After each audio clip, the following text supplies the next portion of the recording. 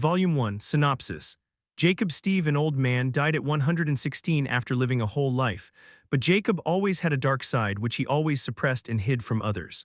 However, in the later years of his life, when death was inevitable, he understood there wasn't any point in having wealth, knowledge, or desires if you couldn't have a life to enjoy them. He became obsessed with fabled immortality and devoted his reaming life to extending his fleeting lifespan, but just like any other failed. However, he mysteriously got another chance at life and found a way that led to fabled immortality. But he was also forewarned that the way led to it was filled with blood and darkness. In the end, Jacob chose it anyway with no way of going back, and it was also the start of his suffering and his icky, brutal journey toward the immortality he wanted so badly. Chapter 1, Wish of Immortality. Somewhere on Earth, inside a spacious room full of high-tech medical equipment. Right in the center of this room was a high-tech hospital cot with all kinds of pharmaceutical machines attached to it, and on this comfortable cot lay a bony old man full of wrinkles. He was faintly breathing with the help of a ventilator.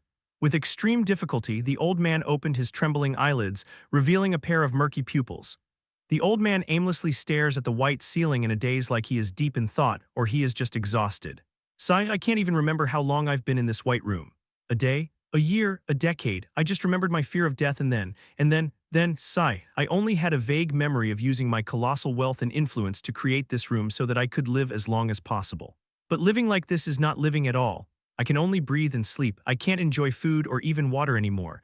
No woman drinks, walk, talk, nothing. Friends, yes, my friends, are they still alive? I can't even remember their faces or names. Only Liam rings a bell, but I can't remember anything. Family? Yes, I remember my wife died a year before I decided to create this room. After that, everything is foggy. I remember having sons, but why didn't they come to see me anymore? Well, I hope they're happy. I left enough for them to live like emperors. It would be good if I could see their faces before I met my end, though. Why do we have to die eventually? Can't we just live forever with our loved ones? Why are our lives so fragile and cheap? Why were we born if we had to die in the first place? No matter how much we achieve, how much wealth we accumulate, power, status, love, betrayal, worldly pleasures, everything will eventually end with old age, and finally we enter the embrace of death. Nothing mattered in the end. Our brief journey called life will eventually end without reaching anywhere. We can either pave the way for others who come after us or do the complete opposite by doing nothing. People will replace people. Fresh memories will be made while old ones will be turned into histories. Nothing can last forever, so live to the fullest while it lasts. But if you ask a dying person's last wish, I don't know about others, but I want to live another day and don't want to die, period.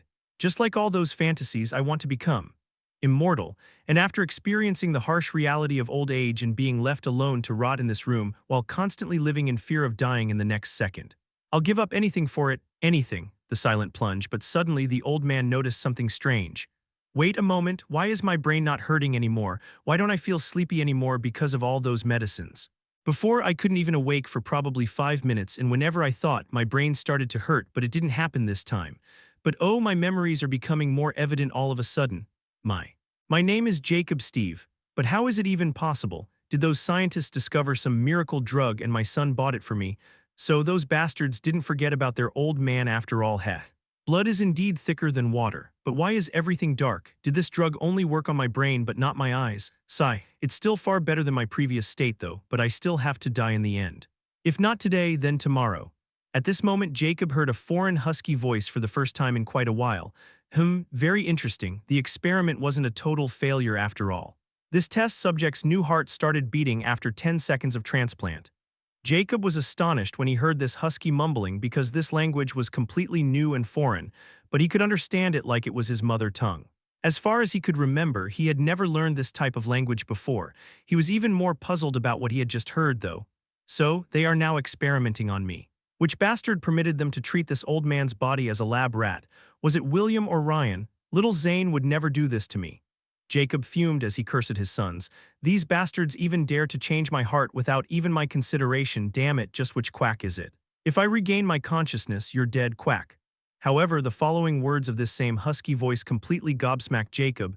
I got this human slave at a low price, but he seemed quite resilient for being a human, and he even survived that kind of transplant.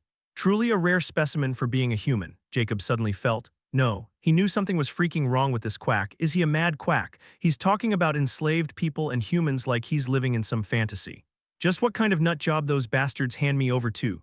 Soon, Jacob felt his body again and tried to open his eyes with all this power because he wanted this nut job out of his room as quickly as possible before he really killed him. Although he thought that being dead was better than living and all, he still didn't want to die when it came to it. He wasn't ready and probably never would be. He just wanted to take every breath before his body gave up on its own and no more machines or medicine worked on him. Yet when Jacob's eyelids were finally opened, he was astonished and in disbelief because he could see clearly, unlike before when everything was cloudy. He could see as clearly as when he was in his prime, or even more clearly. Maybe this wasn't a quack after. However, his joy didn't last long as his eyes went wide in horror because he saw his entire torso was open like doors, and one could see every organ and blood vein clearly. Ah. Jacob shrieked at the top of his lungs before his eyes rolled upward and he lost consciousness. So this was Jacob Steve, an old man who died at age 116. After living on machines and medicines for 20 years, his heart finally couldn't take it and fail. Jacob didn't feel a thing because of the potent anesthetics in his system and was unknowingly reincarnated. As for his first experience in this mysterious place, he only woke up for 5 seconds before witnessing his own post-mortem and losing consciousness because of utter pain, shock, and horror. Even if Jacob had the mentality of a century-old man and had seen pretty much everything in his past life, this was still hard to swallow. Jacob still doesn't know. It was just the start of his suffering and his undesirable, brutal journey toward the immortality he wanted so badly. Chapter 2, Reality Check. After an unknown time, Jacob opened his eyes again in confusion before memories of recent events came back in mass. At first, he thought it was just a horrible dream, but when he felt his body and saw with his new clear vision again, his heartbeat instantly shot up like a rocket. He subconsciously looked toward this torso again, but his head won't move for some reason, so he used his eyes and felt relieved when he saw it wasn't open like a book anymore. But his relief was momentary when he noticed the strangeness surrounding him. First, he was completely naked and couldn't speak or move for some reason. Second, he felt pretty new, not like he remembered the old feeling. Third, he can't move his hands or feet, not even his pinky. Last but not least, and most scary, he was floating inside a glass cell filled with light blue liquid. He could only vaguely see his reflection, but not so clearly. Just what the hell is going on? Perplexed, Jacob tried to look through the transparent glass. The outside was lit with soft green light. Jacob could vaguely see a table in the center of the room. When Jacob's eyes landed on the wall right in front of his glass cell, he was shocked, and his eyes trembled in horror. There was some glass cell on the wall in front, but inside it was a creature with the head of a wild pig and the torso of a human male.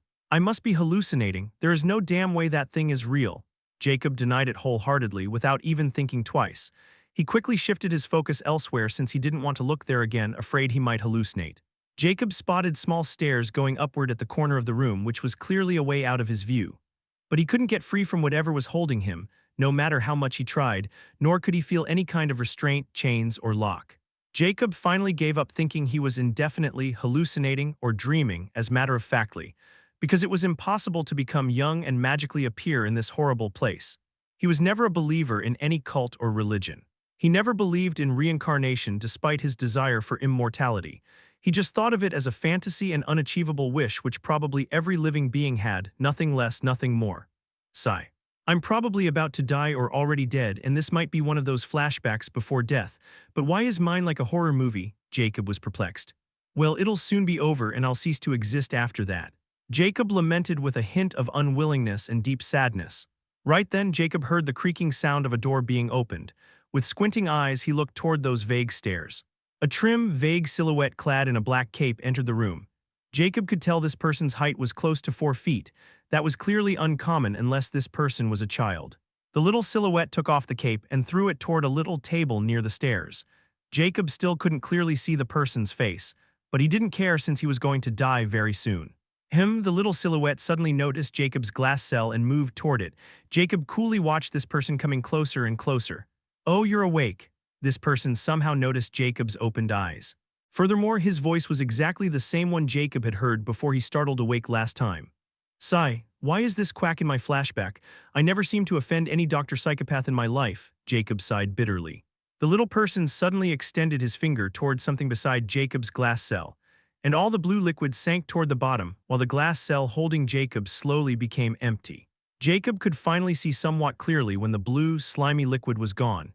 He could tell he was standing on the metallic surface, but he still couldn't move his face or anything as a matter of fact. Suddenly, the glass tube also started to slide downward. It was clearly opening. Now Jacob's eyes finally landed on the tiny figure, and the moment it happened, his entire body shuddered as his eyes contracted with horror. The little person's face was utterly brown, with a 5 cm long knife-like nose, a pair of green eyeballs and black pupils, long pointy ears, and sharp, sinister greenish fangs showing through its mouth. It was completely bald, with only a strand of black hair right in the center of its head. MMMMMM.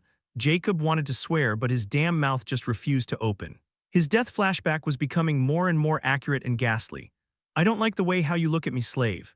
The little monster snorted coldly as his greenish eyes shimmered mysteriously. Kneel. Jacob, who was still thinking this was just a horror show before his death, finally felt something that one could not have felt if they were dead or dreaming. Pain. When the word kneel came out of the little monster's mouth, Jacob felt intense pain in his brain before his whole body trembled, and his knees bent without his control or will. Bang! A loud sound of bones hitting the hard steel resounded in the room. Jacob's feelings changed between bewilderment, horror, disbelief, and intense pain in his knees. His kneecaps were nearly shattered when his body kneeled without his concern. HMPH, now that's better. A slave should always act like this. The little monster sneered when he saw Jacob's body shaking and his face turned pale, which was still expressionless. Jacob somehow snapped out of his stupor, and all those moments flashed past his eyes. Foreign language, his sudden bloody awakening, then being in that glass cell in that slimy blue liquid, and finally mysteriously forced to kneel by this strange talking monster. Everything pointed out in one direction that he had never believed in his life before, but all this thing was forcing him to think about it, and it was probably the only answer to his billions of questions. RER. Reincarnation, Chapter 3, Bloodstorming Bug. I reincarnated. Right now, Jacob's mind was struck by lightning and turned into a mess. Everything was happening too fast for him to process, and his recent experiences after his transmigration made things more complicated. Jacob read transmigration genre novels and shows in his old days, but he always sneered since this was nothing but fantasy in his eyes. Besides, he never had much time for all these side activities, and only after retiring did he enjoy some movies and books. But now, these fantasies have become absolute reality, and it doesn't seem pretty either. According to this little monster, he was enslaved, and this little ugly thing was his master. Furthermore, this little monster can somehow control his every action. Just his disability of not being able to move was solid proof of it. Hell, he can't even speak. Calm down, Jacob. You are someone who conquered the world's entire weaponry industry, so conquering his little monster should be a piece of cake for you. Furthermore, look at the bright side. You gain another life. Jacob somehow calmed himself, but he was only collected on the surface while his heart was on the verge of exploding. Even though he was elated when he thought about his second life, his peculiar situation didn't seem quite optimal for his little second life. I need more information, but how? I can't even speak, and this little brown bastard didn't seem friendly at all. Jacob fearfully looked at the little monster, who was coldly staring at him with greenish eyes. Now that you're disciplined, let's see the result of the first transplant. The little monster's ugly face suddenly turned excited when he mentioned the first transplant. Go lay down on the table straight, he ordered Jacob, while he went toward all those strange tools resting on a large rusty steel tray connected to the old steel table. Those tools also seemed quite worn out. Jacob stood up like an obedient dog and did as he was told. He lay down on the steel table, which was only a little longer than his height, with an expressionless face. Damn it, the feeling of being controlled is not good in the slightest, especially when you are controlled by an ugly monster, not by a pretty woman. Just how is he controlling me? Jacob had never felt so helpless in his entire life. He finally understood just how much control that little monster had over him. He even suspected if that thing wanted him to commit suicide, his body wouldn't even hesitate to slit his own throat. The little monster picked up a scalpel-like tool, but it was more like a portable knife. After that, he made a deep 2-centimeter cut right below the center of Jacob's chest. Blood started to gush out, but the little monster didn't seem to care. Then he took a long metallic tube with both sides open like a metal pipe and stabbed it in the cut, and Jason's body trembled slightly. Fuck you, bastard. At least use some anesthesia, and are those things even sterilized? Jason was swearing in pain and concern as he felt the metal tube going deeper inside the cut. After the little monster was satisfied with the metal tube placement, he opened the cover of the small red bag hanging around his neck. From inside, he took out a small green vial. Jacob was gawking at the little green vial with pain, and he suddenly had a terrible feeling about this. And just as he suspected, the little monster opened the lid and picked up a tweezer from the tray. The tweezer slowly entered the vial and started to rise. Jacob was seeing this scene in slow motion. He knew whatever was going to reveal, he won't like it in the least bit. Suddenly, Jacob's pupils dilated in horror as his body started to shiver subconsciously. The tweezer was holding a strange gray bug when it exited from the green vial, which was half a centimeter in size. The little monster seemed to like Jacob's reaction as he wore a sinister smile. He waved the tweezer holding the gray bug at Jacob and said, "This is a bloodstorming bug, don't worry, it won't create a storm inside your body, but the moment it enters someone's bloodstream, it goes straight toward the heart and forces its host's blood to circulate quickly. The fascinating thing about this bloodstorming bug is it can circulate blood at the speed of lightning, but it was just a theory since no one survives that long, even to this day. Furthermore, you know what its fuel or its food is." The little monster wore an extremely sinister smile as he answered his own question. "It feeds on its hosts." Heart. Jacob's body quivered even more as blood trickled all over his chest from the cut. What the fuck is he trying to do with that sinister bug? After hearing the explanation, Jacob wanted to fight this brown fuck to death. However, he has no doubt this little bastard was not saying all this to intimidate him. That ugly sadistic smile was enough to tell he was speaking the absolute truth. "Now I'm going to send this bug toward one of your major heart veins with this tube, and if my last transplant was a success, then you don't need to worry. This bug would instantly crawl back, and if it wasn't a success then, sigh. I have to find a new test subject, number 226, or was it 229? What a hassle." The little monster sighed helplessly when discussing the hassle of finding a new slave. He clearly didn't care about Jacob at all. 2 minus 2 minus 2, 226. Just how many people has he killed before? It's over for me. Two steam tears flowed from Jacob's eyes as they became immediately listless just thinking about the death toll. He never thought he would somehow reincarnate and meet with this brown devil. Now he was about to die again, and he wondered if he would get another chance again at life like this. At this moment, the little monster finally dropped the bloodstorming bug inside the metal tube with deep anticipation in his cold green eyes. Jacob's listless eyes suddenly opened wide as his entire eyeballs became visible, and blood covered his white eyeballs. He felt something drilling into his bones as the sensation alone made him wish he were dead. Chapter 4.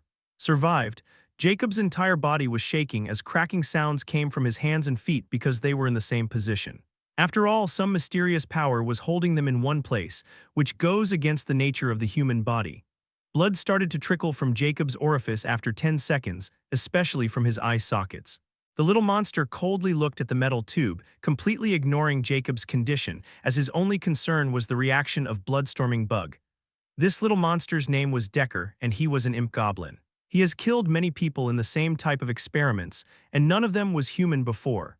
Most of his experiment subjects died in the first phase of transplants, which was to change the heart of a living being with another one. Only 12 experiment subjects were made in the testing phase, and Jacob was one of them. Unfortunately, no one survived this phase because bloodstorming bugs always ate their new hearts and caused them a painful and gruesome death. Truth be told, Decker only bought Jacob out of curiosity and desperation. Furthermore, he was cheap and had never experimented on a human before.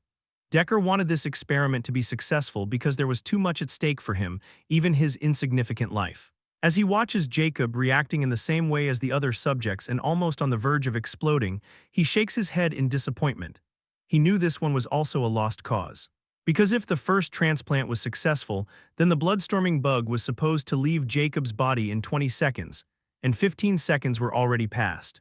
The longest someone survived from bloodstorming bug was 30 seconds, and if the person hosted by a bloodstorming bug didn't take the cure to kill the bug between this time, they're doomed. "Please just kill me." Jacob only had this thought in mind at this moment as he felt his heart stabbed with small knives every second. He never would have dreamed he would be transmigrated as a slave of some sadistic psycho and die in this torturous manner. With deep resentment and pain, he felt his previous life was too good. Even though he lived for short 100 years, he still lived like an emperor after success in the business world. At least that world had rules and laws. Most importantly, only humans were the dominating species and they controlled everything. But here, everything was too strange. This monster could control him with thoughts, and these peculiar bug creatures also seemed too normal here. Jacob felt his consciousness fading away slowly as the pain started to lessen bit by bit. He felt immense relief at finally being free from this pain and this strange world, which he didn't even get the chance to see. No more. Jacob's consciousness descent into darkness. Decker saw Jacob's body stop moving, his breathing almost non-existent, and his discontent grew. "Did I do all that for nothing? Is this journal even real?" Decker mumbled in depression. Sigh. "I think it's all happening because all those test subjects were from mere low races, and I need to find a new powerful slave from a superior race to become completely insured." But those races are too protective of their kin, and those slave traders don't dare to extend their hands toward them. Decker mused as his face shone with desperation. He just refused to believe this journal was just a hoax. After a while, Decker snapped out of his thoughts and looked toward Jacob, and his depressed expression suddenly turned into a shocked one. With disbelief written all over his ugly face, he flashed his little brown finger under Jacob's bloody nose. What? Decker couldn't help but shout out loud when he felt Jacob's warm, faint breath. He survived. But where is Bloodstorming Bug then? My connection with it also cut off without me being noticed. So what the hell is going on? Decker's eyes shone with ecstasy as he hastened toward the metal tube, pulled it out from Jason, and threw it in a water tray. He quickly opened a small pocket of his bag hanging around his neck, took out a small dark yellow round pill, and opened Jacob's mouth before throwing it inside. The tiny tablet instantly dissolved in his throat.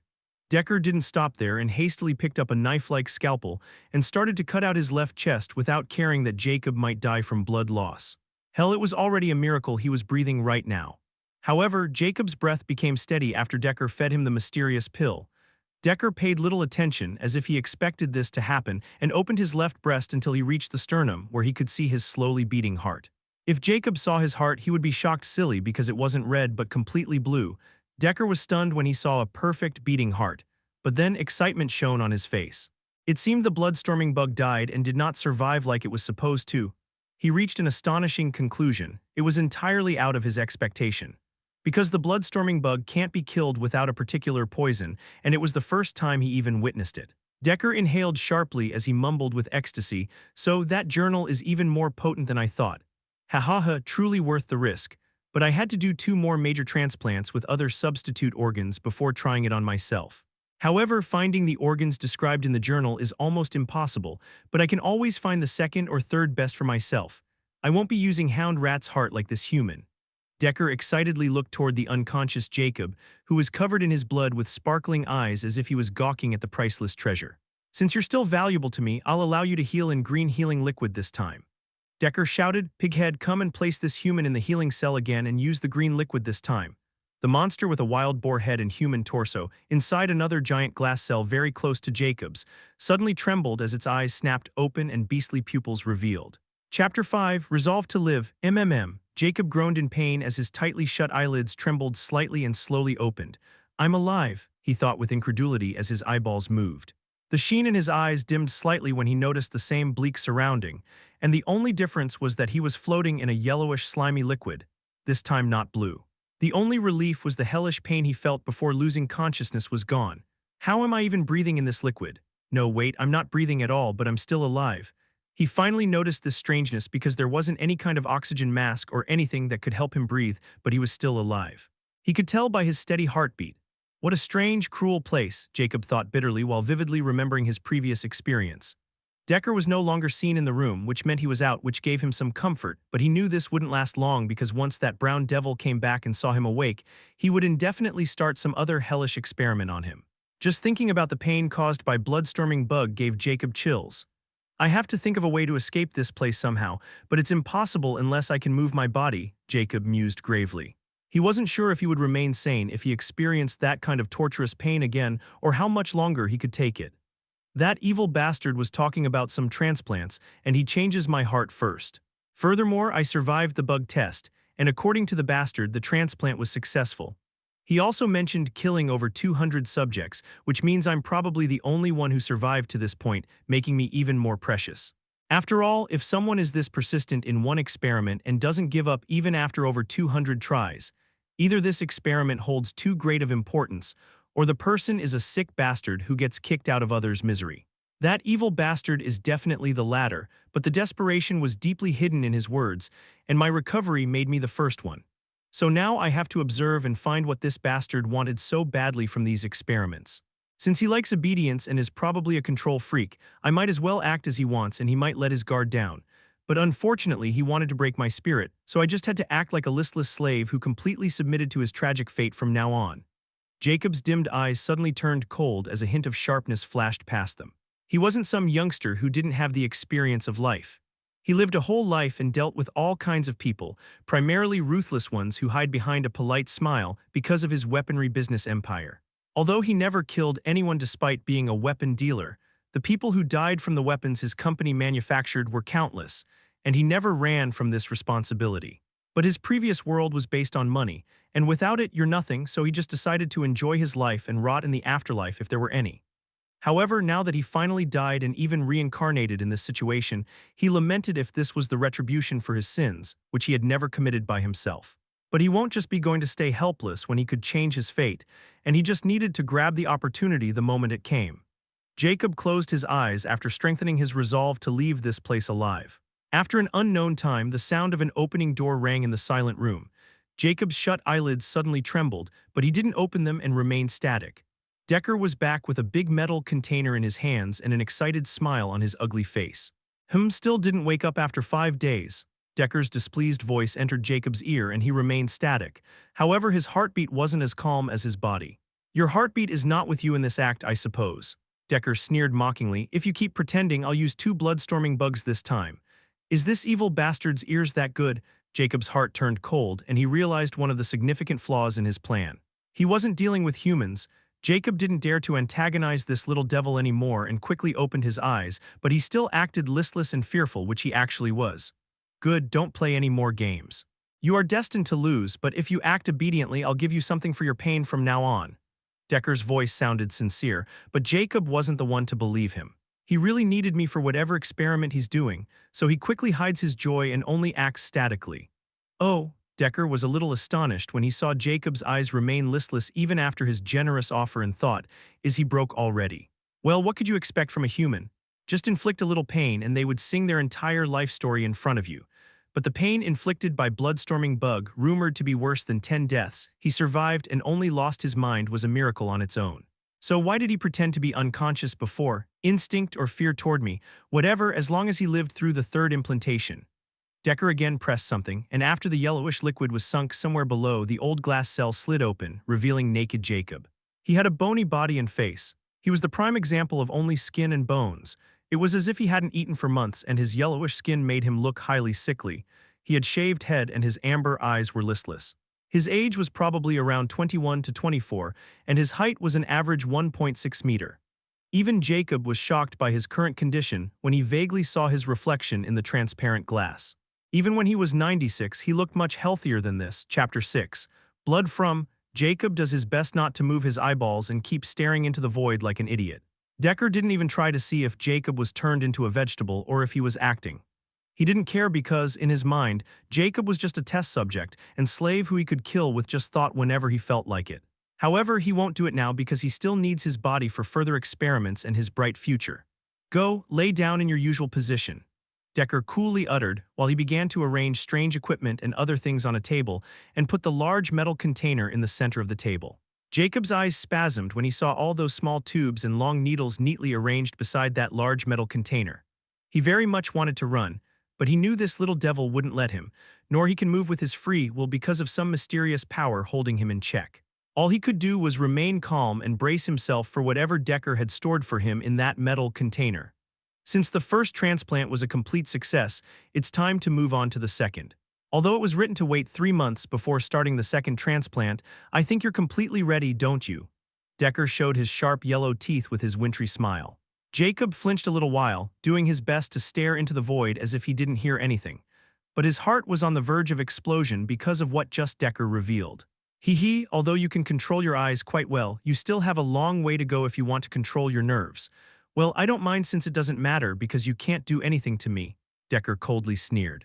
Jacob could only sigh silently because he knew this guy wasn't a human, and he had far higher senses than humans. So it was meaningless to fool him with his chaotic emotions and without complete control over his heartbeat. However, he remained vacant and didn't do anything. He just lay there and waited for the pain. As long as you understand, I guess. Decker didn't mind Jacob's lack of reaction, and he picked 8-inch needle, which was hollow from the inside.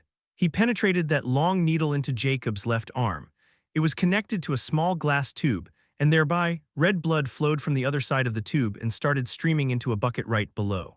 Jacob's body was frail to begin with, and the moment his blood started to flow out of his body, he began to become dazed. Decker quickly took a small blue pill he had arranged beforehand on the table and placed it in Jacob's mouth without concern. Jacob suddenly felt the dazedness start to reduce, but the feeling of remaining empty was still there as his heart rate started to increase so that it could regenerate the lost blood. However, it was useless since the blood flow was faster than the meager regeneration. Decker scrutinized Jacob's condition, and when he saw his complexion was becoming paler and the blood flow from the needle also slowed down, his eyes flashed with excitement for some reason. Hee, let's begin the second transplant written in that journal, the blood change. Although I don't know just which beast this blood belongs to since I collected this blood from a newly formed puddle, it's still vigorous and far more potent than human blood. I guess this was my luck since I don't have to spend any money on buying blood now. You have no idea. Just finding the auxiliary materials almost cost me 1/10 of my fortune. If you die now, I'll be very disappointed, Decker complained while bemoaning this wealth. Jacob nearly had a seizure when he thought this little devil was about to change his blood with something he had collected from a freaking puddle. This bastard definitely wanted me dead. Jacob really thought he was dead this time around. He wasn't ignorant when it came to medication. He had studied many old and modern medicines to prolong his life in the latter years of his life. Although with his deep contacts, he managed to acquire all those machines and drugs that could keep him alive, he still ended up dead. The only good thing about all this was he didn't feel any pain. Anyhow, he knew changing one's blood wasn't some child's play, and it always left with many hidden side effects, nor it can be done on a fucking whim. Furthermore, this fucker didn't even care about his blood type or origin. He just wanted to pump that puddle shit into his body without caring for viruses and bacteria. Decker was utterly clueless about Jacob's thoughts. Even if he knew what Jacob was thinking, he wouldn't pay attention since he knew what he was doing, and the only thing that mattered to him was the results. Jacob's life and death had nothing to do with him. Decker opened the square container and a potent, nasty smell suddenly wrapped the entire room. Jacob wanted to puke at this moment. Because of his wealth and status in his previous life, he lived the life of an emperor. Just when was the last time he contacted this kind of nasty smell, he doesn't remember honestly. Nevertheless, his little bit of hope for survival instantly shattered with this nasty smell. He knew there wasn't any way he could survive if this smelly thing entered his body. On the other hand, Decker seemed utterly unfazed by this smell, as if he was used to it. He picked up a small sealed flask and opened and turned it upside down right above the opened container. Blue-powered like sand entered the container. After completely emptying this flask, he opened the second one and emptied it one by one. He emptied 12 flasks into that container. Decker started to stir it with a long needle, and after he stirred it for 10 or so seconds, red smoke began to rise from the container as if the blood inside was boiling. Chapter 7, Sudden Mutation. Although Jacob was still conscious after Decker fed that unknown pill, he started feeling extremely drowsy because of tremendous blood loss. Even his heartbeat was becoming slower and slower. After mixing whatever he just threw inside that container, Decker picked a strange metallic ball with 2 holes on its opposite sides. He then picked a narrow tube and connected one end to one of this metallic ball's holes, which was a perfect match for this slender metal tube. Decker then mysteriously moved his thumb on his metal ball, and suddenly it started to vibrate. He nodded in satisfaction and then threw the metallic ball inside the container as well. Without delaying even a moment, Decker picked up the other side of that slender tube, connected with a long needle just like the one in Jacob's other arm. Suddenly, red liquid started to flow in drops at a languid pace, clearly the blood from that container. Decker quickly pricked this needle deeply into Jacob's right arm's deep vein. Decker's eyes flashed when he saw everything go according to his plan, and he nodded in satisfaction. He couldn't wait to see the result of this experiment because he knew if he succeeded, then there was only a third transplant left. After he succeeded with the third transplant as well, he'll be able to gather all the data he needed to ensure that these methods weren't hoaxed, and he could use them on himself without caring about any backlash or side effects. While Decker was daydreaming, Jacob, on the verge of losing consciousness, suddenly jolted from his lethargic state. He felt like boiling water was pumping right into his right arm and coursing through his veins.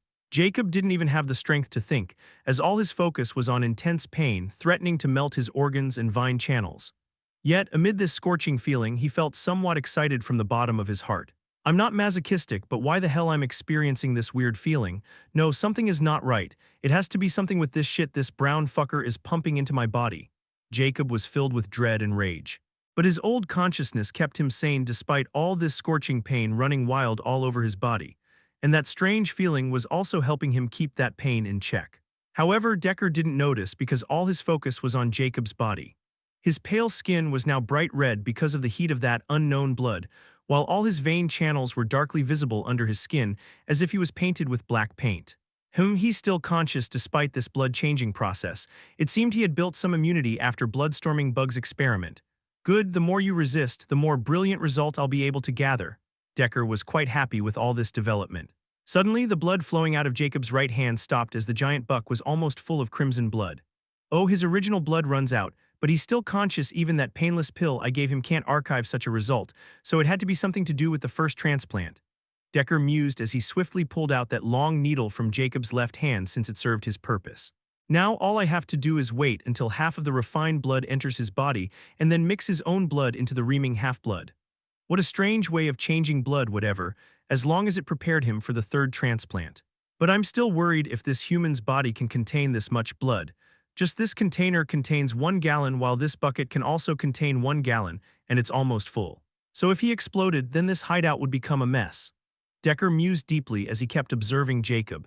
Jacob had no idea about Decker's thoughts because that strange feeling was becoming more and more apparent as the scorching pain was becoming less, which was a good thing.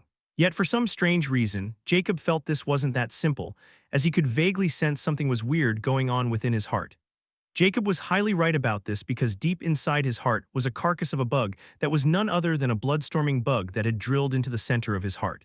However, for some unknown reason, this bloodstorming bug died right here, and it was also utterly impossible for Jacob to remain alive with this bug carcass in his heart, yet he was still alive and didn't feel a thing. At this moment, the new blood was seeping through his heart, or a hound rat's heart, implanted into Jacob as his first implantation. This new blood was slowly melting the bloodstorming bug's carcass. Strangely, the melted corpse was getting absorbed by the hound rat's heart and the new blood. His heart was like a sponge that was crazily absorbing the bloodstorming bug carcass, and that scorching blood which was entirely impossible in a sense. However, it was happening. Furthermore, as the hound rat's heart was absorbing this blood, it was slowly reshaping. This hound rat's heart was in no way structured like a human heart, and it was just the closest match Decker could find in cheap. Now, however, this heart, which was somewhat significant and broader than a human heart, was shrinking, and its structure was reforming as if it was molding into a heart of a human. Furthermore, that bloodstorming bug was utterly an unexpected gift that was now merging with this newly reshaping heart. Moreover, something strange appeared right inside his heart's wall. It was too vague, but it was black.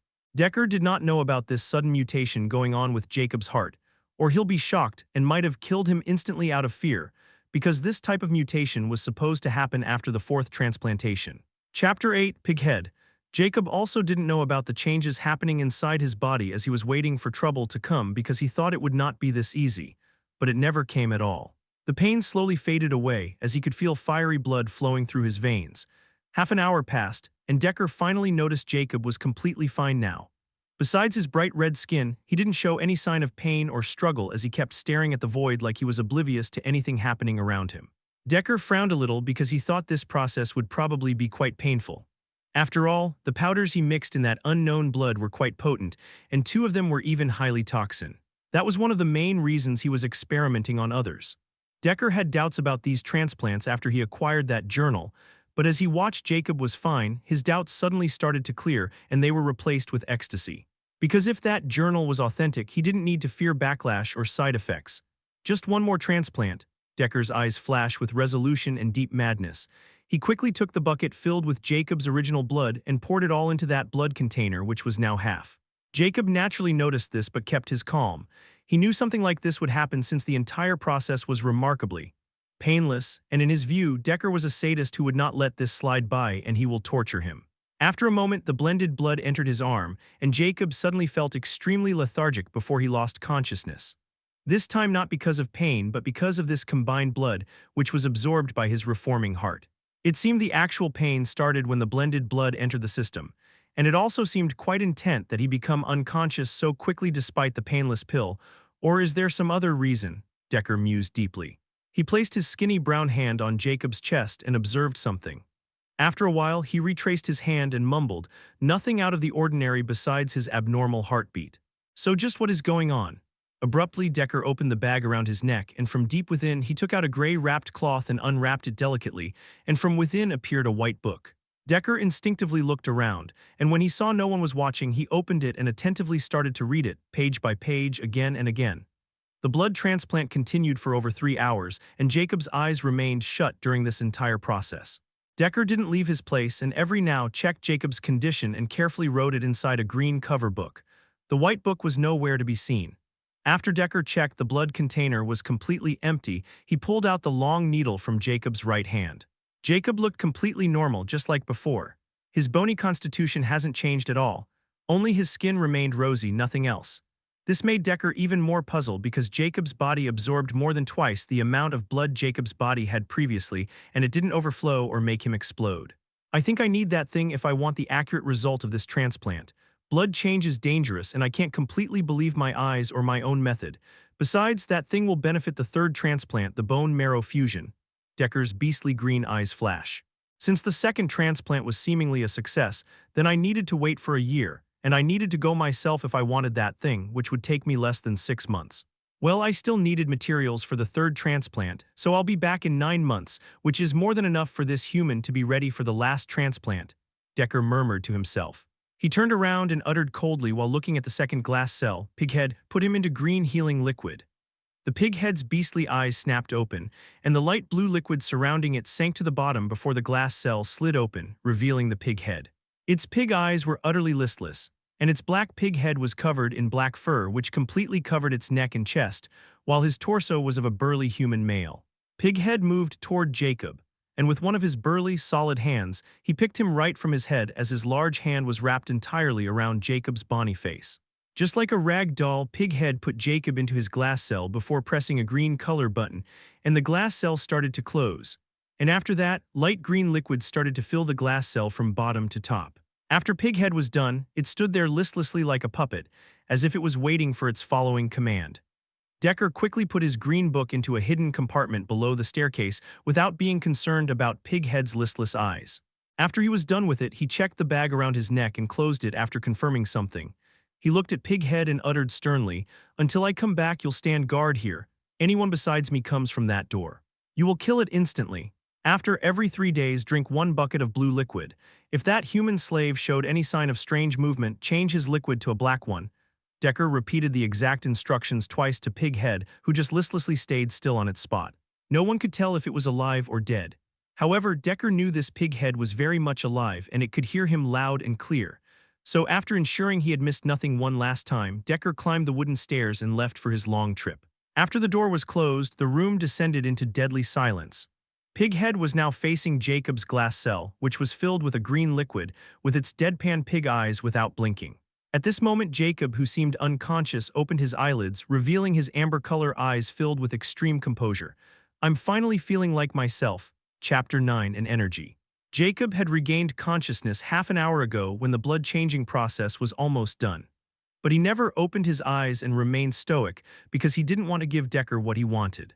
Although Jacob didn't know how, after he woke up this time from his slumber, he could easily control his heartbeat and remain calm while his mind, which was a mess before, had become apparent. Jacob felt he had returned to his old, calm self. Perhaps it was this youthful body, the sudden shock of reincarnation to turn him into this mess, or both, but he couldn't control his emotions and was always on edge. Jacob has never been like this. He had a century of life experience while he was a wily old fox who had ruled over an entire weaponry empire of the whole world for 50 years after his groundbreaking discovery, and had an ingenious mind. After regaining his consciousness again, he suddenly felt mentally and physically cold. This was also the most significant reason he remained so calm despite being manhandled by Pighead and even fooling Decker. This also gave him many pieces of new information, which Decker revealed himself when he thought Jacob was out cold. He never imagined that Jacob could fool him so easily. Moreover, Jacob discovered his ears and nose had become even more potent than before. And now that he had finally opened his eyes, he could clearly see despite surrounding by this green liquid. Is it because of that mysterious blood that little shit found from a pit? Jacob's attention was automatically drawn to that mysterious blood that the little devil found in a pit and pump it into his body. This also made Jacob instantly think about cold-blooded species. He was very knowledgeable about cold-blooded species because he had researched and designed an anti-infrared technology that can see through both warm-blooded species and cold-blooded species even in icy water. Well, it doesn't matter anymore since this helps me, and I must reevaluate my views about this mysterious world. I can't use my common sense from my previous world here. This place probably had magic as well, which is like a myth in my previous world, Jacob passively mused. Then his eyes landed on the tall, burly figure, which was listlessly standing 2 meters away from his glass cell. He was still shocked and amazed by the sight of it and wondered, just how did that little devil make him, or was it also a slave from a special species? Nonetheless, Jacob clearly remembered what Decker had commanded Pighead what to do in case he showed any movement, and wondered what that black liquid would do to him. But he was sure about one thing: Decker would not harm him before collecting whatever result he wanted. Maybe that black liquid can put me to sleep like sedatives, so Jacob concluded, but he soon remembered he couldn't move because of mysterious reasons. Yet at this moment, Jacob suddenly felt something strange inside him out of the blue. It was right inside his heart, and when he focused on that spot, he suddenly felt something had moved a little. However, it wasn't tangible like an object, it was more ethereal. Jacob was naturally astonished and focused more on his heart, and he felt something reposed with the slightest movement as if it wanted him to control it. Just what is it? Jacob wholeheartedly focused on moving whatever this thing was. It was not like he had something else to do at this moment. 3 days passed, Jacob was still entirely focused on moving whatever was inside his heart, without caring about any time or fatigue. He also discovered this green liquid was marvelous because he didn't need to breathe.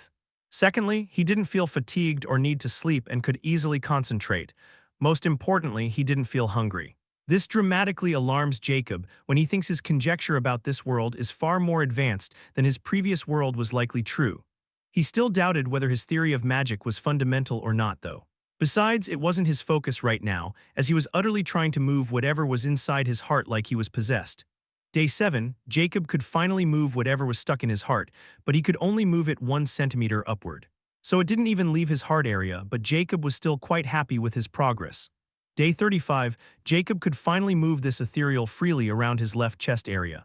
He also found out this thing wasn't inside his blood, but it was like something transparent because with all those veins and muscles, he moved it in any direction, and he had a proposition that he could even summon this thing outside his body. However, its origin was still a mystery to him. But Jacob also discovered that after this thing left his heart, he could clearly feel the area wherever it goes, like his blood circulation, veins, bones, and muscle fiber. Like he was seeing them. This was his most significant discovery, which left him in both shock and excitement. He suddenly felt this thing was not normal, and it might help him in his current predicament. But he knew this was merely his feeling, which he desperately wanted. However, he still didn't lose hope and controlled that thing again. Day 50, Jacob's eyes were tightly shut, just like always, as he was deeply engrossed in himself. He had made a new discovery today that after his long practice, he could finally move that strange energy to his left forearm. Jacob started calling whatever this thing inside him was energy, because it could freely move inside his body with no barrier whatsoever, and this energy also had strange properties. However, he still wasn't sure if this energy was really moving without a path after his recent discoveries. Chapter 10. A Sliver of Hope. Only this energy can give him an accurate feeling of his inner body, but I could also move freely in the same section of his body that this energy crossed after Jacob's weeks of practice. It was like he was opening block paths or just forging alternative pathways inside his body for this energy that was born in his heart. Right now, the energy was slowly moving toward Jacob's hand from his left forearm. If he wanted to retract it, he could easily do it while taking the same path it came from. However, he won't do it because he wants to see what will happen when this strange energy enters his palm or fingers. Will it come out, or was it something else, not just an energy? Jacob had many questions like this, and one of his biggest fear was this energy was actually the bloodstorming bug that once entered his heart. But he was uncertain about it because he didn't know what had happened after passing out that day. He didn't see the bloodstorming bug coming out of his body that day, but he felt that it wasn't coming out, but deep inside, he didn't want that at all. Because if it was the bloodstorming bug, he might not be able to control it after it came out of his body or even harm him. He wanted this thing to be energy like magic or something like that, just as he read in all those novels. Nonetheless, he was willing to take this risk because this might be his only way out of there, or Decker might kill him after getting satisfactory results. Day 53 days. The energy finally entered Jacob's palm this day, and when he moved it toward his thumb. However, at this moment, he could finally measure its accurate length. It was only 3 inches long, while its width he had found out 2 days ago that it was as thin as a hair strand or probably thinner. As for how he found out, he had seen it with his own eyes. Then 2 days ago he caught a glimpse of it in the reflection of his glass cell, but only for a moment. But it was enough for Jacob to see a very thin line moving toward his hand, just like one of his veins. This also relieved Jacob that it wasn't that bug, and he thought Decker didn't leave it inside his body. Which also raised the same question again, just what was it? Could it really be energy like magic or mana? Although Jacob was a little afraid, he was also excited. His old heart was filled with anticipation. He wanted it to be something like magical energy. At this moment, the energy has ultimately reached the tip of his thumbnail, however, it didn't go further. No matter how much Jacob focuses, it just won't budge from that spot. Which made Jacob's heart sink and all his hopes were shattered. However, at this moment, something happened that caught Jacob entirely off guard. His thumb suddenly twitched. Jacob's pupils dilated and shimmered with sudden realization. He again tried to move his hand, but it was still stuck like always. Finally, when he focused on his thumb, he could quickly move it around free, but it wasn't completely free, and only the part which was covered with that strand of energy was completely free. But this much was enough to make Jacob almost mad with ecstasy, because, from the moment he came into this world, he was never able to control his body except his eyelids and eyeballs. Some mysterious power constantly restricted him, and his absolute control was in Decker's hand. However, now suddenly he managed to move his thumb without restriction. This naturally left him with great delight. Yet his excitement didn't last long as he returned to his calm self. He quickly retracted that energy in the center of his palm and sent it toward his index finger. He wanted to ensure that this energy could free him from this mysterious restriction. But unfortunately, after the energy left his thumb, it returned to the same restricted self, and Jacob was again helpless as before. However, he only paid attention momentarily to this and again turned his focus toward his index finger. After a while, the energy finally reached his index fingertip and was again blocked from coming out. But Jacob's focus wasn't on it. After he tried to move his index finger, he was elated when his index finger curved slightly under his control. So this sliver of energy can really render these restrictions useless, but it's only a sliver and I can't seem to be able to increase it and I can only move it around my body. Jacob was perplexed. He felt just like someone who had just seen a ray of light but found out there was a bottomless abyss between him and that light.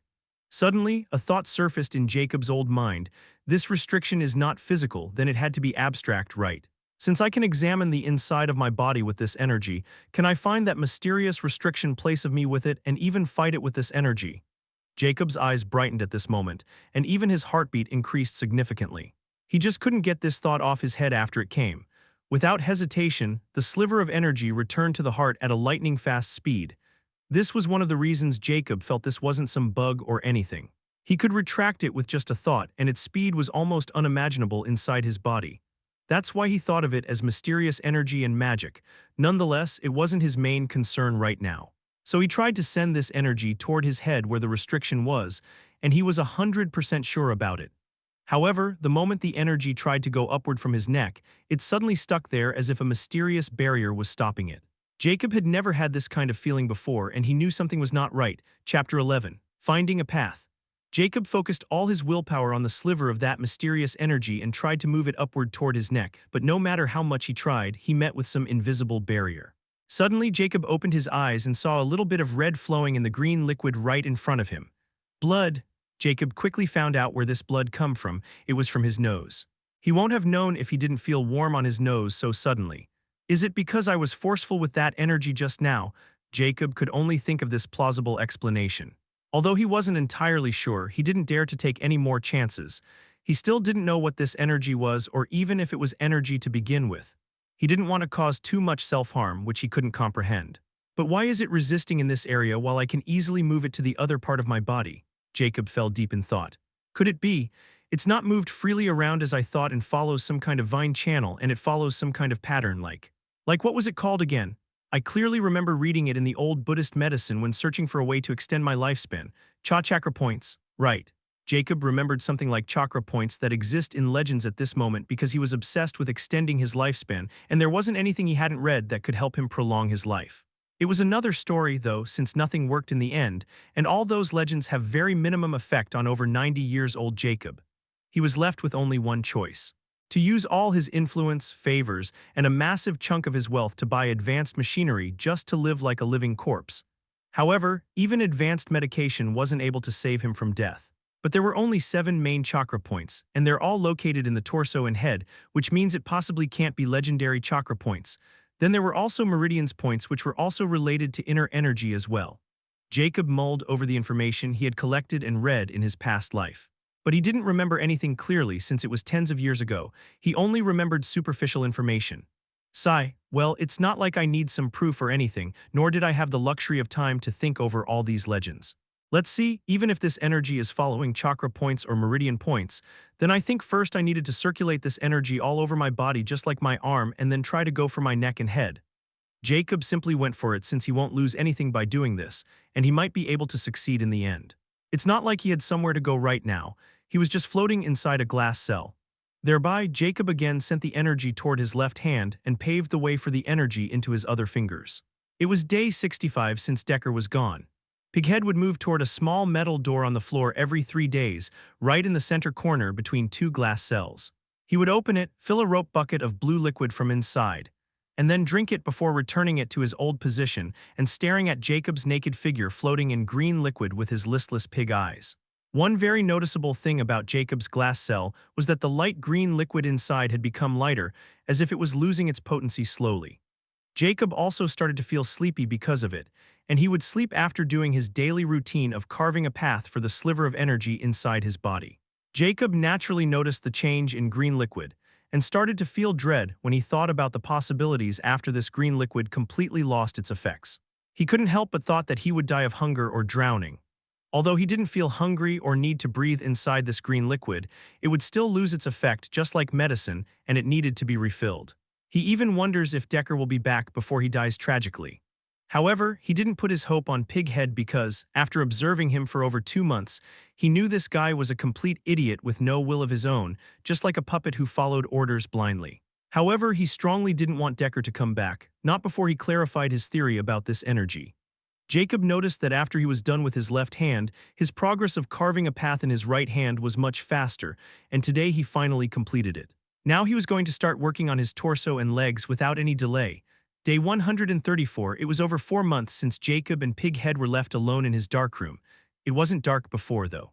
But just a few days ago, the source of light, which looked like a bulb, suddenly dimmed down and stopped working altogether, making the entire place descend into darkness.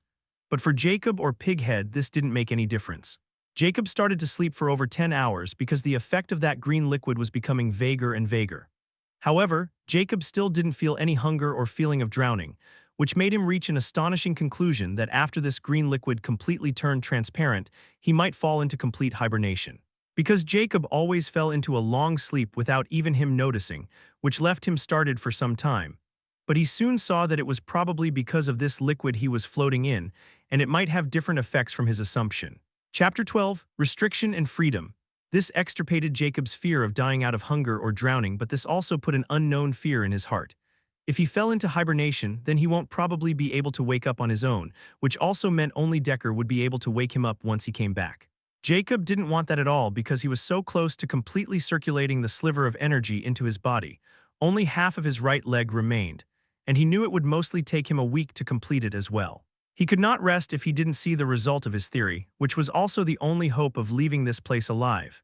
Even if this hope was based on his delusion, it was still hope that kept him going. Although I can't do anything in this darkness, I think I slept for 13 hours this time, or probably less, or might be more. This gives me probably 30 or 40 more days before I might fall into hibernation. Fuck if that pig idiot just refiled this green liquid. Jacob cursed Pighead in his mind before again turning his focus on doing his labor again. Day 148, 2 more weeks passed, and Jacob's right hallux was moving up and down as Jacob was quite excited about this moment. It was clear that he had finally been able to move the sliver of that mysterious energy all over his body, and only his neck and head were left. The moment of truth, Jacob's heart was galloping at this moment. With a thought, the energy moved back to his heart from his big toe. He didn't immediately send it toward his neck. He decided to circulate the sliver of energy in his entire body before going toward his neck, forming a pentagram just for a silly reason, which was that he read in a novel once. Jacob slowly controlled the energy and started with his left arm before going to his right arm and left leg. He didn't feel a damn thing, making him silently blush. I should have never believed in those damn stories. Jacob didn't dwell on his embarrassment for too long, quickly controlled the energy and slowly moved it toward his neckline. Jacob's eyes instantly contrasted when the energy didn't meet any barrier like last time. Ha ha ha. So I was right about my approach. Jacob was elated and wanted to laugh out loud, which was out of his character. But who could blame him since this little success meant there was still hope for him? Jacob quickly settled himself down and crawled the energy toward his head. He thought it would also cost him some time, but to his astonishment, the energy moved toward his head with no restriction or need for an alternative path, making him even more excited. When the energy reached his skull area, Jacob thought it might come out of his mouth, but it didn't, and as it was moving to the back of his skull, Jacob quickly restrained his ecstasy and observed his head very thoroughly. He knew the restriction placed on him was probably here. Nothing in the back of my head. Jacob found nothing behind his skull area, which was the most expected area where the restriction might be, but it wasn't. However, Jacob wasn't disheartened and moved the energy toward the top of his skull, and he met with the same disappointment. Jacob was a bit panicked, but he still didn't lose hope and commanded that energy to move toward his forehead. At this moment, when the energy was right above his glabella, it suddenly met with a barrier that wasn't a natural one Jacob felt from his body. Jacob's eyes instantly flashed with a sharp light. Found you. He was 100% sure that he had finally found the thing restraining him because he had been controlling this energy for months now, and he knew how it felt like when he met with a natural barrier or blocked pathways. This thing wasn't a barrier nor a pathway. There was something solid, and he even felt the energy jolted a little when it touched it. That was why he was entirely sure he had found the thing he was looking for. First, Jacob looked right toward Pighead, who was invisible in this darkness, but he knew he was there, and every 3 days he could hear him moving and drinking his tonic. I don't know if this pig can see me or not. If he can, then he'll do as Decker command him and release that black liquid, and if he doesn't then, well, I don't know what he will do without Decker's control, but I won't shun this chance of freedom. Well, it was still unclear if I will gain freedom or not, so there is no need to burn my brain cells on this. Without hesitancy, Jacob again made the energy to move in the same path, and this time he felt clear that something was in his glabella, and for some reason the energy could tremble. However, Jacob suddenly felt a piercing pain in his brain that he wanted to scream, yet he couldn't. But sudden lunacy overcame Jacob's eyes as he used more force, and rattled that thing which was in his glabella. Suddenly, Jacob felt his lip moving as the liquid entered his mouth. He quickly closed it since he was still inside the liquid. He had instinctively opened his mouth because of the pain, but he quickly reacted and controlled it. The good news was this thing was losing its control over his body. However, this excited Jacob as he helter-skelter tried to push that thing from its place even more fiercely while completely ignoring the pain. This pain wasn't half as painful as the pain he experienced when he first was awake with his entire torso open, nor was it even close to the pain bloodstorming bug caused. Jacob knew this pain was the price of his freedom, and he'll pay it no matter the amount. Jacob continued to clash the energy with whatever was on his forehead without even stopping for a moment, while continuing to endure maddening pain. He could feel this thing had taken root in his skull just like a parasite plant, and he had had to uproot it. As he was shaking the thing inside his head, he slowly gained control over his limbs. Jacob used his full force and tried to move his hand. He knew this energy wasn't enough to uproot that thing in his head. Now that thing wasn't in complete control of his entire body. He wanted to take this chance to use his hand. With extreme difficulty, his right hand finally moved. It was as if Jacob was possessed by lunacy and didn't care about anything or any consequences. All he wanted was freedom from this hellhole, and he will do anything to gain it. Finally, his head reached his forehead while continuing to tremble. Just give up. Jacob's eyes were utterly bloodshot as he stabbed the nails of his thumb and index finger into his glabella with no mercy. Blood got blended into an almost transparent liquid at this moment. Jacob suddenly felt his index finger's nail touch something solid, and he ruthlessly clawed it. This time, Jacob felt his entire brain jolt as that thing finally uprooted from its place. However, Jacob was in a frenzy and didn't let this chance go. With both fingers, he clawed whatever had come off from his skull and pulled it back with a small chunk of his forehead skin. Jacob suddenly felt he had just regained complete control over his body. But he was too tired and fell into slumber without even looking at the thing he was tightly clenching in his fist. The opening on his forehead suddenly healed because of the green liquid. As for the mysterious energy which made all this possible return to Jacob's heart without his command, it didn't come out of that opening. However, Jacob didn't know about it at all as he fell into a deep slumber in the crimson liquid with a clenched hand and a faint smirk on his lips. As for Pighead, just as he expected, he didn't notice his movements at all in this darkness and remained standing still.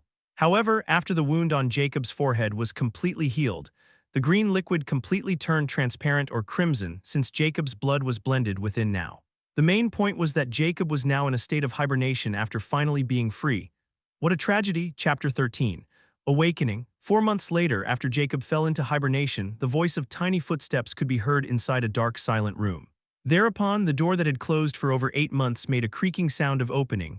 A surprised yet husky voice sounded at this moment. What happened to the light pearl? Did it run out of energy? If Jacob were awake, he would have instantly recognized that husky voice. This was indeed Decker, who had come back after his long trip. A white light suddenly illuminated the small room from the staircase at this moment. Pighead could be seen standing listlessly right before Jacob's glass cell. He didn't attack Decker because of their connection of master and slave or the moment the door opened. The intruder would have been dead by now if it wasn't Decker himself. Decker slowly descended the stairs. He wore a black cape that was drenched with water, clearly implying that he had just traveled in heavy rainfall. However, Decker's green beastly eyes suddenly went wide when he saw the glass cell filled with crimson color and Jacob was vaguely visible. His heart sank as he yelled in an infuriated manner, "What the hell happened to him? Didn't I clearly say if you see any strangeness with him, you just have to release the black liquid quickly? Are you dead, you pig-ear chode?" Decker viciously kicked Pighead's leg, which was twice his size, and Pighead reaming, standing like a tower without any expression of pain or distress. Decker knew he was just egging a stone wall, and he wasn't a Pighead match at all, which made him even more infuriated. It must be because of that fucking light pearl. Fuck, what bad luck.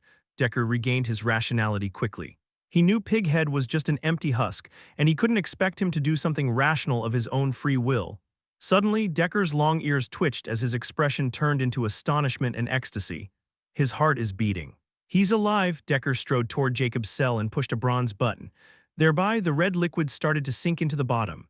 Decker felt immense relief when he saw Jacob's face, which was completely fine, and he started to breathe normally. Was it some side effect of blood change? It was indeed the right decision to get a bloodline scanning scale. I won't be able to find accurate results without it. Decker felt quite pleased with himself as he looked at the large bag under his cloak. Before, he was startled by Jacob and forgot about the weight on him. Now that he knew Jacob was fine, he finally relaxed. He saw the red liquid was still only half sank, so he pressed the blue button beside the bronze and moved toward the table to put down the large bag. He barely missed Jacob's clenched left hand, or he would have been overreacting right now. On the other hand, Jacob still didn't know he had just dodged a bullet because of Decker's overconfidence. He finally opened his eyelids after 4 months. After a momentary confusion, he suddenly remembered what had happened and just happened to see Decker's back. He flinched for a moment before instantly understanding what had happened. I fell into hibernation. Jacob quickly saw the sinking red liquid, and he knew he was right. Then he suddenly remembered about the thing he pulled from his forehead before falling into hibernation. He felt inside his left fist a small stone-like object, not some parasite bug he was guessing before. But he moved quickly as he opened his mount, put whatever was in his fist between his teeth, closed his mouth, stood straight like Status, and closed his eyes. Jacob knew he only had time while Decker's back was still facing him, so he quickly reacted. He didn't want to clash with this brown devil right now, not while he was still behind glass with unknown sturdiness, and that pig freak was still gawking at him. However, his movement was clearly noticed by Pighead, and since Decker didn't give him a new command, he moved toward the button panel, so he could press the black button since Jacob had just made a strange movement. Luckily for Jacob, Decker clearly caught the movement of Pighead and he yelled in perplexity, You empty-brain chode, what the hell is wrong with you? First, you nearly let my precious subject die, and now you're going to waste my precious rare-grade healing liquid. Go back to your fucking cell and activate the blue liquid, useless crap. Decker cursed Pighead many times and even kicked him with his little legs to release some of his frustration. Jacob calmly listened to Decker's curses and sneered inside, Yes, just cage those pig muscles. Without him, I don't believe you can put on with my surprise attack. Jacob's heartbeat didn't increase this time as he remained static while he felt a new liquid start to fill the glass cell. I will only get one chance at this, and if I fail, I might as well commit suicide and then fall back into this brown fucker's hands. Jacob was ready for a do-or-die situation. Since Decker would wait for him to wake up, he knew he had time to make a solid strategy. First, Jacob's attention was drawn to the object in his mouth. He dared to bluntly put it in his mouth because even after months of remaining in his hand, this thing didn't do anything and it was a solid object like stone. All he felt was 2 needles on this object's surface, and he could guess that this thing was probably planted by hands, and it wasn't alive like a parasite, and it probably only worked on the brain or the same spot it was planted in his head, that's why it was harmless right now. Jacob soon discovered that this thing was only half a centimeter in size and was very solid and diamond-shaped. Even with his teeth, he couldn't seem to damage it. This thing can do wonders if I'll use it right. Jacob's mind was working at lightning speed at this moment. He wasn't just some random old man. He was the freaking tycoon and emperor of the weapon industry, Jacob Steve, who shocked the world with his wits and discovery or couldn't have reacted so quickly, only within seconds after just waking up. Chapter 14. Positions changed. Decker quickly changed into a new green outfit that looked like a grown, and after sorting out all the things he had collected and bought from his 8-month journey, he sat on a wooden chair comfortably. He looked at Jacob's glass cell, which was now filled with light blue liquid just like Pighead's cell, and a light glint flashed past his eyes. Should I wait for him to awake, or should I just test him as is it? Decker mulled over this choice. He picked up the blue wooden cubic box from the table. It was 1 foot in diameter. He slowly opened it, and inside was a black rectangular device which was 8 inches in size. It had a 5 inches black display, and round, shining red buttons were on the other 3 inches of the black area. Right below these 4 buttons was a tiny needle, which was hollowed from the inside. Decker caressed this device delicately, like it was his woman's bosom, and mused. Although this bloodline scanning scale is of a rare grade, it still cost me half of my fortune, and I can't even find it easily in this barren place. Whatever, as long as this last experiment succeeds, I will need all the data I want, and then I can leave this damn place. Once I become powerful enough, I will make those arrogant bastards tremble beneath my foot. Decker's eyes were filled with hysteria as he remembered something unpleasant and repulsive. He couldn't remain calm after that and stood up. Why the hell would I need to wait for my slave? Decker mumbled as he pressed the bronze button again, and the blue liquid started to sink again. Jacob was utterly awake as he remained static while he felt the blue liquid keep sinking and he could breathe again. He knew this was his only chance, or Decker might notice something amiss as time passed. Decker was entirely oblivious to Jacob's ambush plan. He blindly believed in his strong hearing ability. He could have easily detected Jacob's fast heart rate, but Jacob had completely controlled his nerves, especially his heart rate, after controlling the mysterious energy for months. Likewise, he deeply benefited from it, unbeknownst to him. After 3 minutes, the liquid finally sank completely, and Decker pressed something again right beside the glass cell and then finally started to slide down, revealing Jacob's naked, skeletal figure. Decker still didn't notice anything amiss with Jacob. He coolly extended his hand toward Jacob's right hand to grab it. But something entirely out of Decker's wildest imagination happened at this moment when Jacob's eyelids snapped open, revealing his icy amber eyes, and he quickly grabbed Decker's brown hand with a powerful grip. Decker was startled at that moment with this sudden turn of events, and this moment was all Jacob needed to react. Jacob's right hand, which was formed into a scissor-shaped, moved at full speed, and without any delay, his index and middle finger were stabbed into Decker's wide-opened eyes. Decker shrilled and screamed like a pig when he felt Jacob's bony, sharp fingers in his eyes. Jacob still wasn't done. He released his grip from Decker's wrist, forming a punch, and let loose a sharp, husky sound before throwing a punch filled with hatred and resentment toward Decker's pointy chin.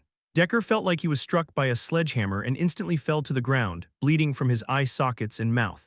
Jacob has completely caught him with his pants down, and with the boxing and defensive skills he learned in his past life, he quickly manhandled Decker, who was small and weak without his tricks.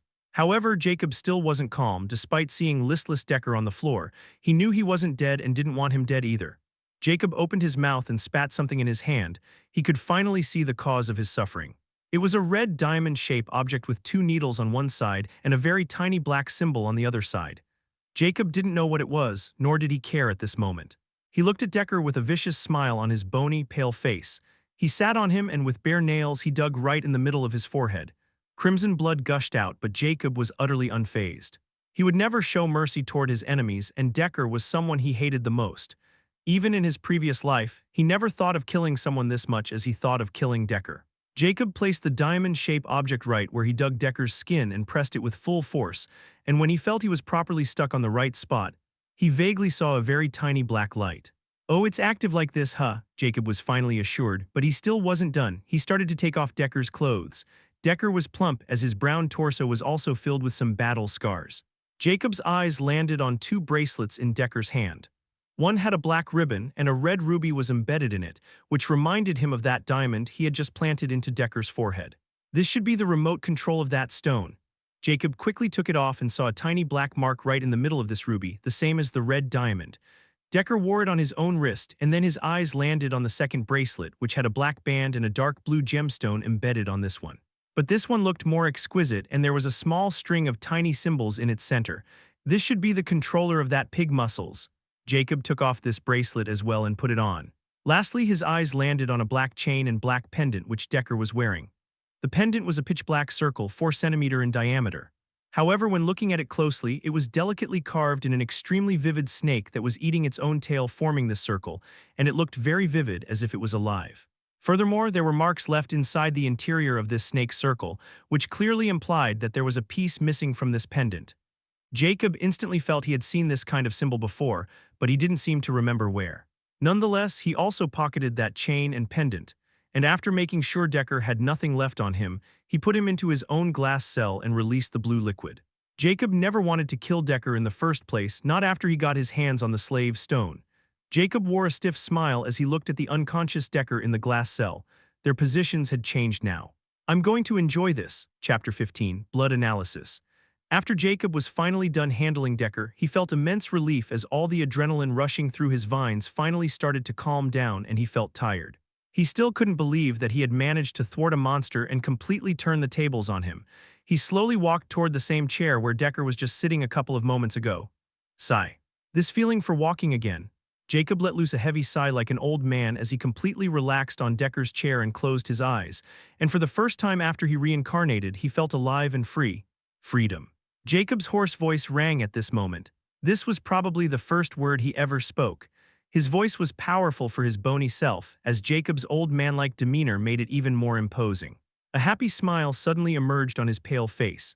It was a sincere smile of happiness. I can finally say I got another shot at life, and I'm going to live it to the fullest, just like my old life, and who knows, I might be able to live much longer in this mysterious yet magical world. Jacob's smile widened. He didn't seem like someone who just popped an imp goblin's eyes and beat the crap out of him. He just looked like an ordinary young man filled with grand ambitions. After enjoying the moment for a while, Jacob smiled wryly at his naked self. In his happiness, he almost forgot he was still in his birthday suit. He looked around and clearly saw what was in this small room beside that torture table and his old home. There was a small closet at one of the corners right below the stairway and a shelf on the other corner of the table. Besides these two extra things, there wasn't anything except the new large bag Decker had bought or Decker's old bag. Both of them were lying on the torture table at this moment. Jacob completely ignored everything else and went straight toward the closet and opened it. He would not feel comfortable without any clothing on his body. This closet has only 3 shelves, and only Decker's size clothes are in it, which won't fit Jacob, who is 2 heads taller than Decker. In the end, he picked up 2 black cloaks. He rolled one around his waist and draped one on his shoulder. Much better. Jacob felt comfortable after hiding his assets and finally paid attention to those 2 bracelets he pocketed from Decker. He first looked at the dark blue gem bracelet. He didn't know how to use it or how to make himself its owner, but he never saw Decker using them openly since he always commanded him literally. Jacob tried to imitate Decker and speak closer to the dark blue gem bracelet. Pighead, come out. He looked toward Pighead's cell with anticipation, but nothing happened. Jacob's brows frowned a little and mused, could it be I need my blood to form some kind of connection with these gems? He picked up a knife-like tool from the steel tray and perked his finger, and his blood dropped on the dark blue gem and it instantly absorbed it. Jacob's eyes flash as he quickly drops his blood on the red one, and it also quickly absorbs it. Although he didn't feel anything by those 2 gemstone reactions, he knew his theory was successful. Pighead, move your head. This time there was boundless confidence in Jacob's heavy voice. Pighead really moved his head after receiving Jacob's command. Heh, at least those books have some use. Jacob was quite satisfied with this development. Let's see how you escape my grasp now, little fucker. A cold glint flashed in Jacob's eyes as he gazed at Decker's cell before he averted his gaze. His eyes landed on the device Decker was carrying when he opened his cell and picked it up from the floor. It just looked like a smartphone. Could this world be as advanced as mine or even more? Jacob's thoughts wandered for a moment, but he shook his head and smirked. I'm not even outside and I'm already thinking like this. Heh, you're just as greedy as always, eh, Jacob? A light chuckle escaped Jacob's mouth before he pressed the buttons on the device and tried to activate it. He mused that since Decker had bought it, and it was in such fancy packing, it must be pretty expensive and essential to him. However, nothing happened no matter which button he pressed or how long he pressed. Is it broken? Jacob murmured to himself, and his eyes finally landed on the small needle at the bottom of those buttons. Jacob remembered Decker coming for his hand at that time. Did it need my blood to activate? Jacob was fascinated and pressed his thumb on the small needle, which instantly pierced through his skin, making it even more evident that it was made for this purpose. Just as Jacob's blood entered the needle, the black screen lit up in white, and an unfamiliar yet familiar black character appeared. Numbers. Oh, I can read this language. Is it because of this body's previous owner I can read and understand this world's language? Jacob was quite sure about this. The countdown on the black screen finally ended after 9 seconds. New words appeared which made Jacob intrigued. The blood analysis has been completed. Please press the button to check the result. Oh, is this thing like some measuring device? Jacob quickly pressed the first button and the screen changed again. Species human, sex male, age 23, strength 2 weak. He pressed the second button without delay as he expected this much after from his bony body. Bloodline not pure fusion, human bloodline uncommon tier. 70% rat hound rare tier, 5% unknown bloodline, 20% note. Please purchase a higher grade device to discover about this bloodline and more information. Unknown bloodline 5% note. Please purchase a higher grade device to discover about this bloodline and more information. I have two unknown bloodlines in my body, and this device is too low grade to identify them, which means this rare tier bloodline is this device's limit. But what the fuck is this rat hound? Just what kind of shit this little shit was doing with this body all this time? Jacob couldn't help but curse Decker before pressing the third button, Chapter 16, Blood Lifespan. Jacob knew he had to now live with all those experiments Decker had done on him, and they can't be undone just like that, so he had no choice but to accept the reality. He pressed the third button to see just what kind of information this would reveal, Blood Analysis Report. Because of 4 different tier bloodline fusions within human species, uncommon physique and uncommon bloodline, this fusion is exceptionally harmful and deadly for the user. Please extract other bloodlines as soon as possible. Note, please purchase a higher grade device for more accurate blood analysis results and more information. The heck? Is this company selling products or advertising them by selling them? Jacob cursed and berated the company behind this device harshly. But he couldn't help but feel worried when he saw the bloodline analysis report. Even without this device, he knew this kind of blood change couldn't be done as Decker did, and his being alive was a miracle on its own. Jacob knew he was fucked and hated Decker even more when he glanced at the glass cell filled with a blue liquid with a hint of Decker's blood. Sigh, let's see what the last button can tell me. Jacob helplessly shook his head like an old man. A new display emerged, blood lifespan. User has approximately less than 2,000 days of life because of user blood fusion. Warning, this result is not entirely accurate and only depends on the blood analysis. Note, please purchase a higher grade device for more accurate blood lifespan results and more accurate information. What, less than 2,000 days? Jacob's eyes dilated when he saw this line and panicked. There wasn't anything scarier than death for him out there, and definitely not after he was reincarnated and finally became free. No, this shitey device is clearly flawed since they put such advertisements in every fucking report, Jacob muttered to himself. He just didn't want to believe it, even though deep down he knew Decker's experiments were enough to gain such results. Jacob threw the blood analysis device on the table and just remained motionless on his chair while his eyes closed. What a stroke of damn bald luck, heh. I got this new life in this new mysterious world, but I already knew I'd die in less than 7 years just because of a freaking little monster. Ha, truly lamentable, Jacob thought while bemoaning his bad luck. After he calmed down, he quickly accepted the fact about his lifespan because he wasn't someone who lived in delusions. Well, since this device had said to extract the types of the blood of other species can undo all this, then it might be possible to salivate my situation. Or I can always find another human and change his blood with my own. It's not like I didn't experience it already. Jacob's amber eyes snapped open as a vicious glint flashed past them before he regained his calm demeanor. Thump, thump. Suddenly, a light sound of something knocking against a hard surface drew Jacob's attention, and when he looked at the source, he pulled an extremely frosty smile. He's awake. These strange liquids really do wonders. Decker was currently wiggling his limbs inside the glass cell while his mouth was opening and closing. He clearly was still shocked by what had happened to him. Although Decker was completely fine, his 2 eyes were now just black sockets. Before, Jacob didn't hold back with his surprise attack and ruthlessly destroyed Decker's eyes. Eyes were the weakest spot of any living being, and Jacob didn't know Decker was just bark and no bite. That's why he went for his eyes and was so ruthless with his attacks. Nonetheless, he didn't regret even a little what he did. Jacob finally stood up and coolly moved toward Decker's cell with a wintry smile on his face. Look what we have here, a blind little shit, huh? Stay still and close your mouth. Decker suddenly trembled when he heard this deep voice filled with mockery and viciousness. All his movements suddenly stopped after this heavy voice faded. The parasite gem, Decker instantly knew he had been enslaved and his heartbeat shot up tremendously. He finally remembered how he ended up like this, and an extremely weak figure flashed past his mind. How did that human manage to extract the parasite gem without dying? His head was filled with these questions, but alas, he couldn't speak right now since he was now on Jacob's mercy, just like when Jacob was. Their positions have been swapped and changed. Jacob was quite pleased with Decker's reaction as he also pushed the bronze button on the button panel on the wall, just like Decker. Pighead, come out, Jacob also commanded Pighead. He won't be taking any risk with Decker since he knows nothing about what Decker is or what kind of things he is capable of, and Pighead is his strongest trump card. Because he didn't have free will like Jacob and Decker, he was sure of it because Pighead's eyes were always listless, with no luster of life whatsoever, which means he was dead or something like a death state. Or someone like Decker can never control such a monster. Pighead's eyes snapped open as he pressed something inside his glass cell and the liquid started to sink. So, his glass cell had an inner control panel, which means Decker wasn't afraid he would turn against him. Moreover, he can easily awake from his sleeping slate. Was it the liquid or something else? Jacob mused. Jacob didn't dwell on this topic for now since Decker's cell was finally emptied, and he was eager to give Decker a taste of his own medicine. He opened Decker's cell and calmly sat on the chair again while looking at expressionless blind Decker, who was standing there like a little puppet. Pighead also came out of his cell at this moment.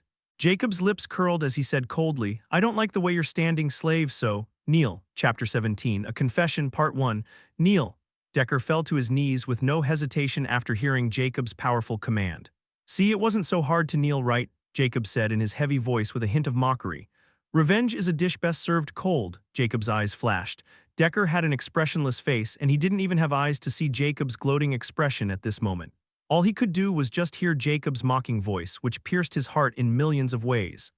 "I could escape pursued by an army of experts, but in the end I fell into the hands of my own slave. Truly retribution." Decker silently lamented at this moment. He was a very careful person because you had to be very careful if you wanted to survive out there with no existing strength, and Decker was such a case. He didn't have anything except his knowledge and the life-saving tricks he had learned from deadly experiences. But in the end, he was played by his own slave, and the slave was a weak human nevertheless. Although he didn't know how Jacob got free from the parasite gem, he knew after what he had done with Jacob. His death won't be pretty. Furthermore, his eyes were now gone, and he knew they couldn't be regenerated, not here at least, and without his eyes he was nothing but a blind old goblin who anyone could squish like a bug. That's why he stopped resisting and waited for his death. Jacob said again at this moment, "You can speak freely." Although he wanted nothing more than to kill Decker in the cruelest way possible, he wanted the most information about this world from Decker. Foremost, he knew nothing about where he was or what kind of place this was. He had already seen Decker's drenched cloak, but he had never heard a rain sound in this place before, which meant they were deep underground, and Decker must have left many traps outside for intruders. That's why he didn't dare to leave this place on his own. Secondly, Decker was clearly hiding from someone here. He could tell just by how rigorously Decker behaved when he left last time. Third, Decker seemed quite resourceful since it could acquire this kind of equipment and set it up in this hellhole. Those two glass cells and liquids were high-tech enough to leave Jacob speechless and to wonder. Lastly, Decker was a wily fox who had extraordinary life experiences, and he might know all kinds of places and secrets, and Jacob was very interested in them. As a wily old fox, he knew the information would be his biggest weapon if he wanted to survive in his world filled with monsters like Decker. Decker's lips finally opened as he spoke at this moment. "If you want information from me, then boy, let me tell you this. I would rather die than give my knowledge to a human slave. This parasite gem might be able to control me physically, but it can't control my free will. So that diamond was called Parasite Gem, a fitting name indeed." Jacob nodded his head in understanding. Jacob coolly spoke at this moment as he expected it. "Ho ho, wolves may lose their teeth but not their nature. It's quite fitting on you." Decker was suddenly intrigued by this strange phrase that he had never heard before. Jacob's bitter voice rang again. "You're indeed correct, I need information, but you're incorrect about something, and that is, I'm not requesting." Decker sneered at this moment, "Do your worst human slave. I'm not like you humans who can be broken by pain." Jacob merely smiled and said, "Then let me ask you, even if Parasite Gem can't control your free will, it can still control your body completely, right? So what if it can control my body? What can you do worse, inflict some pain, or cut my limbs bit by bit, or put some bug in my body, or maybe even rape me? You have no idea how much suffering I had to endure to get to this point. You're just one of those lucky bastards, nothing special." Decker chucked coldly, showing no fear whatsoever. Jacob's eyes finally narrowed. He could tell Decker was a complete madman who feared nothing and was always ready for death. This kind of person was something he hated the most because they were too hard to deal with. Furthermore, this little devil was not even human, and Jacob knew nothing about his kind or weakness, which put him in a disadvantageous position. "Fine, since you don't fear pain, what about a quick death?" Jacob tried another approach. "Quick death, huh? Thanks, but no thanks. I will not reveal anything to you even if you promise this entire world." Decker remained stubborn. Jacob's expression turned frosty this time. He blurted, "You know, all my life I never killed anyone, nor did I torture anyone. You know why?" Decker sneered mockingly. "Because you're a pussy and in the end you become my slave. Ha ha ha, such is the fate of the weak and ignorant." His voice was filled with self-mockery and bitterness toward the end. Jacob didn't mind Decker's ridicule since he had no idea how this body ended up in this kind of situation and said, "Now shut up and listen. I never kill because it's not like I can't or didn't want to. But I was afraid that if I start I won't be able to stop, that I will enjoy it and become addicted to it. It all started when I saw my mother getting shot right into her left eye by a stray bullet from a gang fight when I was right in her embrace. I was only 10 at that time, but I will never forget that scene and the feeling when I was covered in her warm blood, and I was confused and didn't know what had happened. I just keep calling out for her while desperately crying. Afterward, I know I was never the same. I was so angry that I wanted to burn the entire world and let all the living beings feel my pain, which I can't describe. Chapter 18. A Confession, Part 2. I was always so angry that I just wanted to kill everyone, and the people I hated the most were not those gangs who were fighting, but my father, whom I never come into contact with until later, and blamed my mother's death on him. Because if he were there, my mother wouldn't have to work so late, and she would never have always come and get me from my grandparents' house. Despite that, I never get myself to see through my desire because I knew deep down if I ever started, I could never hold myself back, and I always have my grandparents watching over me. Yet I always had this demon deeply hidden within me, so to keep it in check, I put my attention elsewhere, and ironically I chose the same business which caused my mother's death: weaponry. I didn't know why, but I got a strange satisfaction whenever I researched those weapons of mass destruction. It put me at ease, or I could say it keeps that demon in check. The people who died because of me were many, and despite knowing this, I still didn't stop because I couldn't stop. Even though I never killed them myself, I designed and created the tools that can kill anyone and anywhere. I created them so meticulously that when they use for the kill, the target will never have a chance to escape alive. I even developed a new weapon and released it to the world, and I even became a tycoon because of it. Because of it, people called me a genius researcher, not a killer. However, that wasn't the only technology I developed. There were 10 even more terrifying weapons I designed, but I never made them public or even told anyone about them because I knew if any one of those weapon blueprints saw the light of the day, then it might really burn the entire world down, and I don't want it since I would turn into ashes as well. However, I could never stop myself from continuing to walk on this path because this will give me the most incredible pleasure. This is how I could live like an average person. I even had a happy family. But you know what? I was never able to throw that thought of how it would have felt to kill myself out of my mind. Not until I was close to my death. In the last years of my life, I found I craved my life far more than that bloodlust or anything else, as a matter of fact, and finally overcome that demon which was with me for my entire life in my bloodlust. However, what I could never conquer was death. Even if I slow it down, it still comes and gets me.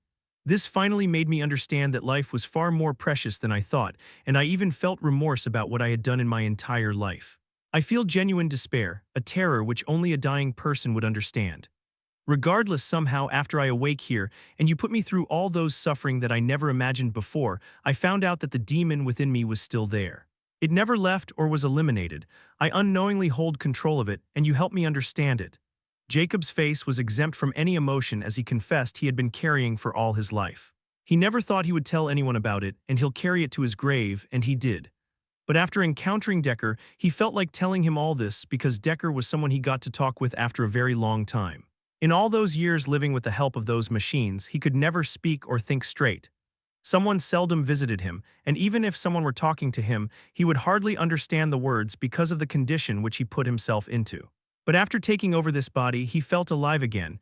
But Decker still taught him that this world was full of ruthless people and monsters like him, and it was far more dangerous than his previous world, and he had to be ruthless if he wanted to survive here.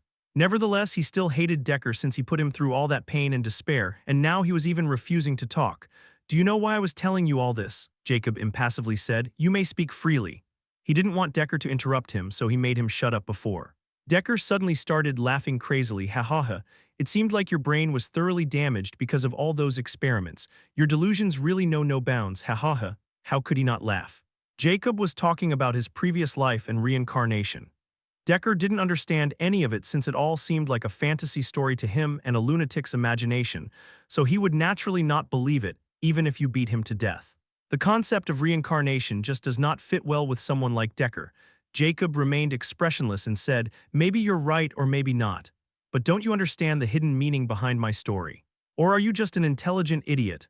"Heh, you're just a maniacal human, so stop talking about intelligence with me," Decker sneered. Jacob didn't mind and continued, "It's simple. Actually, it's like this: when you're in a desperate situation or desperate for something, your mind will never stop thinking about its solution, and even started to create different ways to solve it or get the thing you wanted. You'll even imagine robbing that thing you want or magically solving your situation with almost impossible facts in play. However, when you accept that the situation is hopeless or you can't get what you want, your mind will never think about these solutions. But this will also put a hold on your thinking, and you'll just limit yourself as you keep doing the same again and again, until you simply stop thinking creatively and cage yourself in a mental cage you create for yourself. You see, your situation is like the latter scenario. Since you accept your death, you'll never budge or at least think this way. However, I'm the former kind because I desperately want that information, and I will keep trying and thinking all the possible ways to obtain it, and this helps me think out of the box, which is what we call imagination. Chapter 19, Clues about New World. However, I'm the former kind because I desperately want that information, and I will keep trying and thinking of all the potential ways to obtain it, and this helps me think out of the box, which is what we call imagination. And this is also the reason you lose to me. I never lost hope, even when I felt like death was the right and easy end to my suffering. I just never stop thinking and grab any straw that can help me float in that despair, and now I'm sitting here without a parasite gem, while you're kneeling just like me at the same spot with a parasite gem. Jacob's words were like invisible blades that cut deeper into Decker's heart and mind. Even though he didn't want to admit it, Jacob was telling the truth. He had already given up resisting and accepted his unprecedented death. But he still didn't admit it because he still looked down on Jacob, partly because he was a human and partly because he was his former slave. He would still rather die than admit anything to Jacob. He just didn't want to give him the satisfaction he wanted. Human slave, your words are nothing but empty, and you are a lunatic, so you still will get nothing from me. You said you were afraid of killing others just because you'll get addicted to it. Don't let me laugh. Nobody can resist such a temptation their entire life, much less someone like you who is still wet behind his ears. You're saying you create weapons that will never miss their targets, huh? Well, your imagination is admirable, but let me break it to you. Do you hear of giant race?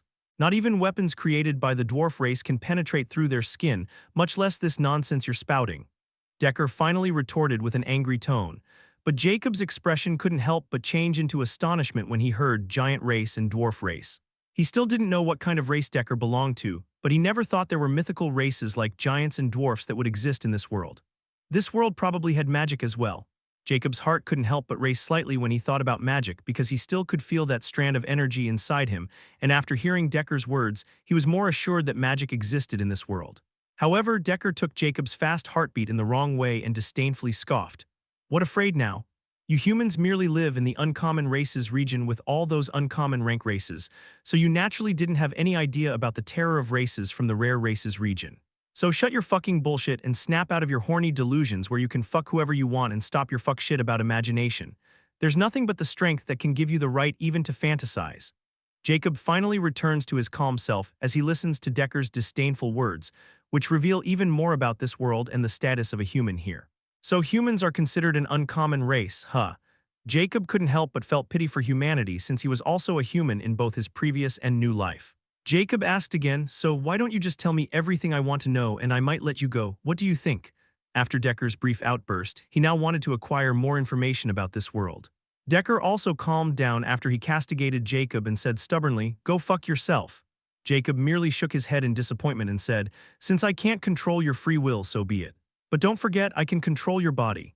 Heh, do your worst, slave. Decker merely sneered as he revealed a mocking smile, shocking his beastly teeth. Jacob suddenly chucked before saying, you say you need power even to imagine, right? But let me make it absolutely clear you're nothing but someone who has been suppressed all his life by others, and now you only see this world in two colors, black and white, right or wrong, life and death. Your mind has become accustomed to being suppressed after your entire miserable, shitey little life.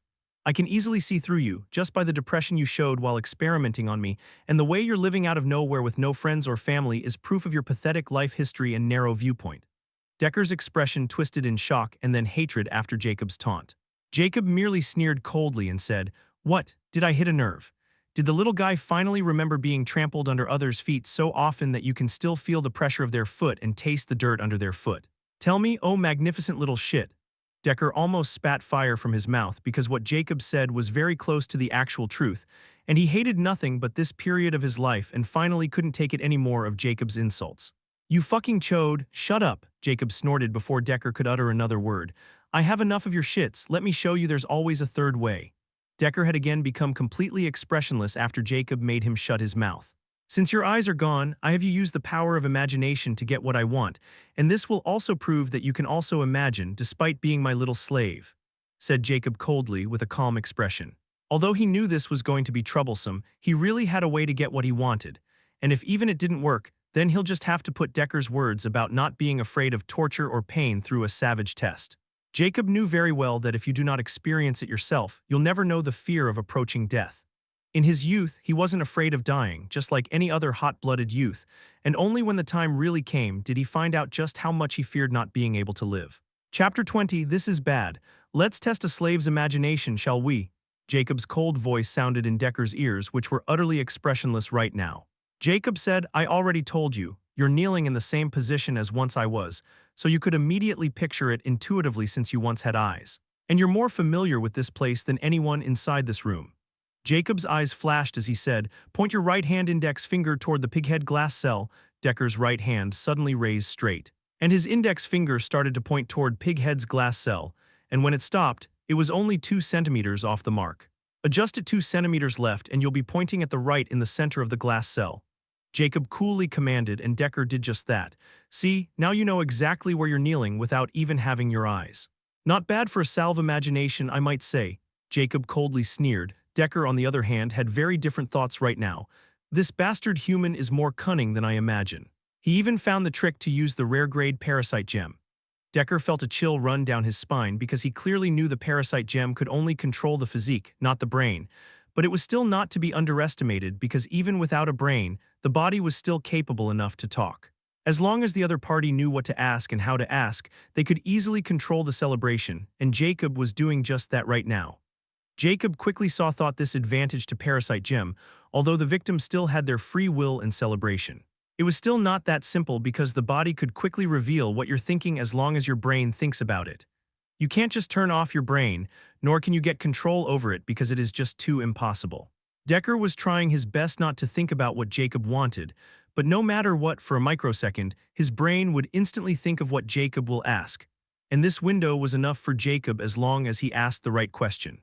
Even if Decker controlled his brain and instantly removed the information, Jacob wanted to know he couldn't beat his brain to it. Jacob again asked, are we underground right now? If yes, then move your hand right. If no, then move it to the left. Decker's hand quickly moved to the right. I thought so. Are there any traps? Move your hand in the same pattern for yes and no, Jacob asked. He wanted to make sure about this point as well. Decker's hand again moved to the right, which meant there were traps outside. Jacob only sighed and asked, see, this wasn't too hard, right? Now let's see. I clearly remembered the last time I heard an extremely familiar sound, a sound of a book being closed, followed by a strange sound when you thought I was still unconscious after the blood-changing process, but I wasn't. Can I get the information I want from that book? Decker's heart couldn't help but tremble when he heard Jacob's words, and he desperately tried to think about something else, but alas, he had already thought about that book, and his hand moved to the right in affirmation. This is bad, Decker couldn't help but think grimly. Jacob instantly followed with another question without giving Decker any chance to ruin this opportunity. Is this book inside this room? If it is, point your finger in that direction and lower your hand if it's in your bag. Decker's finger trembled slightly as if he was fighting for control of his body as blood started to trickle from his nose, but Jacob didn't try to stop Decker. He already got his answer from Decker's desperate action and the slightest movement of his finger toward the right side. Before he wasn't sure if his guess about this book was correct or not, but now he was absolutely sure that book was inside this room and hidden somewhere. He just had to find it now. But Jacob was shocked when he saw Decker's finger jammed in one place while trembling as blood was trickling down from his nose and eyes. He couldn't help but marvel at Decker's willpower. He had experienced just how powerful this parasite gem control was. Even he could only do something like Decker with the help of that mysterious strand of energy, but Decker was doing it without it. Stop, Jacob knew if he didn't stop Decker's struggle, he might die, and Jacob didn't want that for now. But it also made it more apparent that Decker was really ready to die and wasn't afraid of pain or torture. However, Jacob still underestimated Decker's lunacy. He continued to try to move his body without any sign of stopping. He clearly intended to kill himself. Jacob quickly said, Pighead, knock him cold. Pighead, who was listlessly standing behind Jacob, finally moved and quickly slapped Decker unconscious while shattering his teeth. Jacob was speechless with the pighead method, but he knew he couldn't expect anything from this muscle-head pig, so he could only sigh helplessly and said, just throw him inside the glass cell and release that blue liquid. Pighead instantly complied. Jacob stood up from his chair with a heavy expression on his bony face. He never thought his first interaction with Decker would cause such a result. He again reevaluated his view of this world and Decker. Nevertheless, he still got what he wanted though. Even though it was only written information, not Decker's entire knowledge, it was still enough for Jacob to start somewhere. He started knocking around the room walls to find any hidden compartment, as he was familiar with this kind of compartment. He had many of them all over the world in his past life. After knocking around for some time, he breathed heavily since his health wasn't his strong aspect right now, but he still didn't stop looking. He finally knocked on the staircase, and when he was knocking below the staircase, the sound of something hollow rang in the room. Chapter 21, Decker's Journal, Part 1. When Jacob heard this hollow sound, his eye lit up.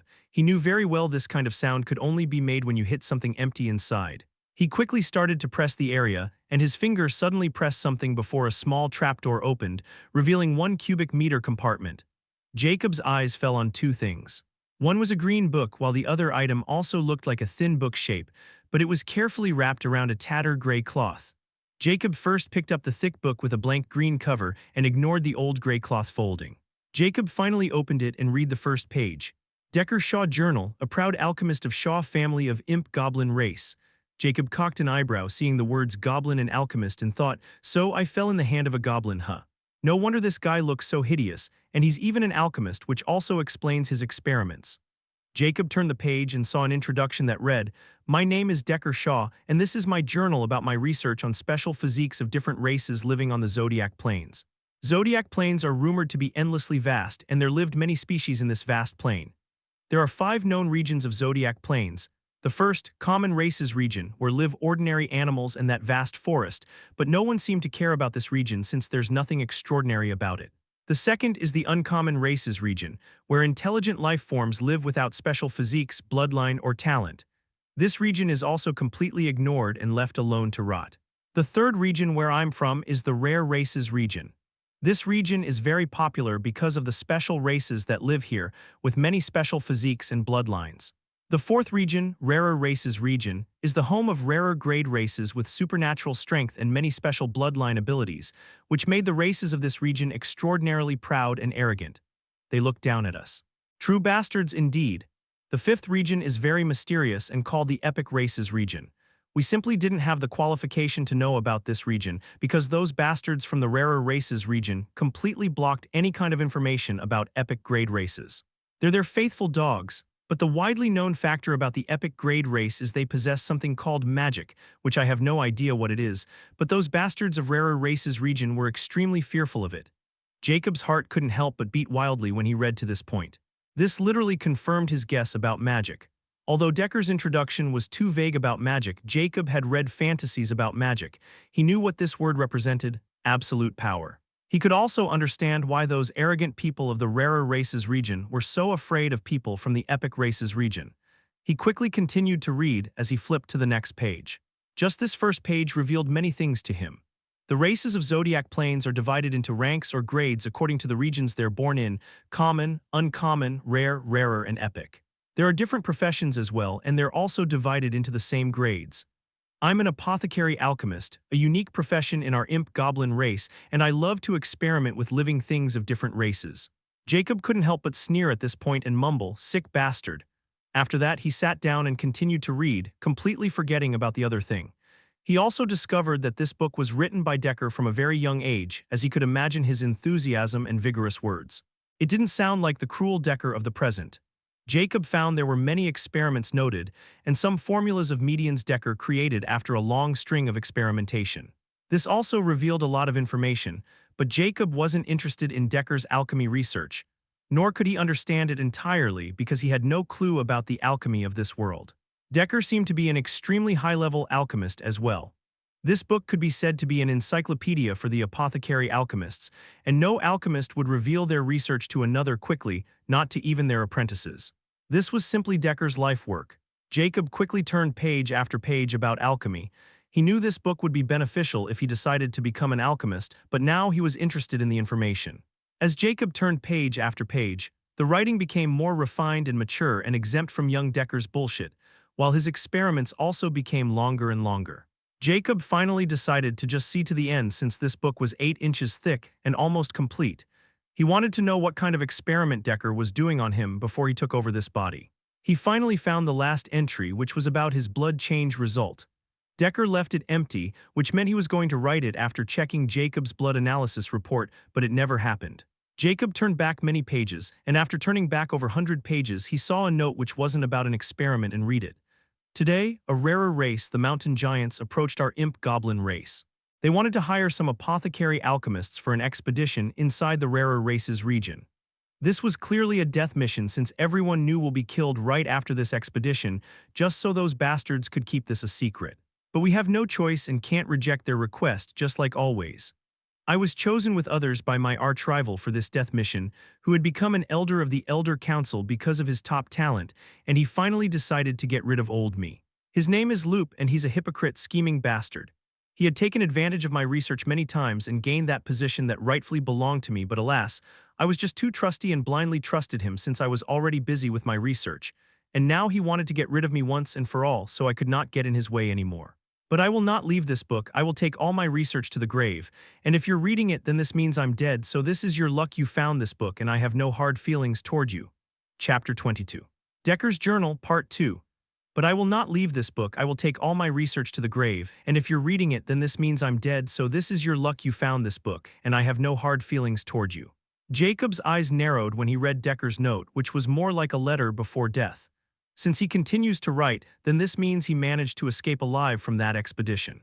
Also, it was clear that he was hiding here from someone, which means he either ran away from his clan or those mountain giants, or he somehow survives that expedition and the other died, which also meant he can't show his face ever. Jacob considered many other such scenarios where Decker had no choice but to hide like a rat. He turned to the next page and read. He was astonished when he was a large string of ha-ha-ha, and half the page was filled with this ha-ha. Furthermore, he became more curious, and reading the words after that made laughing. I managed to escape alive from those scheming bastards, and not only did I manage to run, I even stole that small treasure box they unearthed from the misty abyss. But I know I can't go back anymore, and they might even massacre my entire race because of me. But I don't care about those tribesmen in name who suppressed everyone they deemed a threat to their position. It's even better if they killed all of them. Ha ha ha. But I have to say I really pulled the wool over those big idiots and tricked them with this treasure.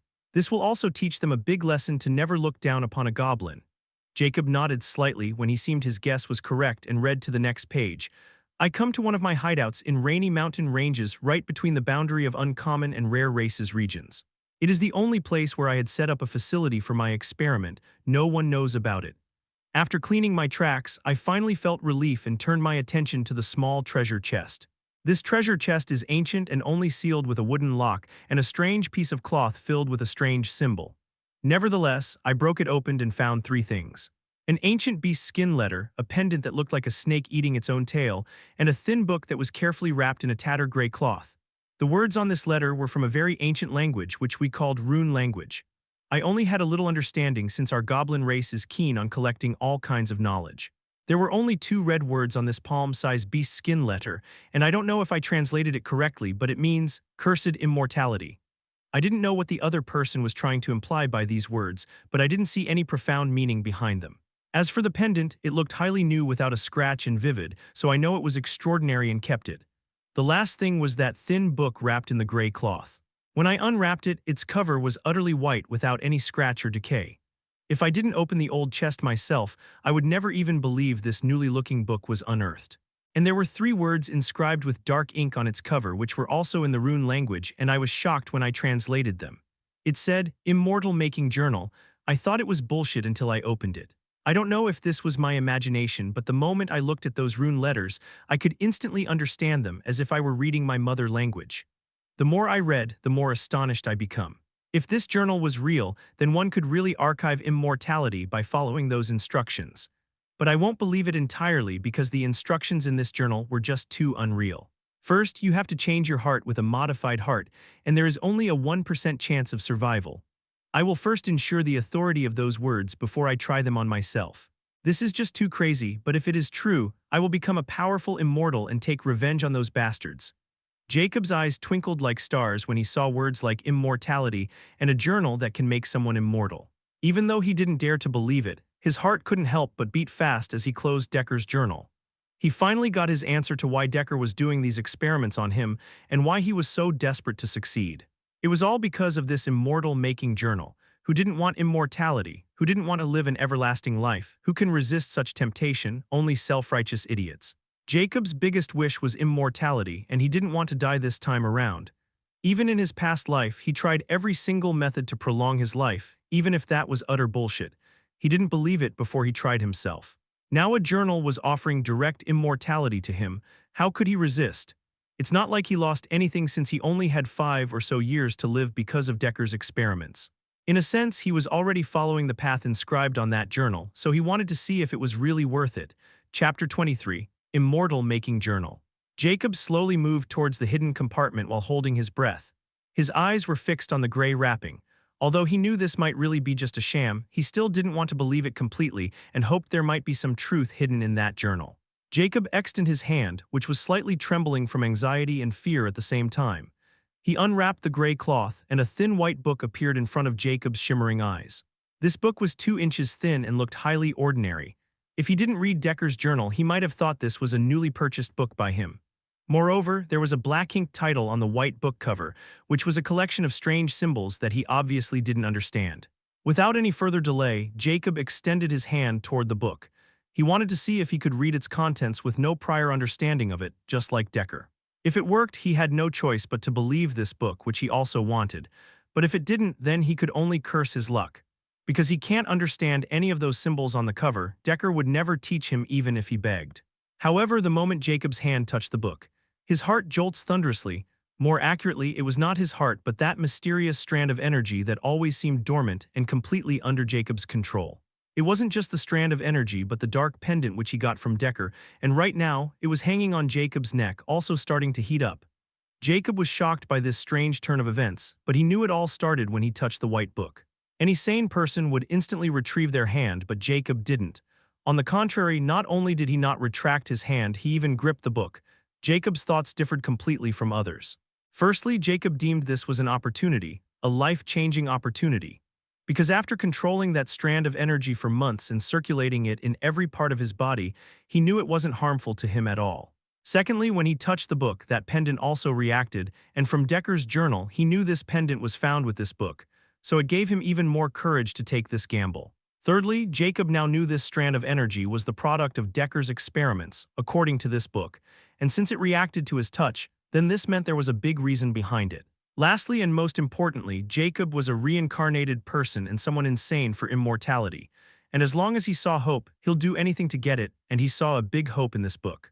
As Jacob gripped the book, he felt the eager sensation from the energy becoming stronger and stronger, as if it wanted to jump out of his chest. As for the pendant, it suddenly started to shift toward Jacob's heart like a pendulum on its own. It was evident for Jacob to guess that it was moving towards the energy or the energy was making it move towards it. When the pendant finally fixed on the position where his heart was and also right above the energy strand, Jacob suddenly shrieked in pain. He clearly felt the energy coming out while drilling through his heart. He wanted to clench his chest, but he didn't and endured. He was afraid to interrupt whatever was happening, nor did he let go of the book. Not only that, but he just looked like a lunatic while screaming to avert his pain while continuing to stand still. After 10 seconds, which were like 10 years for Jacob, he finally felt something drilling out of his skin, and he watched as a very thin crimson needle came out of his chest as blood flowed from the small hole. Like a bolt of lightning, that red needle instantly passed through from the hollow pendant and directly entered the white book in Jacob's hand. However, this wasn't the end. The next moment, the white book in Jacob's hand turned into a white streak and entered the black pendant hanging on his neck. Jacob was breathing and coughing heavily as blood trickled down from both corners of his lips, and his chest was also dyed red. A hole in the heart wasn't a joke. Even a small one was enough to kill. However, Jacob's eyes were shining like the sun when he saw what happened, but he also knew he couldn't remain like this or he might really die. He said in a hoarse voice, "Pighead, take me to your glass cell and activate that black liquid and protect me." Pighead listlessly followed Jacob's command and arranged him inside his own glass cell, which was much faster than Decker's glass cell. Jacob also decided to use Decker's black liquid just in case. He heard Decker saying that this liquid was the highest grade healing liquid he had stored here. After arranging Jacob's body in the glass cell, Pighead pressed a black button which was right inside the glass cell, and afterward it closed, and light black liquid filled from the bottom. Jacob was almost unconscious because of blood loss, and he only felt a freezing sensation from that black liquid and warmth from the pendant on his neck before he fell unconscious. Pighead remained still outside, protecting Jacob as he commanded. Inside the glass cell filled with black liquid, if Jacob were conscious, he would shock to see the pendant on his chest currently glowing in a white hue as the eyes of the snake were glowing brightly. Suddenly, something emerged from the interior of the snake ring. 2 white lines slowly form from the interior and connect to the opposite side while twisting in a shape and forming a white infinity symbol in the empty interior. Chapter 24, The Truth. In endless darkness, an old man with a tall and bony body was floating aimlessly without any clothes. His wrinkled face was peaceful, while his murky eyes were staring into the dark void without blinking. This old man was none other than Jacob in his actual old frame before his sudden death, so it was just a dream after all. He thought bitterly, I have really outdone myself in creating such a reality like a dream. Sigh, death.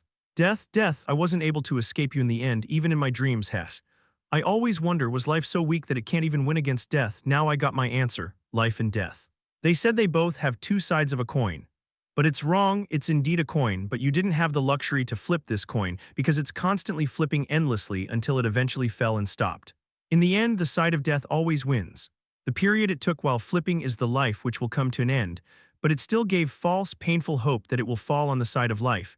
But the truth is there isn't a life on any side of this coin, only death and misery. Ha ha ha ha. At this moment, Jacob's thoughts were suddenly interrupted by an eerily laughter which frightened him. What? I'm hallucinating again, Jacob thought. That eerily voice spoke this time. Well said, old brat, well said. Equal life and death cycle are just bullshit. There's only endless death and fleeting life. There's just no comparison. Jacob's mind jolted this time. He finally understood he wasn't hallucinating because he could clearly hear this voice inside his head and he didn't seem to move his body at all. It was the same feeling he felt when affected by the parasite gem, but it was far more horrible. He shouted in his mind, Who are you? The eerily voice playfully replied, What, you already forget that you're the one who awakened me? Jacob's mind trembled when he heard this, suddenly remembered the mysterious white book and promptly asked, You're the immortal making journal. Ha ha ha. The eerily laugh rang again before it said playfully, That name was just to trick everyone. That's not my true form. Jacob felt a chill all over his body when he heard this and questioned with an unfriendly voice, So, it wasn't a dream, but why did you want to trick others? Are you a ghost that wants to possess me? Jacob wasn't an idiot, and he knew if this thing wanted to trick others, then this meant it wasn't something good, so he quickly raised his guard. The eerily voice replied with a hint of disdain, Of course, to find a worthy successor that can inherit me. But alas, those fools can never condense the immortal mark and always end up dying by walking on the wrong path. Jacob was shocked by this sudden realization and asked, So, you're saying that immortal making journal was just a big test that no one could pass? Yes, the first two parts, heart-changing and blood-changing, were a kind of test to see if the other could condense an immortal mark which would awake me. But alas, those inferior beings were just too talentless and never able to awake me. Some of them thought these words were empty, and they were afraid to change their heart because it sounded too unrealistic and dangerous. Very few believed my incarnation words and tried it, but almost 99% died because they had a very weak soul. You see, in my endless years of existence, only 10 beings could condense the immortal mark. But those idiots didn't have the courage or patience until I woke up, and they always either threw my incarnation away or didn't wear the infinity pendant. All because they thought I was too suspicious, or when they felt the pain of immortal mark drilling through their hearts, they become even more determined that I'm harming them. One of them even threw away the infinity pendant once after calling it ugly, and that ugly swine died cluelessly after following my incarnation's third modification.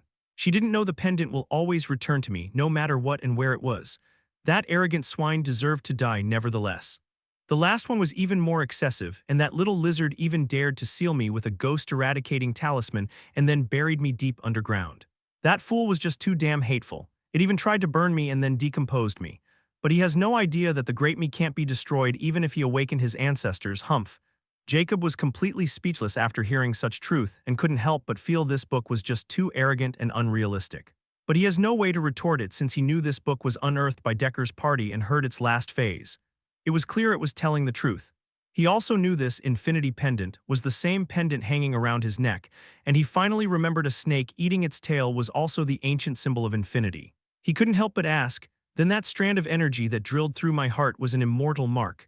The eerily voice said with a hint of excitement, Yes, the immortal mark only forms after the modified heart completely resonates with the body and new blood. But your heart not only resonated but also mutated, which was almost unbelievable.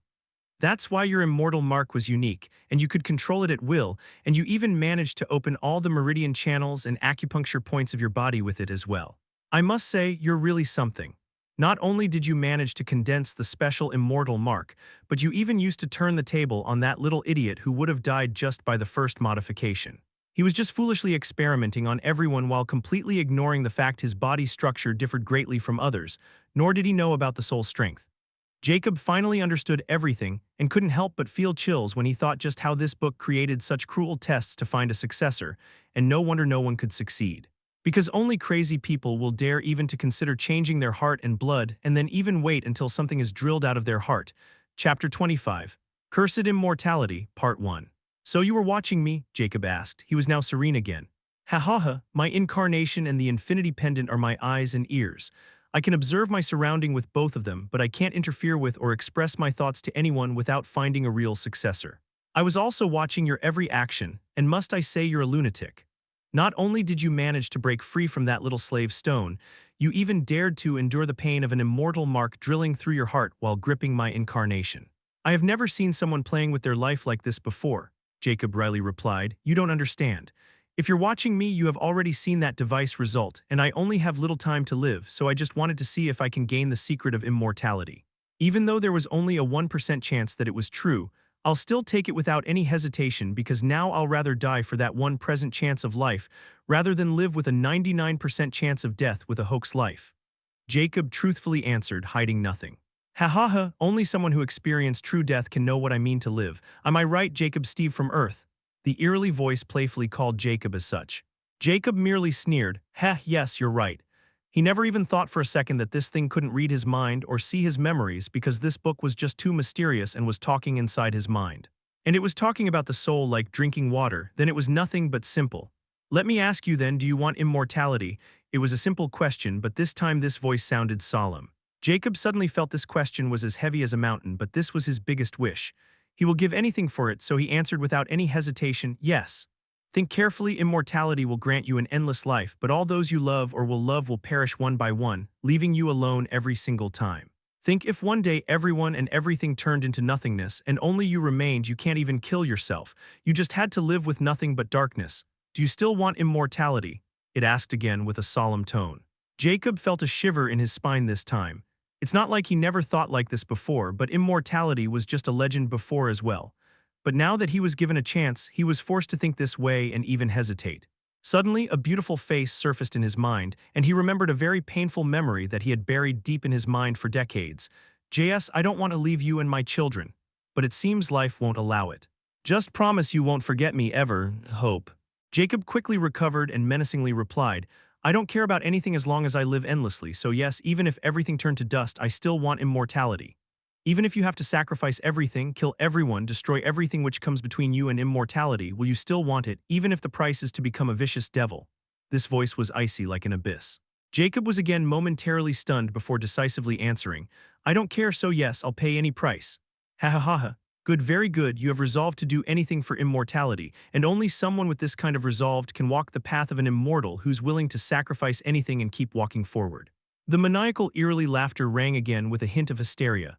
Congratulations, you have passed the third test of absolute resolved, and with this, you have passed all 3 tests and become my first inheritor from time immemorial. Let me officially introduce myself. I'm one of the 9 universal godly scriptures cursed immortality, and I'm also the only scripture that can grant true immortality. Jacob was shocked. He never thought this thing was still testing him, but he was gobsmacked when he heard the other words. However, he felt remarkably calm. Jacob asked ambiguously, You're saying beside me no one can inherit your prowess or become immortal? Cursed immortality replied with a hint of pride, Yes, the 9 godly universal scriptures can only be inherited by a single person. It was impossible to learn until that inheritor died, and I'm the only scripture that grants true immortality. Jacob asked again, Then I'm an immortal now. No, you're still a mortal and extremely weak one. You have a little over 5 years to live, and you have to change your body according to the real me, or I don't want to become inheritorless again. Cursed immortality said, with no hint of anxiety. Jacob only sighed and lamented, Why, I'm not surprised all that talk and you're still useless. In the end, I have to rely on myself. Cursed immortality sneered, Yes, you're correct, you have to rely on yourself if you want to achieve immortality, and I know you have resolved it, so I'm looking forward to your performance. Now listen carefully, I don't have much time left since the inheritance test is complete. Firstly, in the future, I won't be able to communicate with you freely like this before you complete phase 1. Second, I cannot help you even if you were to die, remembered I'm just a scripture, not a weapon. Third, now that you're my inheritor, I'm in my true form, which is living inside the infinity pendant, and that pendant is now bound to you. No one can take it from you, nor will it drop, so you don't have to worry about losing it. Fourth, You can only summon me once a day for half an hour by thinking or calling my name. Fifth, you will only gain access to the knowledge of body transformation phase 1. Before completing it, you won't be able to see the second phase. Sixth, now that Infinity Pendant has been activated, you'll get 1 cubic meter of storage space. You can store anything living or non-living being inside the Infinity Pendant as long as it can fit inside. That's all for now. In the future, you'll be able to do far more with Infinity Pendant as long as you cultivate me to higher phases. Lastly, free advice, don't throw that beast skin with red letters. It is very useful for you in the future. Chapter 26, Cursed Immortality, Part 2. Jacob suddenly opened his eyes in bewilderment as he looked around and saw himself in black liquid, and pig face, broad, ripped back could vaguely be seen. Was it a dream? Jacob thought, but he soon shook his head since it was too vivid for a simple dream and confirmed it since it was straightforward. He looked at the button panel, which was inside the glass cell's top corner, and pressed the button, making the black liquid sink. This cell is probably more advanced than the other one, or it's just that the other cell is for prisoners or something, Jacob mused as he saw his vision becoming clearer. He saw his body and smiled bitterly. There wasn't any chance, except the small hole in his chest was gone entirely, and he didn't feel any pain in his heart. I should be that black liquid, I guess. Jacob nodded in satisfaction before his eyes landed on the pendant, and he was astonished when he saw the white infinity symbol right in the center of the snake circle. Infinity pendant, huh? Jacob touched the white infinity symbol, which was as smooth as jade and spinnable. There was nothing extraordinary about it except its new appearance. No one would believe it if Jacob said it was a treasure. The glass cell slid open at this moment, and Jacob came out with a hint of excitement on his bony face. You can go back and use the blue liquid now. He first excused Pighead before he got closer to the table. Jacob looked at Decker's journal and placed his hand on it before he thought of storing the book inside the infinity pendant, and the book instantly vanished. Jacob nearly laughed out loud when he saw this was really a storage treasure that he had read about in all those fantasies, which also confirmed that it wasn't a dream. He quickly calmed himself down and again thought of taking the journal out before it emerged in Jacob's hand again. After trying a few more times and getting the hang of it, Jacob stopped playing with the infinity pendant. This storage space is too little, only 1 cubic meter, but I guess I have to do with it now. Jacob thought before he stored Decker's journal inside the infinity pendant again and moved toward the hidden compartment. He removed the gray cloth in which Cursed Immortality's incarnation was wrapped and saw palm-sized beast skin. He didn't forget Cursed Immortality's last advice. Furthermore, he saw some red letters which, according to Decker's journal, spell Cursed Immortality as well. Didn't that book say no one knows its name, but then why did its name engrave on this beast skin, and how is it useful to me? Jacob couldn't help but think of this point as he found nothing special about this beast skin or red letters. According to that book's explanation, it was buried by the last immortal mark-bearer, which was a lizard. This means this book can be inherited by any kind of life form as long as they pass those vicious tests, not just humans, and I'm currently in a world filled with monsters. But is it really as simple as it told me it is? I can't completely take that book's words for truth. It can read my mind, but I can't, but since it still told the truth about the infinity pendant, I guess I have no choice but to believe it. Let's try summoning it now. Jacob also thought before he stored that beast's skin in the infinity pendant. He also stored that bloodline scanning scale inside the pendant since it was essential to him for measuring his lifespan. Jacob sat down on the only chair in the room before he took a deep breath and thought, Cursed Immortality. Suddenly, a white book appeared in front of Jacob, floating in the air. It was slightly glowing in a black hue. Its cover size was 9x12 and an inch thick. There wasn't any clue about its spine or pages. It was just like a slate. In the center of it were beautiful crimson words that Jacob could clearly understand despite never having seen them before. Those crimson words spell Cursed Immortality. Nothing else was on the cover. Jacob was astonished at seeing the floating slate in front of his chest. He couldn't help but try to touch it, and he couldn't felt this book's jade smooth, cold cover. Jacob tried to flip the slate to see the other side, but it turned like a book cover before revealing a white page in thin air. There were crimson words written on it as well. As for the cover, it vanished into the other side in the air.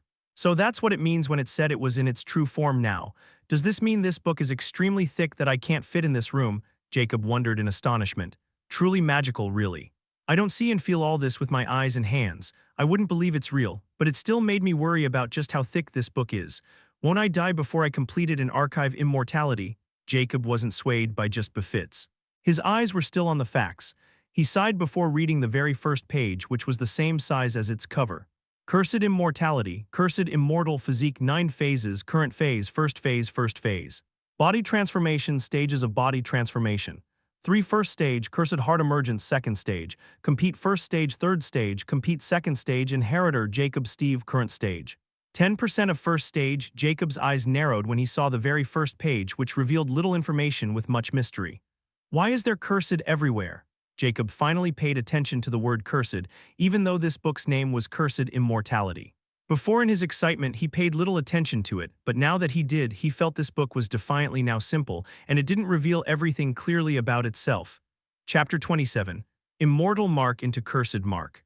In the end, Jacob could only sigh because first, he was the one who decided to walk on this unknown path, and second, he couldn't question Cursed Immortality because it couldn't communicate with him before he completed the first phase, and lastly, even if he got another chance to choose, he'll still choose to walk on this path without any regrets. Jacob flipped the first page, and it vanished to the other side of the air before revealing a new page with new information. It was information about the Cursed Heart Emergence, first phase of body transformation. Cursed Heart Emergence, first stage. This stage is divided into 3 levels. First level, formation of immortal mark inside the modify heart, complete. Second level. Turn immortal mark into cursed mark, 1% completion. Description: please insert different tier -1 or higher species heart essence directly into your heart until the cursed mark is completely forged. Note: a species heart essence can only be inserted once, not again. Third level, complete. Second level completion of this stage affected in 100 years youthful lifespan. Jacob cocked an eyebrow when he saw the description about the second level of Cursed Heart Emergence, and when he saw the reward of completing it, his heart galloped. Youthful lifespan? Did this mean I won't turn into an old man? Jacob couldn't help but feel moved, just this first stage effect alone. This made him even more determined to walk on this path even if he had to go through hell. Jacob tried to turn the page, but no matter how much force he mustered, it won't just budge. And when he tried to go backward just with a thought, the previous page emerged, and with another thought and page turned again. This also clarified that no matter what, he won't be able to see the other knowledge without completing the previous one. So Jacob gave up and said, "So, I have to find the heart essence of other species now and then inject it into my heart directly. No need to circulate anything or mutter any chants or mantras or anything. This is rather convent and simple, but this also means I have to kill them to get that heart essence. But how the hell am I supposed to know this is heart essence, and how would I know if the species is tier 1 or not?" Jacob became extremely perplexed when he thought this book had only given him half-as information. However, the wording on the second page suddenly changed, and he was astonished when he read it. Tier -1 species are known as the uncommon species in this world. As for heart essence, let me make it precise in your language. After collecting the steam, you can gain heart essence after boiling the heart into the species' own blood inside a furnace at 1000 Celsius temperature. The steam is the heart essence, and you only need 100 milliliter to inject into your heart. Jacob felt goosebumps all over his body when he read it. This meant he had to kill no matter what. He frowned. "So you can answer my questions." The wording changed again, and it read, "Only questions related to the scripture." "Then tell me, does one species per heart mean an entire race or just a subspecies of that species? If I kill that imp goblin, then does it mean the entire goblin race will become useless to me or just the imp goblin race?" Jacob's eyes turned cold when he asked this question. The words changed again. "Only the subspecies, not the entire species. Simply put, as long as you get the heart blood of the imp goblin race, then you can't get anything out of another imp goblin, but if you get the heart of a vile goblin, then it will work, but only once. This also meant you must kill one member of a single tribe until you complete level 2 of Cursed Heart Emergence, ha. Jacob felt annoyed when he saw the haha. He could imagine that eerily laughter and pursed his lips and asked again, "Then what about youthful lifespan?" The words changed again. "No old age and grantee 100 years as long as others won't kill you." "Ha, fuck off," Jacob annoyingly replied. He just felt annoyed every time this book spoke. "Make the classification of these species clearer, like the requirement for me is to get at least one species heart essence, but it also said higher as well. The imp goblin is a rare species, so will I get any benefits for ingesting higher species blood than a requirement or not?" Jacob asked another core question. The words changed. "So you're not so dumb after all. Those idiots only classified the species into common, uncommon, rare, rarer, epic, and so on. But the truth is, it's not that simple. Because some species can be more powerful than rare species despite being uncommon because they have the potential to evolve. The rank of species is never evaluated like this. They are divided into tiers. From 1 to 3 tiers can be considered uncommon species with low, intermediate, and advanced levels. From 4 to 6, they can be regarded as a rare species with the same 3 levels. From tier 7 to 9, those tiers suit the rarer species, while the epic species are not classified into tiers. They had a classification of their own, which you don't need to know for now. That imp goblin is from a tier 5 species, but his bloodline is too thin. That's why he's akin to a tier 3. If you really ingest his heart essence, then your progress will naturally be faster though. Jacob's eyes shone with understanding. All in all, as long as I can a higher species heart essence, my progress will be skyrocketed, but how the hell did I know their exact tier? I don't know, it's your problem. But you can ask me by wasting your one chance of summoning me a day, ha ha ha. Jacob frowned. He knew this book could only give him limited help inside. With a thought, the book vanished again. He had no more questions and wasn't in the mood to listen to that annoying book's laughter. He threw his head back to the chair, stared at the rotten ceiling, and sighed continually. Likewise, he muttered, a path forged with killing leads to immortality, huh? If it was in my youth, I might probably feel excited about it, but now, I feel nothing but calm. I finally got a way that led to immortality, yet there's nothing but darkness. But deep down, I can never detach myself from this path, no matter what. Jacob closed his eyes, and at an unknown time he fell asleep on the chair. It was his first time sleeping without fear or anxiety about his life. He finally got what he wanted, but there was still a vast yet cruel price he had to pay for it. Chapter 28, Deadly Hunger, Part 1. After a long sleep, Jacob finally opened his eyes. I fell asleep, Jacob mumbled drowsily. Because of his sitting posture and wooden chair, he felt soreness all over his body when he tried to move. I never thought I missed my wingback chair of all the things. Jacob smiled wryly. Suddenly, he felt extreme hunger as his expression changed because his body started to shudder slightly while his breath became rough. Jacob had no idea that after living on those liquids for so long, his body had become accustomed to them, and this was very dangerous. That was why if anyone used those liquids, they always intake food first so that they won't get addicted to those liquids. But how could Decker care about a slave like Jacob? Decker never considered Jacob would remain alive after his experiments, nor did Jacob anyone important to him. Hence he left Jacob as it was, and now Jacob was facing a dangerous situation. If he intakes a large quantity of food so suddenly, his condition will become even more serious. At the same time, if he goes back to the glass cell and uses the liquid to stabilize his situation, his body addiction will become even more serious. In the end, Jacob searched for food without even thinking about going back and soaking in those liquids. From the start, he always wondered why he never felt hunger and if this was good or bad, and now he finally got his answer. Jacob took things from Decker's bags, both old and new. He saw a 6x6 container which was icy cold, and he quickly put it down since he knew this must be something Decker had bought for the third transplant, and it won't be anything he could eat. The next thing he took out were many glass bottles filled with different color powders and some strange dry plants, which were obviously auxiliary materials that were supposed to mix together with whatever was in that container. Jacob didn't dare to eat those strange plants, so he also put them aside. In the end, the new bag became completely empty, and it seemed Decker only put all the things he needed for the experiment in this bag. I don't believe this guy didn't need to eat. Jacob's condition was becoming increasingly dangerous as he quivered more violently. He quickly picked up the old bag, which was Decker's own bag. He promptly opened its cover and took things out after another. There were 2 old books and 2 small glass flasks which reminded him of the flask of bloodstorming bug. He carefully placed them on the table with lingering fear. Next, he took out a palm-sized metallic box, and after opening it, he saw 4 blue capsule-shaped pills and 3 green pills. He clearly remembered Decker's feeding him a blue pill for pain, so he quickly deemed those blue pills as painkillers and didn't know what those green pills were, and he didn't have the luxury to think about it either. He put those pills aside as well. Jacob suddenly saw a hand-sized transparent packet and quickly took it out, and his eyes lit up when he saw dry jerky sticks inside. His hunger was getting increasingly out of control, so he didn't even think about examining it and quickly opened the pack, which was already opened. When a strange smell entered his nostrils, he wanted to vomit his stomach out. Fuck it, Jacob took out a dry jerky stick and tried to chew it, but it was just too damn hard, like a rotten tree trunk. He felt like he was drinking those herbal shakes he used to drink to increase his life, but more terrible. That fucker can't even spend on himself.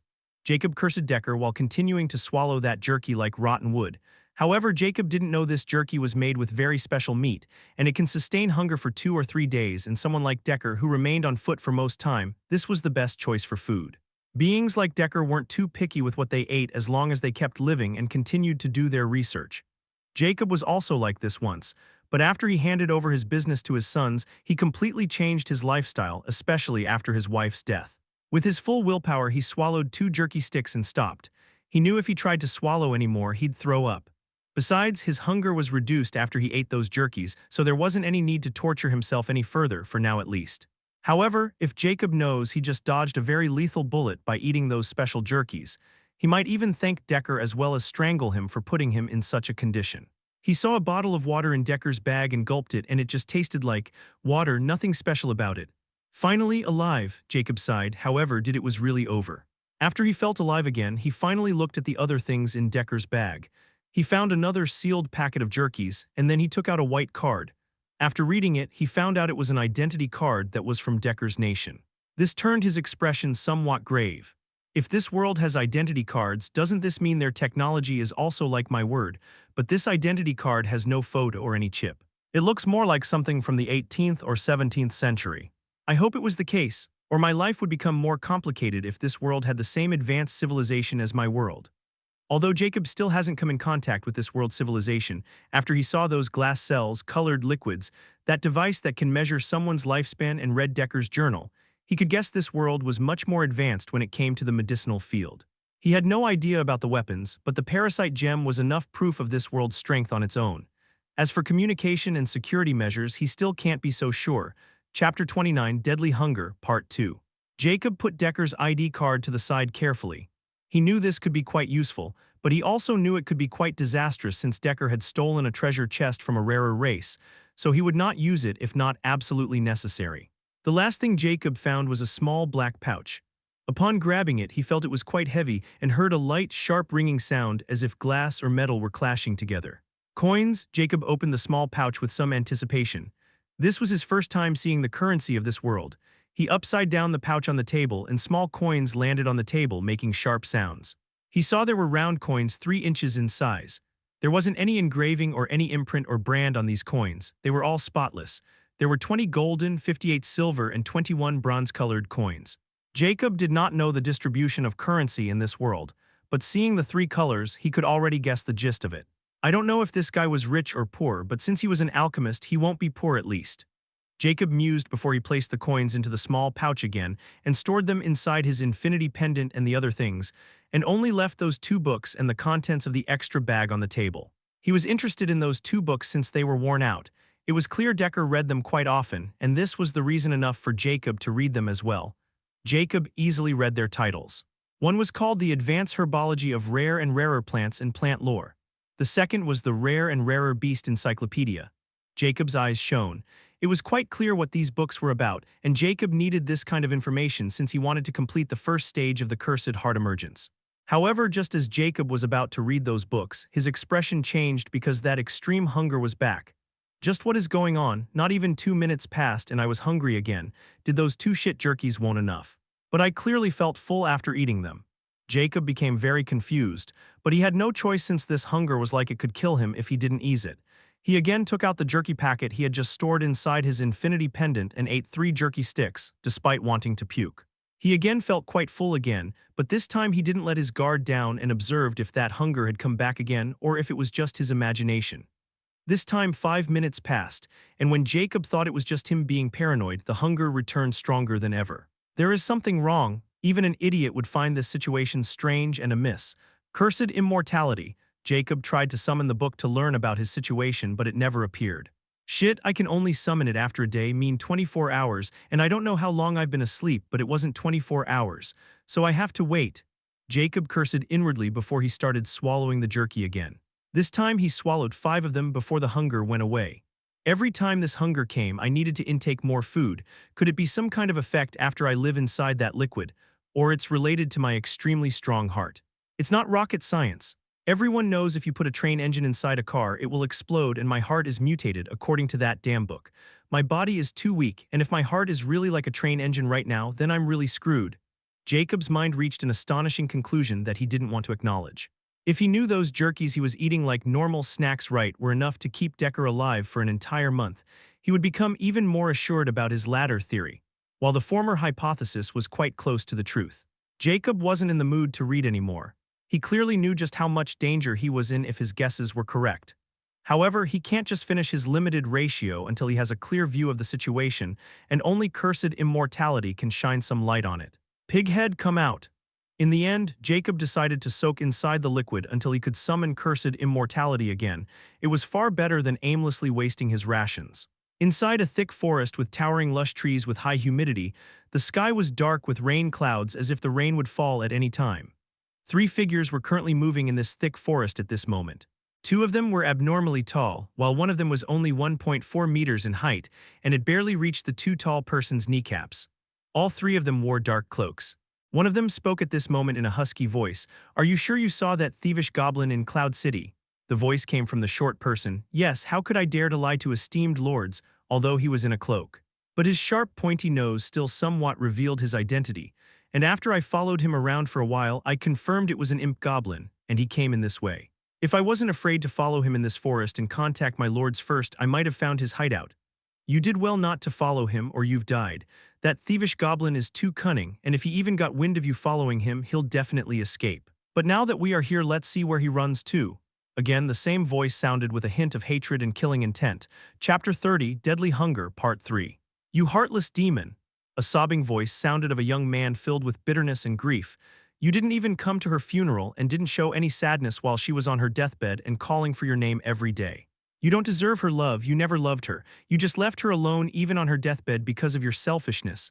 "No," Jacob's eyes snapped open, filled with deep sorrow and melancholy. However, when a slimy liquid entered his mouth, he quickly snapped out of his stupor state and calmed himself down. "I was dreaming," Jacob thought with deep sadness and yearning in his eyes. "Ryan, I let you down in her." Jacob stared into the empty air for a long time without blinking. At this moment, the blue liquid was almost transparent, which had never happened before, while Pig Head stayed inside. This implied the liquid was losing its effect, and Jacob was feeling hungry despite the liquid.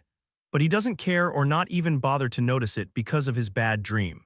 In the end, the hunger reached the same level as before and made Jacob snap out of his daze. He came out of the cell. He didn't know just long he's been sleeping or how this liquid worked accurately and for how long. But his killer hunger was not normal, and he knew this had something to do with his change after he inherited cursed immortality. "Cursed immortality," Jacob said in a hoarse voice. This time, the white book appeared in a flash. With a thought, Jacob reached the page he could open and said coldly, "Tell me what this hunger is about. Does it relate to you?" The wording changed and unfamiliar words appeared. "Why are you asking me if you already guessed? You're right about your heart being too powerful for your weak body.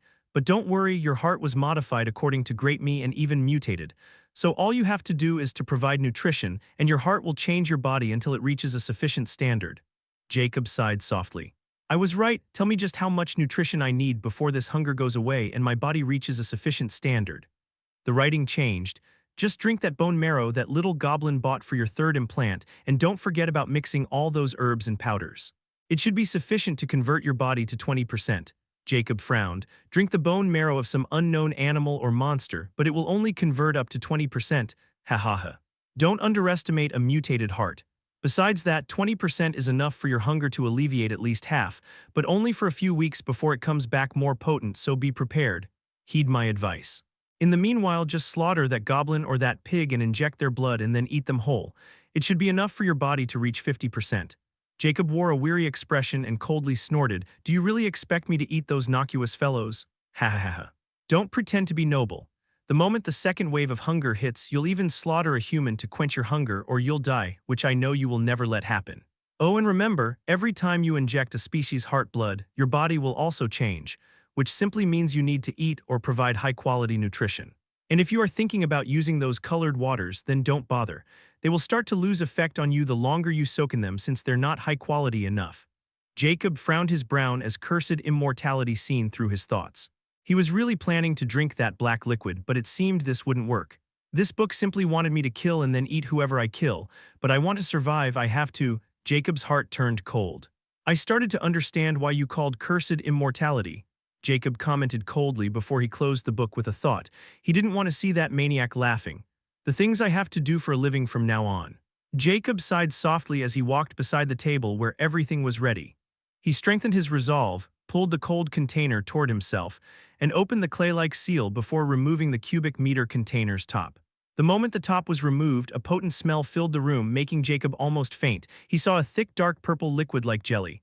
"I have to drink this." Jacob fell into despair, but his hunger was getting stronger and stronger and he knew he didn't have time. Damn it all, he randomly picked those dry plants and threw them inside the container. Since the book didn't instruct him about the order, then it clearly means he can just throw them randomly. One by one, he emptied those powder bottles as well. After everything was floating in the container, he picked up a long metal spoon-like piece of equipment and stirred the entire mixer. It caused a massive reaction as those plans melted, and the jelly-like bone marrow started to boil mysteriously, and an even more potent smell rose with pinkish smoke. However, Jacob's eyes were turned bloodshot as he endured the smell. His hunger had finally reached its peak and was far more substantial than the first or second time. He finally realized that the book was really speaking the truth, and at this moment, he really would kill anyone just to quench this hunger. I can't take it anymore. Jacob threw the spoon to the table, picked up the container, and drank without even caring about the smell or taste or if it was hot or cold. He just wanted that deadly hunger to go away. The mixture was strikingly cold despite the smoke and its taste. He just can't describe in contrarily that jerky was far more scrumptious than this. Within a minute, he drank the whole container without dropping or leaving any single drop. Chapter 31, I'm already cursed. Jacob controlled his urge to vomit everything out. He knew if he did, he might have to butcher someone in this room. Drinking a mixture of bone marrow was far better than eating some humanoid monster. He wasn't ready for this. Jacob somehow reached the wooden chair and sat down. He was feeling a freezing sensation in his stomach, and it was slowly reaching every part of his body. He could even hear his extremely fast heartbeat. Furthermore, the deadly hunger was finally decreasing, and for some reason he was enjoying the cold sensation as his eyes started to turn drowsy. He just wanted to sleep all of a sudden despite just waking up, and in the end, he fell into a deep sleep on the chair in that comfortable feeling. At this moment, abruptly, hair grew on Jacob's bald head at an astronomical pace, while his bony body, which looked like a dry skeleton, started to slowly bulk. The transformation has begun. After some unknown time, Jacob's eyelids trembled slightly before he slowly opened his eyes. Filled with confusion as he quickly remembered, he fell into sudden sleep out of the blue. My hunger has really reduced to a bearable degree, but it's still there. I can feel it, and according to that cursed book, it will only last a few weeks before it will come back even stronger. Jacob mumbled helplessly. Suddenly, Jacob's eyes landed on his hands, and he was astonished because his bony hands were long gone, and mass had already appeared. Although it was only a minimum, the change was obvious. His skin has also turned pale from yellowish. Jacob quickly stood up with a hint of excitement, and suddenly he felt silk-like threads feel on his shoulder. He couldn't help but touch the silky threads. My hair has grown so big, Jacob was astonished, and when he saw his long hair which had reached his shoulder, it was completely silver-white. An unusual color, Jacob mumbled. He quickly stood in front of the glass cell and saw his vague reflection. He was shocked because before he was bony and now he was skinny. Although it was a small change, however, for Jacob it was quite obvious. Furthermore, his previous 1.6-meter height had also changed. He was now 1.7 meters tall and could feel much stronger than his previous weak self. This is only the result of a 20% transformation, and as I inject heart blood, the transformation will continue. Doesn't this mean I can become strong just by eating and sleeping? Jacob's heartbeat raised suddenly just thinking about it, and he felt it was all worth it. Suddenly, his ears twitched slightly as he heard a heartbeat from behind. My hearing has also grown. Jacob was thrilled because he knew human hearing couldn't be this strong. This is truly magical. Jacob quickly calmed down and mused. Although my change is quite great and unnatural, I have to keep eating high-grade nutrition or that hunger will come back stronger. I have to leave this place as soon as possible. Since this base is in some forest, there might be animals I can hunt with pighead strength, but this guy is strange. He didn't have any heartbeat like he was dead. This world is just too damn strange. Well, I don't care as long as I can use him. It's far better than eating him. This guy is like a strong killing machine. Using him properly will bode significant results. But I have to deal with those traps set by that blind shit, and only he knew the safe passage. Jacob's eyes turned cold as he turned around and looked toward Decker's cell, filled with light blue liquid which almost turned transparent. He knew Decker was the key if he wanted to go outside, and he couldn't let Pighead waste his strength just to cross some traps. It would affect his plans. I know you're awake, let's have another chat, Jacob said impassively. He could now feel the slightest change in Decker's heartbeat, just like Decker before. Jacob released Decker, who remained stoic. You can speak freely. Jacob again sat in his chair. Decker said in his husky voice, just give up, human, I will never tell you anything. How stubborn. Jacob chuckled coldly, but I already know about you, Decker Shaw. Decker's expression finally changed when he heard his full name. He quickly guessed Jacob had already got his hands on his hidden journal, which also meant he got the treasure book he stole right under the giants. Bastard, bastard, cursed you. He started to utter in a mad frenzy. How could he endure when the fruit of his labor was eaten by the other? He was now the enemy of a rarer race just because of that book, but now it would benefit someone else while he took all the blame and hate. Jacob was quite pleased with Decker's expressions and said coldly, "Just give up and tell me everything I want to know and I might leave you alone. What do you think?" Although he got some information from Decker's journal, it wasn't enough and was too vague. Decker was a veteran who had managed to pull the wool on the giant's eyes and escaped alive, and he could still get his hands on all those materials and advanced equipment, despite the giants on his tail. This alone proved his survival abilities and contacts, and Jacob wanted that all. However, Decker madly replied, his voice full of hatred, "You can go fuck yourself, you thievish bastard. You took everything from me. I was so close, so close. But you human ruined it all. I'll curse, you'll die in the same way as me, full of despair and bitterness." Jacob sighed heavily, and his expression turned extremely icy as he said, with no hint of emotions, "I'm afraid I'm already cursed." Chapter 32, Opening the Door, Part 1, Die. Decker had lost his mind after he found out Jacob had got his everything, even his precious life work. "Shut up!" Jacob was irritated by Decker's maniacal behavior, and he knew Decker was a hopeless case and he was on his own. But he still had Decker's journal and only read a fraction. He might find something useful, and he also had 2 new books which were even more helpful than Decker's journal. Decker's stoic face appeared again after Jacob made him shut up, but his thoughts were in a mess and despair. Jacob looked at Pighead, who seemed somewhat drained. He finally remembered he had forgotten to put him in that blue liquid, or he didn't let him drink it. "Pighead, go drink 2 buckets of blue liquid." He also understood why Decker gave such a command to Pighead. It seems Pighead's body is somehow special. Although he didn't have a heartbeat or breathing, he could understand and observe fine. "I have to look into it after I get a chance," Jacob mused. However, his expression changed when he saw Pighead draw a bucket of extremely light blue liquid, almost transparent. He knew something was amiss and quickly strode there. When he looked into the well, his heart turned cold because he could see the bottom, and from his estimate, only 5 gallons worth of liquid was left, but it was almost transparent. The well was 15 cubic meters in diameter and 20 meter deep. It was divided into 3 portions of 5 meters with a metallic wall. He quickly opened the next lid, saw the green liquid, and sighed in relief because it was more than half filled, and he couldn't see the bottom of it, and it still didn't lose its color. As for the last portion, it was only 4 to 5 meters filled with dark liquid. The blue liquid is about to end, while the green one is still more than half full, and the black one is the most potent one of all of them. "I can't use them recklessly anymore, and Pighead needed them to sustain himself. Fuck, one problem after another," Jacob cursed under his breath. He had almost forgotten Decker was using these liquids for God knows when, and they were something exhaustible. Blue was the weakest of these 3 liquids, followed by green and then black. He could see a large hole at the bottom in the blue liquid portion, and he knew the liquid entered the cells from there and again exited back. He even felt nauseated when he thought about how this liquid was used again and again while everyone was soaking in it. "Let's just hope I won't need to enter that cell anymore," Jacob sighed bitterly. Pighead was also done with his meal and finally started recovering. "This blue liquid could only last a week, and then I have to let him drink the green one, which might take a year or 2 to finish. Which means I have to leave this place within 2 or 3 years. Jacob quickly calculated, "But first I have to reach the outside and then think further after seeing just how deep we're in the forest." Jacob nodded and commanded, "Pighead, carry him and follow me." Pighead grabbed Decker's head from his palm, picked him up like some rage doll, and followed Jacob, who was making his way toward the staircase. "I'm finally going out." Jacob felt a little bit of excitement and reminiscence when he thought about how he was reincarnated and opened his eye in this room, and experienced hell before finally turning things around, and even getting a cursed book that promised him immortality. It all just like a bad yet pleasing dream. He sighed as he ascended the stairs barefoot. He was still wearing a cape and wrapping another cape around his waist. Decker's boots were too short for him, and he also didn't have any clothes of his size, so he could only do with this for now. Jacob finally reached the steel door, put his hand on the handle, and breathed deeply before he twisted it open. A creaking sound rang in the deadly silence when the door was opened inwardly. A pitch-black corridor appeared which looked bottomless abyss. Jacob had already carried a small lamp that Decker had bought. It was lit in white light. The pathway was almost illuminated, but Jacob still didn't see the end of it. "Just which shithole did you dig this room in?" Jacob couldn't help but exclaim, "Put him here." Pighead does as he said and put stoic Decker right on the doorstep's center. "Oh, stubborn little shit, just like before, listen carefully. You're standing in the center of the hidden room's door, and we're standing right at the pathway's edge, which leads to the outside.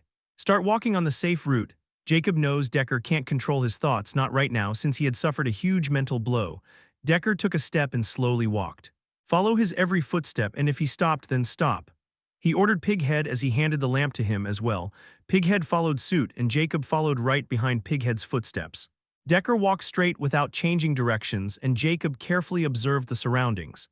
This was an underground cave naturally formed, and Decker chose this as his hidden base, I have to admit. This is an ideal place if someone wants to hide, Jacob felt glorified. In the end, no trap came their way as Decker finally reached the end. There was a stone wall. Jacob frowned. Could it be there aren't any traps? But how could it be this guy would not compromise his safety? He saw Decker move toward the right side of the wall and crouch down. Jacob's eyes finally landed on a small stone lever at the right corner of the stone wall. Chapter 33, Opening the Door, Part 2. However, Jacob's expression changed when he saw Decker's hand tremble when he touched the stone lever. He barked, "Stop him." With his big hand, Pighead instantly reacted and pulled Decker back from his head and nearly crashed it. Jacob sighed in relief and uttered coldly, "I knew something was not right since you didn't try to put any resistance, just like last time. So that lever is the trap, or it's a trap, as well as the key to opening this door. Since you're able to reach it so easily, this also confirmed my theory, and when you wanted to trigger the trap, the parasite gem stopped you. Heh, you're a schemer, little Deck. Just speak and let it out." Decker's stoic expression turned into a maniac, and he roared, "Human, no matter what, you can never leave this place and die, die, die.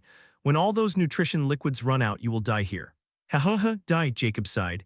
He knew very well how it felt if someone stole your hard work right under your nose and then profited from that work big time. Furthermore, Decker had not only lost his life works to Jacob, but he also lost a journal that guaranteed immortality. This kind of hatred was nothing compared to anything. It was far deeper than killing one father or mother. That's why Decker will do anything to kill Jacob, even if it costs him his life. It will all be worth it if he can take Jacob down with him. "You're an idiot. Since you give me clues, this is enough for me to figure it out. Let me see." Jacob's eyes were glued to Decker's twisted face. He said, "Since it's a lever, it can move up or down or even can be turned around, and you try to move it, which means it would be a disaster if I try to move it, right?" Decker's right eye twitched slightly at this moment, and Jacob's smile widened. "So I only have two options now, either put it out or push it inside like a button, and I know someone like you makes it even trickier, so let's go with the first option." Decker's expression finally changed, and he barked madly, "You bastard. How did you find out? Just why can't you die?" It was just as Jacob described. Decker had set this lever up as a gigantic trap, and he knew anyone would try to move it, and it would be their doom at that time. He even calculated that anyone who can reach this place will be someone from the inside and want to escape, so their mind would be in a mess, and all they could think about would be freedom. And this would greatly raise their chances of triggering the trap. But Jacob saw through it, and how could he not? He was someone in the weapon business, and traps were also a part of the weapon industry for a long time. How could this measly mind trap fool Jacob, who can make a trap far deadlier than this? "I said you're an idiot, so act like one. There's no need for you to play smart, you can never escape my grasp," said Jacob coldly. He spun around and walked back to the staircase and put the metal door in front of him, and after making sure he was completely covered, he shouted, "Pighead, pull that stone lever out." Bam. Thereupon, he slammed the door shut. Although he was confident in this theory, he won't be so brave as to confirm it himself when he had two meat shields. However, nothing happened after waiting for a while, and the cave remained silent. Jacob smiled in victory, opened the door, and reached Pighead and Decker's position again. He saw a crack had appeared right in the center of that stone wall, and he said with a hint of anticipation, "Little Deck, if it's safe to open the wall, then move, and if it isn't, then remain still." Decker's expression filled with despair and unwillingness, but he was helpless, and his leg moved as he cursed Jacob, "Bastard human. You'll die when just you wait. We have to see about it." Jacob chuckled coldly and completely ignored Decker's curses and said to Pighead, "Open it." Pighead pushed the stone wall, and with the slightest effort, it was completely opened outward like two stone doors. Jacob finally saw just 10 meters away a stone ladder was going upward, and his heart was filled with ecstasy, but he didn't make any rash move.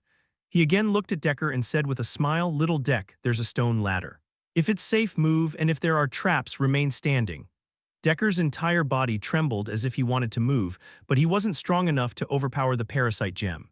"Hess, stop, it just started and I'm looking forward to more information." Jacob chucked in a mocking tone, which made Decker even madder. "Tell me if the stone ladder is the trap. If yes, move, and if no, remain standing. Is the floor have any trap door? If, does a weight trap? Is step number 3 safe? Is step number 9? Is there a stone door or anything hiding the exit? Any sense type trap?" Decker felt like his mind was spinning. Jacob had asked so many questions about traps. Actually, he had never heard about some of them, and he suddenly remembered what Jacob had told him when they spoke the first time. Could he be a reincarnated person? An icy chill ran down Decker's spine with just the thought of it. But he quickly threw that thought away from his head because it was just too unrealistic. But he couldn't suppress it completely because Jacob was just too sharp for a weak human, and he could easily see through a veteran like him despite his young age. Only someone who had gone through all these experiences could know this much and know how to deal with it, and Jacob was just too much of an anomaly. Chapter 34. Opening the Door, Part 3. Deep inside lush woods, the mossy forest floor suddenly trembled before a square crack appeared, and it lifted in the air before it the air and then thrown to the side, and a 3 square meter deep dark hole appeared in the mossy floor. Thereupon, a pig head suddenly popped up from the dark hole, followed by its humanoid burly body, and after him appeared a skinny youth with a face full of ecstasy. The youth looked around with great curiosity and took deep breaths. He sighed and said, "I'm finally out, ha ha ha." His voice was filled with thriller and relief. This youth was obviously Jacob. After his long interrogation process, he could finally find the actual and safe passage outside. Jacob looked down and felt the soft yet wet mossy floor. A delightful cold sensation was running all over his feet. He looked around and saw the hidden passage was completely surrounded by towering trees, and it was extremely hard to tell there was a hidden cave there. He mumbled, "That bastard really knows how to choose a hiding spot. No one could tell this part of the ground was a hoax, and underneath it was a whole cave. Even if they find it, they would be quite lucky if they were able to escape those traps." Jacob really admired Decker's work and his meticulous way of doing things. He looked up and saw the large crowns of trees had completely covered the sunlight, and only some beams of yellow light were visible. The air here is quite chilly, and according to Decker's journal, this place is called Rainy Mountain Ranges, which means I'm in the middle of nowhere, and I don't have a map nor that bastard left any clues about this place. If rain is common here, then I can't wander around aimlessly or I might lose my way. Since I now know how to exit the hidden base, I should first read those 2 books, and there isn't any hurry as well. As for my hunger problem, Jacob's eyes shimmered with coldness and resolved when he thought at this point. He knew he had to get his hand dirty if he wanted to survive and archive immortality. I won't have to suppress my demon anymore. A ferocious glint flashed past Jacob's eyes as he looked at the dark hole. "Let's go back," he said to Pighead and entered the hole again. After they both enter the hidden base again, Jacob carefully closes the passage again and goes back to his room with listless Decker. After Jacob gained all the information with his words game, Decker knew it was meaningless to struggle, and he was just waiting for his death. He had completely given up on resistance, but if Jacob asked him about his experience or information, he would still stubbornly refuse because it would make things less difficult for Jacob. Albeit he'll die. He would make sure Jacob's journey throughout the Rainy Mountain ranges cannot be easy because he knew just how dangerous this mountain range was if someone didn't know the safe routes or if they were someone as weak as a human. Jacob locked Decker in a glass cell again, used the depleted blue nutrition liquid, and left Pighead to rest in his own cell while using a green nutrition liquid. After this short trip, he clearly understood just how important Pighead was to him, and without him, he might have become Decker's suicidal attempt victim. That's why he decided to use the higher-grade liquid this time, and he knew this liquid was special since it also transformed into a hibernation liquid after its healing effect from exhaustion. Now I should start memorizing the contents of those 2 books as soon as possible. And I should start with Advanced Herbology of Rare and Rarer Plants and Plant Lore since I'm in a forest, and plants can be more dangerous than animals if you don't know it's poisonous or not. These mountain ranges are between the boundary of uncommon and rare races regions, which means there won't be any rarer type plants here, and even if there are, the chances are extremely low. Jacob mused before he took the Advanced Herbology of Rare and Rarer Plants and Plant Lore, which wasn't 6 inches thick, and engrossed himself in it. Before long, Jacob was completely immersed in that book with a fascinated look on his face. Although he wasn't a botanist, he had researched many herbs because of his obsession. This book was filled with inoffensive and toxic plants. The more Jacob read, the more he felt these plants were really terrified. Iron pike vine, rare rank, danger level, high ability, able to penetrate iron with its pike-like iron vines. Weakness, water, smoky flower, uncommon rank. Danger level, intermediate ability, produce a white smoke-like flora in the air which is highly hallucinating. Its range is 1 meter. Weakness, water and fire, blue pine tree.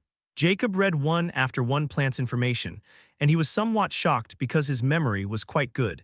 And he only needed to read the information 3 or 4 times before he completely memorized it word by word. Is it also the effect of my new heart? Jacob was quite happy and continued to read. Just like that, an unknown time passed and Jacob remained engrossed in his reading. Jacob also noticed the special traits of his new body. Foremost, he can awake for a very long time. Although he didn't know the exact duration, he knew it would be around 3 or 4 days. Second, he only needed 1 hour of sleep to recover his exhausted mental strength. Third, one jerky lasted for 3 days before he felt his hunger reaching his bearable limit. However, he could feel the duration was getting lower and lower, and he would soon meet the deadline of the second deadly hunger attack. So to ensure it won't happen, he began preparing himself, prepared to unleash the demon. Chapter 35, You're a Devil. On this day, outside the hidden cave room, just below the stone ladder leading to the outside forest, Jacob could be seen assembling a metal structure made with different scrap parts.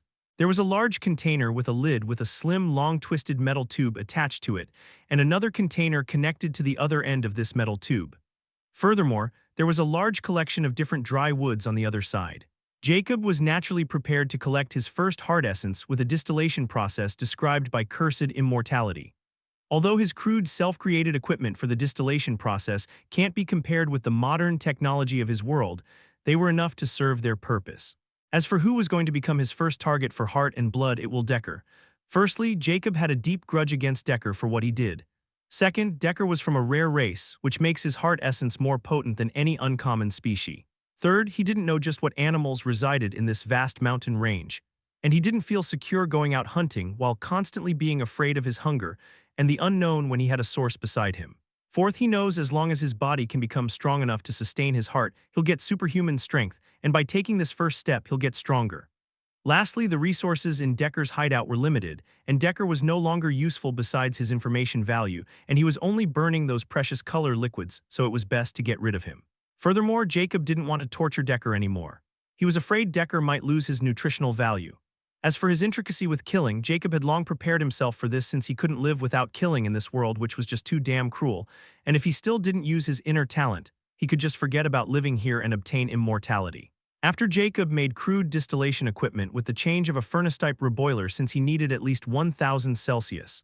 Decker's secret hideout was a lab, and he found some equipment he could use to make this crude setup easily there, which saved him from a lot of trouble. After making sure that it was airtight and testing it once, he nodded in satisfaction before making his way back toward where Decker was held. My hunger is becoming worse and worse, and I only have 2 or 3 days before it reaches its peak. I need to start today, Jacob mumbled as he opened the door of the secret room. There wasn't any change in the room, only the table had been modified. There were 2 holes on each side of the table's center edges. They were connected with another 2 metal tubes, and 2 containers were below them. Furthermore, deep carvings on the table edges formed a pathway leading to the 2 holds. Jacob had carefully crafted this table to collect flowing blood without wasting it. His forging skills and advanced knowledge were coming in handy. Besides the table, there wasn't any change here. Decker had been floating in green liquid for a week now, and Pig Head as well after collecting all those woods. Jacob stood in front of Decker's glass cell and calmly looked at him for a long time as if he was readying himself for what he was about to do. Sighing, Jacob sighed softly before he emptied the glass cell and dripping Decker appeared. "Do you know what I'm about to do?" Jacob coolly asked as he had unrestrained Decker's mouth. "Heh, does it matter?" Decker sneered coldly. Although he didn't know what Jacob was about to do with him this time, he was ready for anything. "You're an annoying bastard, do you know that?" Jacob scoffed. "Follow me and lay down to your favorite table where you killed Lord knows how many." Decker coldly chucked as he followed Jacob's lead and slowly lay down at the center of the new table with lots of deep cravings. "What, are you finally going to torture me? Just don't disappoint me," Decker coolly said as he showed his beastly teeth. Jacob chuckled coldly. "As much as I want to, it might damage my premium quality rare meat, so you're going off easily." Decker's expression finally changed as he said with disbelief, "You want to eat me?" Jacob coolly replied. "Well, it's not like I have any other choice. Besides, I had read in Rare and Rarer Beast Encyclopedia that rare goblin wolf is quite a delicacy on the mainland. And it's directly related to your goblin race, so it made me quite curious about what an imp goblin tastes like." Decker felt a chill run down his spine as Jacob's voice sounded like the devil. "You bastard dare to compare me with livestock. Are you not afraid of retribution after thinking about eating an intelligent life form? Even I won't stoop to such a level." Jacob merely chuckled and said, "I already said I have no choice now. Either I eat you or risk my life out there and even die from hunger. Besides, as long as it's not a fellow human. In my eyes, you are an intelligent camel that can be slaughtered in need of water or its meat." Decker felt Jacob's voice was exempt from any emotions and suddenly felt a cold sensation gripping his wrist as Jacob's devil-like voice sounded again. "Although I never killed any human in my life before, it doesn't mean I never slaughter animals to suppress my urge to kill. Don't worry, you'll die of blood loss without any pain or suffering." Jacob slightly rubbed Decker's wrists with a strange, twisted smile on his face. "I know every signal nerve in the human body, and your body isn't much different from a human as well. It's just that I don't know if I would become addicted to it. Oh well, I don't care anymore." Just as Jacob's icy voice faded, he picked up the scalpel-like knife he had ready beforehand. You'll die like me. You'll be eaten alive in these mountains, not even your bones will be left. Decker started to curse manically as he couldn't resist or move his body. Although Decker wasn't afraid of death, he was afraid of being eaten by his enemy. Just the thought of it gave him endless nausea and hate. He never thought Jacob would be so cruel. Jacob said with a hint of mockery, "This is the exact reason I'm doing it, and you can only blame yourself for this. As for being eaten alive by others, I don't know about that, but you on the hand will be going to turn into a nice stew tonight." Jacob carefully made a deep cut on Decker's wrist as red blood gushed out and placed it right above the hole. As Jacob made the cut, knowing that he was about to kill Decker, he felt a delightful chill over his body, making his fine hair stand and tremble in excitement as he breathed heavily. "Don't move," Jacob said as he saw Decker was again trying to struggle, but he didn't care since, at any rate, he'll die today in this way or another. He moved toward Decker's other wrist and again made another deep cut on his wrist and placed it carefully on the hole. He looked exactly like a serial killer who had done this before many times, with an exact, twisted, satisfied smile on his face. "Bastard, you'll never escape the retribution. One day someone else will do even worse to you." Decker continued to curse as he felt his body and mind going numb. He knew today was the day he'll die and become someone's dinner, which made him resentful. But alas, there wasn't anything he could do. Jacob completely ignored Decker's curses and calmly sat on the chair as he looked at Decker's flowing blood in the container with a hint of elation.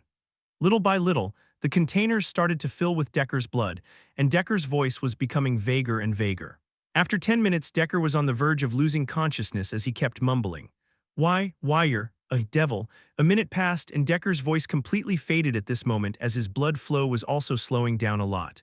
Jacob finally closed his eyes as he remembered those last words of Decker, and felt deep satisfaction after knowing he had killed his most hated enemy with his hand. Jacob's eyes finally opened, and the darkness in them had completely faded away, and he exhaled. "Just as I thought, I felt nothing but excitement while killing him, and I already want to experience it again. If I continue, I can never stop myself." Jacob smiled coldly the very next moment. "Anything to achieve my goal. Now it's time to put you out of your misery." Jacob stood up again, and this time he slit Decker's throat without hesitation, and more blood flowed on the table, making its way towards those two openings. With this, Decker, the first person Jacob saw after reincarnating, was finally dead at Jacob's hands. Chapter 36. Extracting Heart Essence. It was nighttime outside, and the sky seemed clean from any clouds. The ground door leading toward Decker's hideout was currently opened, and smoke rose from it like a chimney. On the underground floor, crude equipment was set up, and the fire was lit underneath the metal container, which had been made into a crude furnace. The red smoke rose from it as the crimson liquid was boiling. Jacob stood there calmly observing as cursed Immortality hovered in front of him. He said, "So, Immortica, should I throw the heart inside now and close it?" Jacob was very careful with this task of collecting heart essence. That was why he summoned the cursed Immortality to seek its opinion on every single detail. He was also calling it Immortica, now since he didn't like always calling it cursed Immortality. He wasn't a chemist in his past life, but he had some very rich experience working with chemicals and active elements because of his profession and research, which was why he was able to build this crude distillation equipment from scratch. Immortica replied in elated words, "Hee, I never thought you would choose the little imp for your first target and abandon your morals so quickly. I'm impressed, and don't call me by that name." "I'm cursed Immortality," Jacob replied in vexation. "I am Immortica. Can't you just answer my question? Don't you say you can't answer anything besides questions related to the book?" Immortica replied, "Heh. I can't answer your question, but I didn't say I can't freely give my opinion on other unimportant things. As for the answer to your question, although that thing looked like it would explode at any time since it reached the sufficient temperature, I don't think there's a need to hesitate anymore.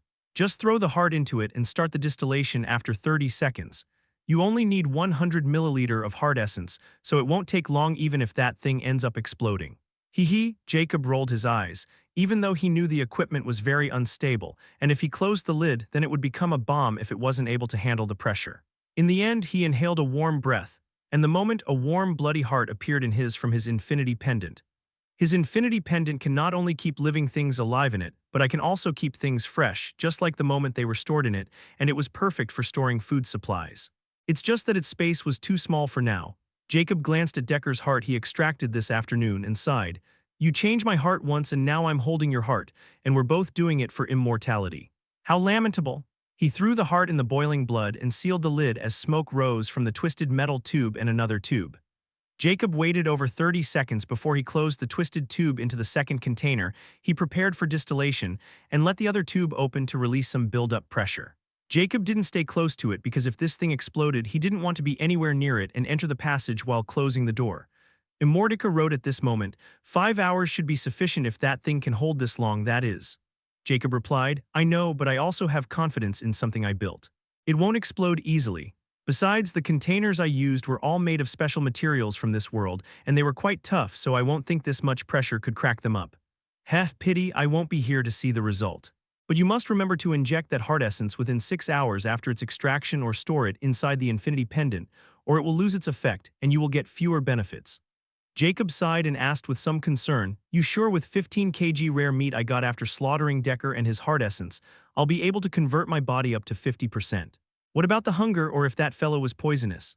The writing changed. Why are you fretting over it so much? Since you're unwilling to eat that guy's head, then it should help you about 45% to rebuild your body, and this Tier 3 heart essence will also convert your immortal mark into cursed mark up to 3% completion from 1% completion. As for your poison complaint, do you think you can be poisoned by a Tier 3 species meat after condensing a mutated immortal mark? Stop being a worrywart. Look at the bright side. Your hunger problem will not be accrued for at least 2 years after this, and in the meantime, just hunt some other races outside there. It's time for you to leave this turtle shell. Let me see the liveliness of the outside world. Jacob scoffed, you just wanted to see me kill others, right? So what if I am? Don't forget, without sacrifices, there won't be any gains, and it's not like you don't enjoy it yourself. I'm a perfect fit for you, so stop rejecting and suppressing your impulses. It will only get you killed by others. I'll do what I want. You're just a book, so act like one and vanish. Jacob sneered coldly before he closed the cursed Immortality. He didn't want to read more of this book's sarcastic remarks and preaching about killing.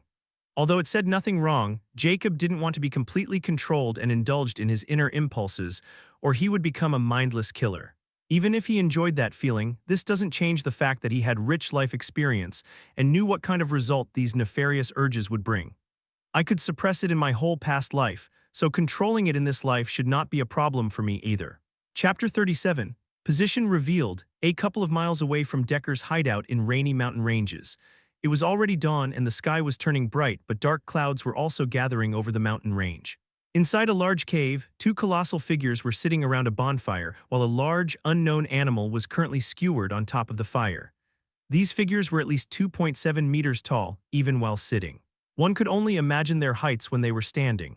Brother Aaron, we've been searching for weeks in this vast mountain range, but we still didn't find any trace of that thievish goblin. Do you think that bronze goblin is tricking us and wasting our time for the reward? The person with a husky voice spoke with uncertainty. In reply, Aaron said in his heavy voice, I don't think so. Goblin's race knows what happened to the imp goblin tribe after their tribesmen dared to double-cross us, so I don't think they would dare to try anything funny anymore despite their greedy and shrewd nature. As for this bronze goblin, I have already investigated him before following him here. He held some deep grudge against the imp goblin tribe, so he didn't have any reason to court death, and he had some ability in tracking, so he's our best choice right now. At least it's far better than searching in the dark. Just keep your patient, Brother Montel. Montel sighed and said with a hint of hate in his husky voice, it's not like I'm impatient, but I can't forget how that little thief made a fool of our race and stole something we worked so hard to find, and our brethren sacrificed their lives to get. He even poisoned 15 men to death, including my little brother. I would never rest until I skin that bastard alive. I know how you feel, but you can't let your judgment be clouded by hate, or that bastard might escape. Before Aaron could complete his sentence, he came to an abrupt stop as he coldly turned toward the entrance of the cave. These were not worried about any ambush since there weren't any creatures in this mountain range that could pose any threat to them. Montel also sensed something as he also narrowed his green eyes toward the entrance. At this moment, a cloaked figure of 1.4 meters in height could be seen running toward those 2 giants. Aaron sternly said at this moment, you better have a good reason to disturb our meal, little ant. The cloaked person completely ignored those pairs of icy eyes and hastily said, my lords, I think I found the hideout of that thievish imp. Montel's large green eyes suddenly shimmered in a sharp glint as he blurted, where, last morning when I was scouting 2 miles in the east, I saw smoke rising from the far northeast, but it only remained for 10 minutes, and before I could pinpoint the exact position. The smoke vanished because of the humidity here. All traces were gone. The cloaked person replied truthfully. Aaron cussed, are you certain this was the little bastard? It could be a hunter, and I don't think that astute little shit will make this kind of rookie mistake. I also thought about it, but then there were a few hunters who wanted to come into these deep parts of the rainy mountain ranges where toxic beasts reside. Furthermore, just last night when I was investigating the suspicious area, a strange smell suddenly appeared. After following that scent, I found its source, and it was coming from an underground hole. But I didn't dare to investigate the area around that hole. I was worried about traps or being found out, so I left a mark over there and came straight here to report. I think it's that imp bastard, and he might be doing some sort of experiment, but he never would have thought we were already here on his tail and overlooked this small detail, making a huge mistake on his own. The cloaked person's voice was filled with coldness and ecstasy. A burst of booming, sharp laughter rang inside the cave at this moment. Montel laughed like a fiend as if Decker's neck was already in his hand. He blurted, "Lead the way. Let me see where that bastard can run this time." However, Aaron shook his big head and said calmly, "We should wait for the rain before moving toward that hideout. It still isn't confirmed if this hideout is that little bastard or not. We don't want to startle some old monster who's living here and doing his research." The cloaked person nodded in agreement. "Yes, we can hide our footsteps in the rain, and if there's some senior living there, we can pretend we lost our way and accidentally stumbled upon that area. Besides, I don't think anyone would dare to offend two lords, but it is still better to be assured." Montel's excited expression was also sour, hearing this, and fell silent. He can't retort to those two since they were talking about reasons. He said, "Fine, I'll let that bastard keep his insignificant life for some time more." He finally settled down. Aaron nodded in satisfaction and looked toward the cloaked person. "You go there and keep a watch from afar. If there's any movement, don't engage, observe. The moment the rain starts, come and get us as well. There's not any gap for failure this time, or you can also forget about your life." The cloaked person trembled slightly hearing that cold voice and quickly said before leaving, I understand. Please rest assured I'll do this task carefully." Aaron watched the cloaked person leave the cave and said to Montel, "I told you to be patient and see, we have already received the good news. I hope it was that bastard, not some old eccentric." Montel scoffed coldly and said, Don't worry, even if it were an old eccentric he would not dare to offend our mountain giant race." Chapter 38, Improvements. Part 1. 4 hours before Decker's hideout was reported. It didn't blow up after all, let's reap the rewards." Jacob mumbled in ecstasy as the wait was finally over. He closed the book in his hand, calmly opened the pathway's door, and saw that his crude equipment was intact. Without further delay, he quickly extinguished the fire, moved toward the collecting container, and opened the lid. A cloud of light red smoke escaped the moment the lid was removed, and a potent smell attacked Jacob's nostrils, making him cough. "Fuck, it better not be as bad as it smells," Jacob mumbled with a noxious expression. After the smoke cleared, Jacob finally saw the crystal red liquid on the bottom. "It should be slightly more than 150 ml, Jacob mused as he looked toward the slightly lit outer door space. Probably no animal was attacked by the smell and smoke. Jacob closed the outer door, however he had no idea a pair of brown beastly eyes scrutinized this entire scene. The only comforting thing was Jacob didn't go outside or pop up his head, so his identity as a human was still safe. After closing the doors outside, he returned to the small room where only Pig Head could be seen in the green liquid cell while the other was empty now. Jacob had already prepared for the injection process beforehand. He had already found a metal syringe which was exactly 100 ml. Jacob couldn't ask for more. However, piercing that 8-inch needle directly into his heart and then injecting the heart essence was a completely different matter. If it was any other time or if he had a choice, Jacob would never play his life like this, but since he had already come to this point, there wasn't any need for hesitation anymore. Jacob filled the warm heart essence in the metal syringe. Sigh. In front of this rising hunger, this little bit of suffering should not be a problem. Jacob took a deep breath as he lay down on the floor flat and took deep breaths as he held the metal syringe in his hand. Thereupon, mad resolve filled Jacob's eyes as he clenched the metal syringe and instantly stabbed it meticulously between his ribs, directly into his heart. Jacob's eyes opened wide as he grumbled with clenched teeth and endured. However, something completely unexpected happened before Jacob could pump the heart essence. His heart rate suddenly increased to an abnormal level, and thereafter, the heart essence slowly simmered into his heart from the metal syringe on its own. Jacob was flabbergasted momentarily, but the warm sensation simmering in his heart with pain quickly snapped out of his stupor. "That cursed book didn't warn me about this at all," vexed Jacob muttered through clenched teeth. At this moment, Jacob felt the warm heart essence spreading through his whole body as his eyes suddenly turned bloodshot before a sudden electric shock ran down his whole body. His body was too weak for such endeavors. Jacob let loose a shrill scream before his eyes went upward and he lost consciousness. 2 hours passed. Jacob finally opened his eyes at this moment with a hint of pain on his face. He sluggishly looked at his chest, saw the metal syringe was still on it, and instantly removed it with a painful groan. What happened? Did I fail? No, I won't be alive if it was the case. My hunger is completely gone. Jacob noticed the astonishing change within himself and got up.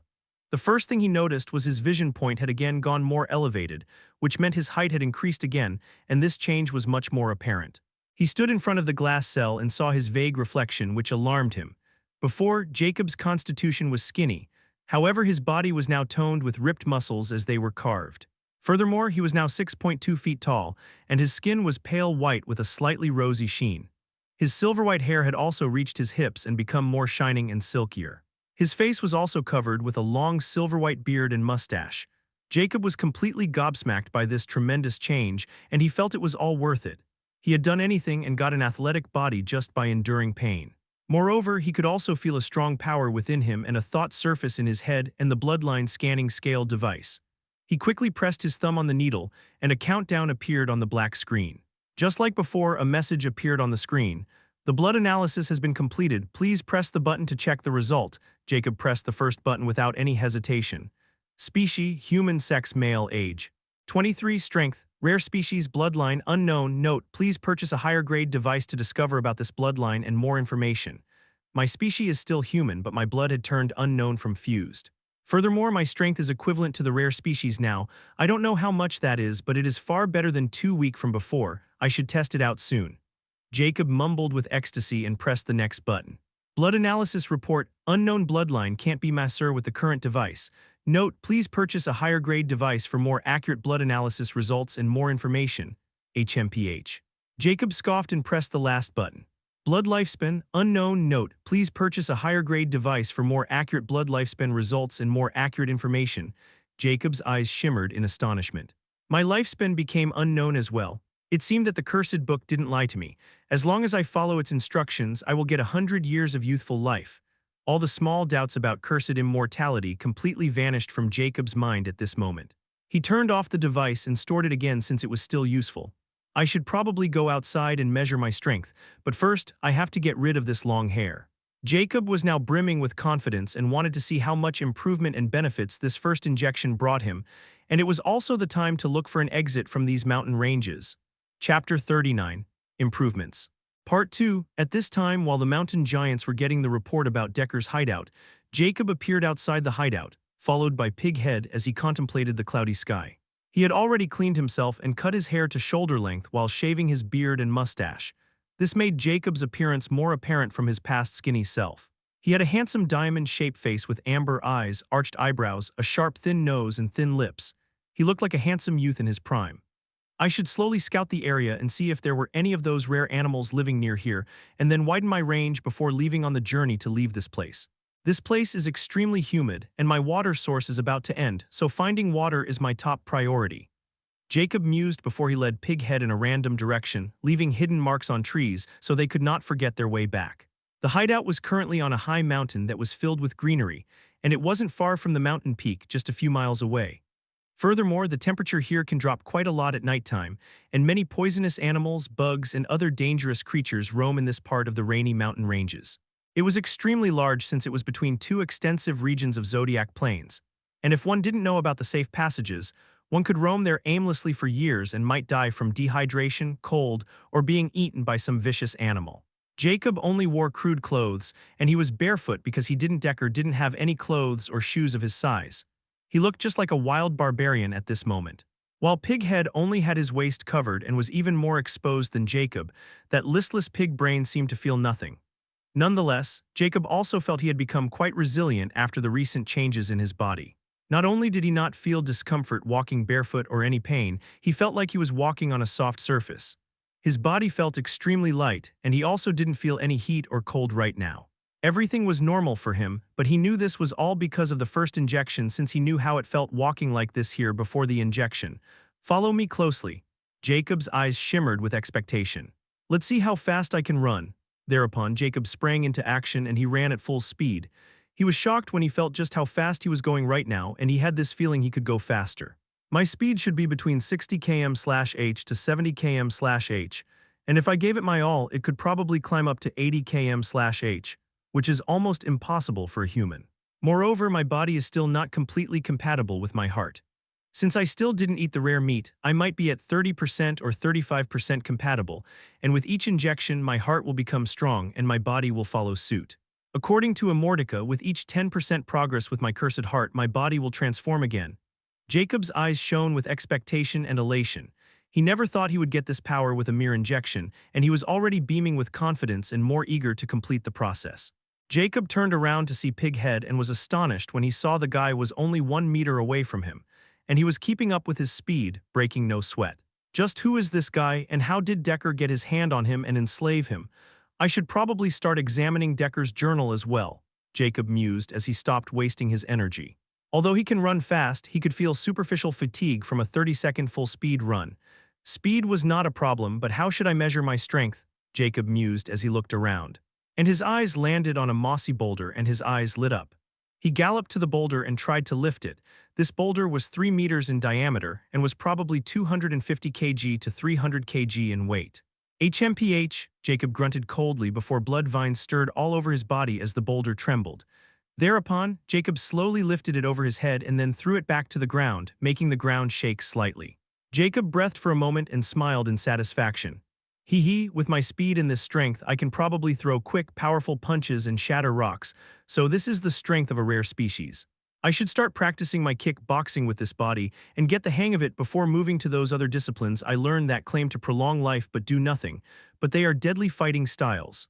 Jacob made his plan and used his knowledge from his past life to become stronger. Especially the fighting styles he learned in his youth when he earned money by fighting in underground rings, which also helped him to suppress his urges. And this was his biggest source of income, which he used to study and pay his tuition with. Some fighting styles he learned in his old age, but not for fighting but for the sake of prolonging his life, and he didn't know how to use them in fighting, and most of them were incomplete. But he had ample experience with army boxing, Muay Thai, Aikido, and street fighting. All in all, he knew how to use his arms and legs like deadly weapons, so it wasn't a problem for him to get back to his former self in a short period. Let's see if we could find one of those beasts described in that book before the rain, and if we're lucky, I might be able to inject the second heart essence soon. Jacob's confidence soared after crudely measuring his strength. However, he didn't know that someone had just reached his hideout and was monitoring it right now. Chapter 40. Fighting the Arrow-tailed Jaguar.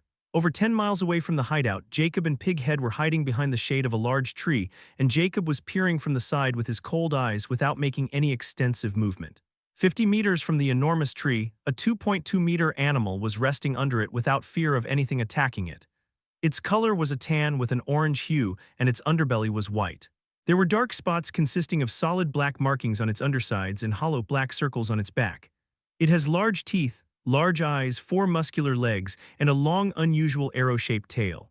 Jacob's eyes shimmered with astonishment. That's an arrow-tailed jaguar, one of the strongest uncommon species. But its strength is virtually closer to a rare species, and it can fight toe-to-toe with those rare animals known as beasts. I don't know if I'm lucky or unlucky to encounter such a vicious animal. Even in my old world, jaguars were one of the strongest apex predators. Jacob naturally got all this information about arrow-tailed jaguar from the Rare and Rarer Beast Encyclopedia. Although this wasn't a beast, it wasn't far off. In the Rare and Rarer Beast Encyclopedia, any animal that fell in the category of a rare species was known as a beast, and these beasts were as strong as any rare species. Although it's only an uncommon species, as long as it fell under the tier classification of Immortality, it's useful to me. Since that cat didn't bother to hide its presence, that means there aren't any other animals stronger than it in this vicinity, or it could be just that it's dumb. If I just had a rifle, that cat would be regretting in the afterlife right now, Jacob bitterly lamented. Even if he had superhuman strength, he still thought weapons that could shoot projectiles were far more effective in this situation. Nevertheless, since he had already spotted the prey, he won't let it get away, and the sky was already getting darker with dark clouds. It won't be long before the rain starts, and Jacob wants to go back before the rain. Pighead, go and kill that cat for me.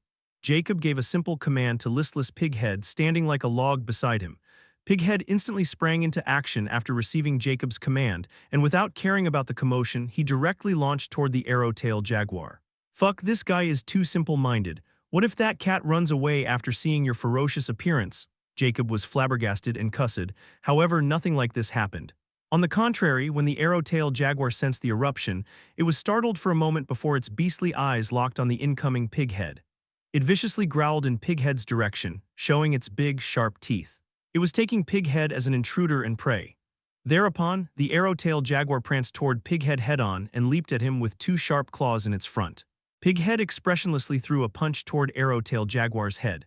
However, at this moment the arrow-tail suddenly moved, and the arrow-tailed jaguar maneuvered in the air, completely dodging Pighead's massive punch and clawing at his chest. Jacob's eyes contracted to see this unnatural movement from the arrow-tailed jaguar. However, he had information about these uncommon animals. But the book didn't describe uncommon animals much, like how they hunt or what kind of special trails they have. Just like how this arrow-tailed jaguar's arrow-tail can help it maneuver in the air, this insignificant detail can be extremely deadly for someone who didn't know about it beforehand. I should have known better. How could an uncommon species be so easy to deal with? I have been blinded by victory over that brown bastard, and he was just wise, not powerful, while this arrow-tailed jaguar is powerful. It can kill 10 deckers easily. Jacob had an ugly expression on his face as he looked at the claw mark on Pighead's chest, and blood was gushing out non-stop. Although the wounds weren't too deep, it was still deadly if he lost too much blood. He can't afford to lose Pighead right now, not until he exited the forest, or if it was absolutely necessary, and definitely not to this uncommon cat. On the other hand, Pighead didn't even notice the claw wound on his chest and again sprang into action. The arrow-tailed jaguar coldly roared and again launched another claw attack, and this time it also wanted to take a bit on Pighead's hairy neck. However, at this moment, before arrow-tailed jaguar could dodge Pighead's punch, its hair stood from its back as if it had sensed something deadly from the side. Now it had to either dodge Pighead's massive punch or the danger for the side since it can't dodge both. However, just this momentary indecision was enough to spell its doom.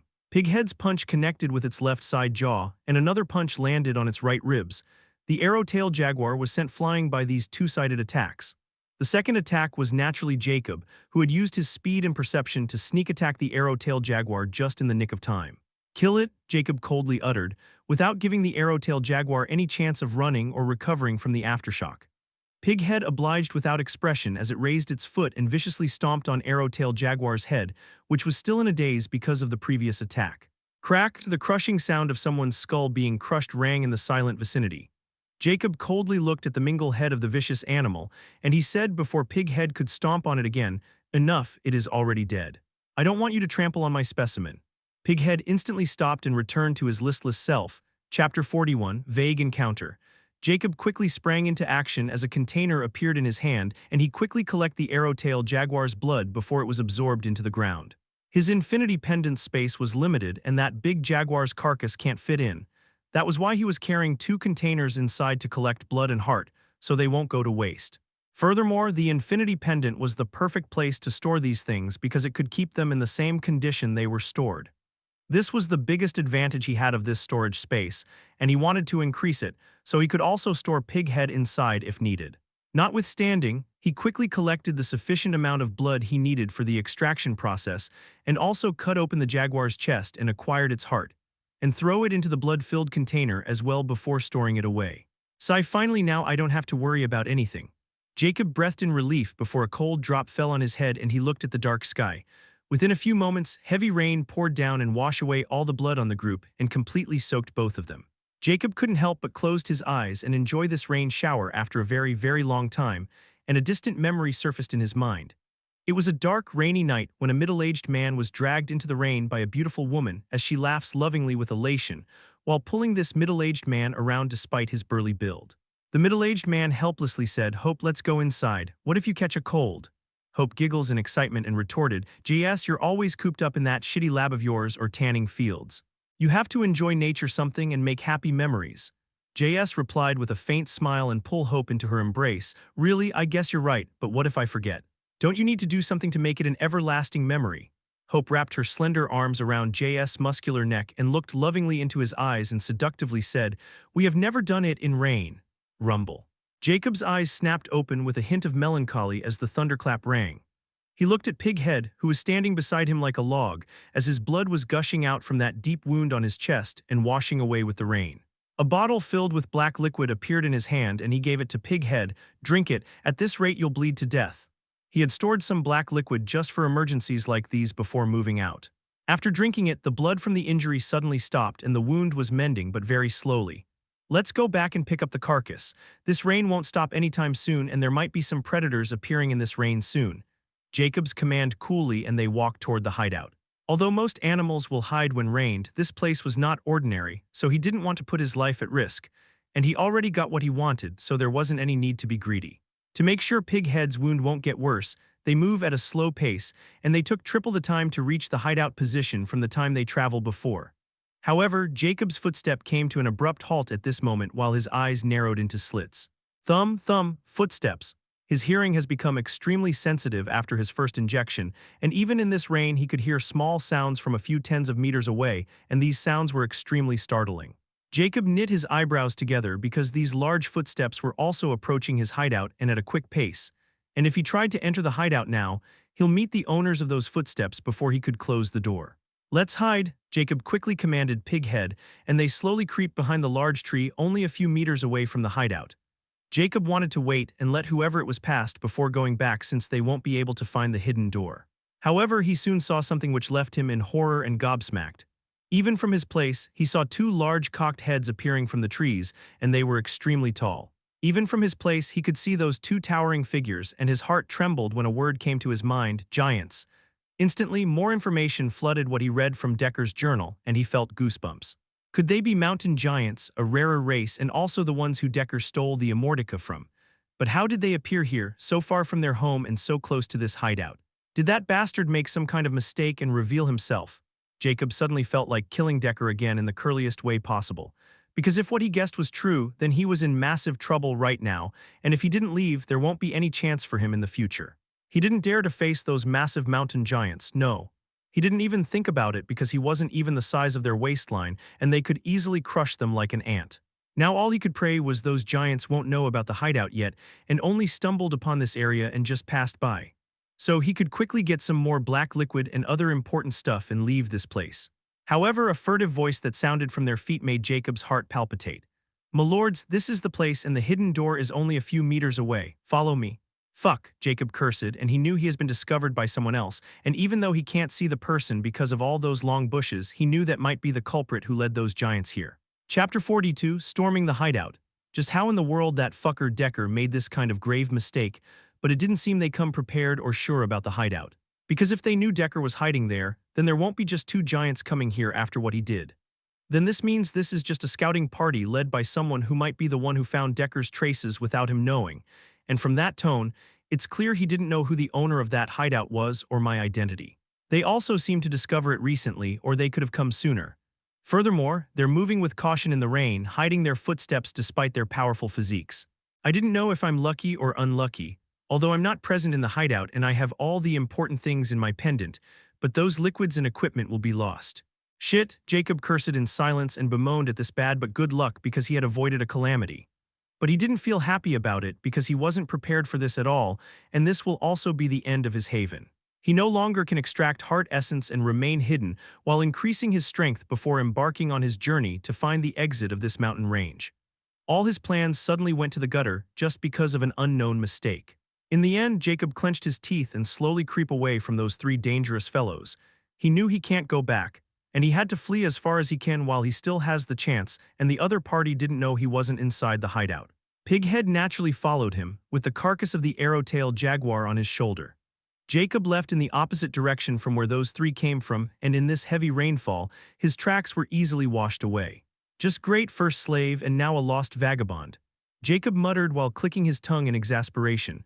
After they were a mile away from the hideout, Jacob increased his speed and ran at full speed without stopping. He wanted to create a vast distance between himself and them, and then found some area to spend the night before continuing his aimless journey. At Decker's hideout, the cloaked bronze goblin followed by Aaron and Montel finally reached the place where the door was hidden. There's no trap outside, which means the maker didn't want to startle anyone and wanted to give the disguise that this is an ordinary moss floor, and it would have worked if I didn't see the smoke myself. The bronze goblin said with a hint of satire in his voice. Before he didn't dare to come close to this place, but now that he had two mountain giants beside him, he became shamelessly fearless. "Chad, stop your nonsense and made that person living here come out," Aaron vexedly said. If not because of their precaution, they would have stormed the place already. Chad didn't dare to delay and bashed on the moss floor, which was also the door to the underground facility, and he bellowed, "Anyone is there?" I see this door in this stormy rain and I humbly request to take shelter inside. I didn't have any malicious intent and I'll pay 1 gold coin for a night's stay.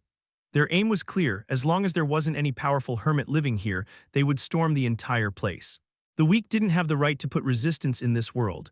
However, after Chad's torrent of heavy strikes, the door remains calm with no noise except rain. Fuck off now, it's clear. The one inside is an ant or even that thievish goblin, and who knows, he might escape from the underground passage while we're wasting our time being careful. Let me see who dared to offend us mountain giants. Montel lose his patience because he was eager to get this hand-on Decker the most, and he didn't want to let him escape if really inside. Aaron also didn't stop Montel this time, and he knew if Deck was really inside with his astute personality, he might really slip away from their hands. Again. Chad quickly moved aside, and the moment he saw furious Montel move, Montel swung his gigantic fist right at the door with full force. Bang! The ground trembled slightly as water splashed everywhere, and at the place where that hammer-like fist landed, a dark hole appeared. The metallic door was lying on the bottom with a giant fist imprinted on it. HMPH, tiny hole, let me make it big, Montel sneered before he sent a volley of powerful punches and widened the hole enough for him and Aaron to fit. Let's go, Montel took the stone staircase without waiting for Aaron or Chad. However, just as he took the third step before they suddenly hear a crackling sound under Montel's feet, and the very next moment thereafter Montel suddenly grunted. Bastard, a lighting trap, I'll skin that guy alive. Montel cursed and continued to move while he received a lighting blot on some steps, but they only seemed to slightly tingle him, nothing else. Gulping sounds could be heard from Chad. He knew those lighting traps were packed with almost 1,000,000 volts, but that guy was taking them with a pinch of salt. He couldn't help but wonder just how strong these giant skins were. Aaron smirked at this moment while following inside. This boorish idiot. Before long, Montel has triggered almost all the traps in the underground base: spikes, poison arrows, poison fog. But Montel didn't even receive a scratch from them as he reached the end of the passage where the hidden room was located. However, the place was too short for him and Aaron to enter, and if they try to funnel their way in, the entire underground cave might crumble. Aaron sternly ordered at this moment, Chad, get your ass down there and go inside and see if there's anyone there or not. All the traps have been dealt with, us the X-scanner. If there's an escape tunnel, let us know post hastily. Chapter 43, Rainy Night.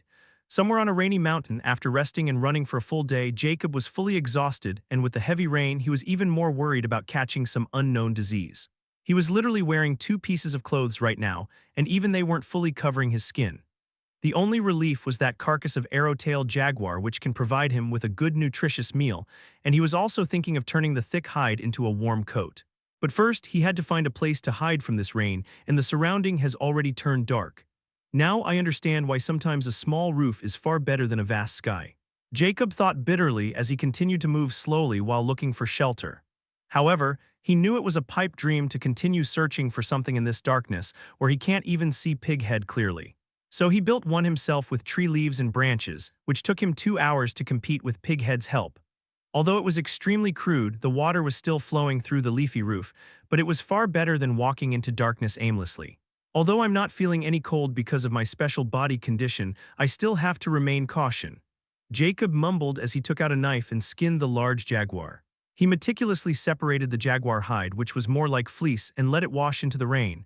Then there was only meat and the animal's viscera, which he threw away, and only meat left.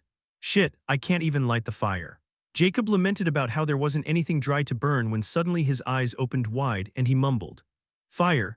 Those guys found the hideout right after my injection, and the rain also didn't fall for the day I did the extraction process. Then didn't this mean they were drawn here by the smoke rising from the door? Although I took the precaution of doing the process at the night, it seemed I still underestimate those high-level species. Now I understand how they found the hideout. It was my own damn fault. Jacob quickly believed his hypotheses, and he was 90% sure this was the real reason he got exposed.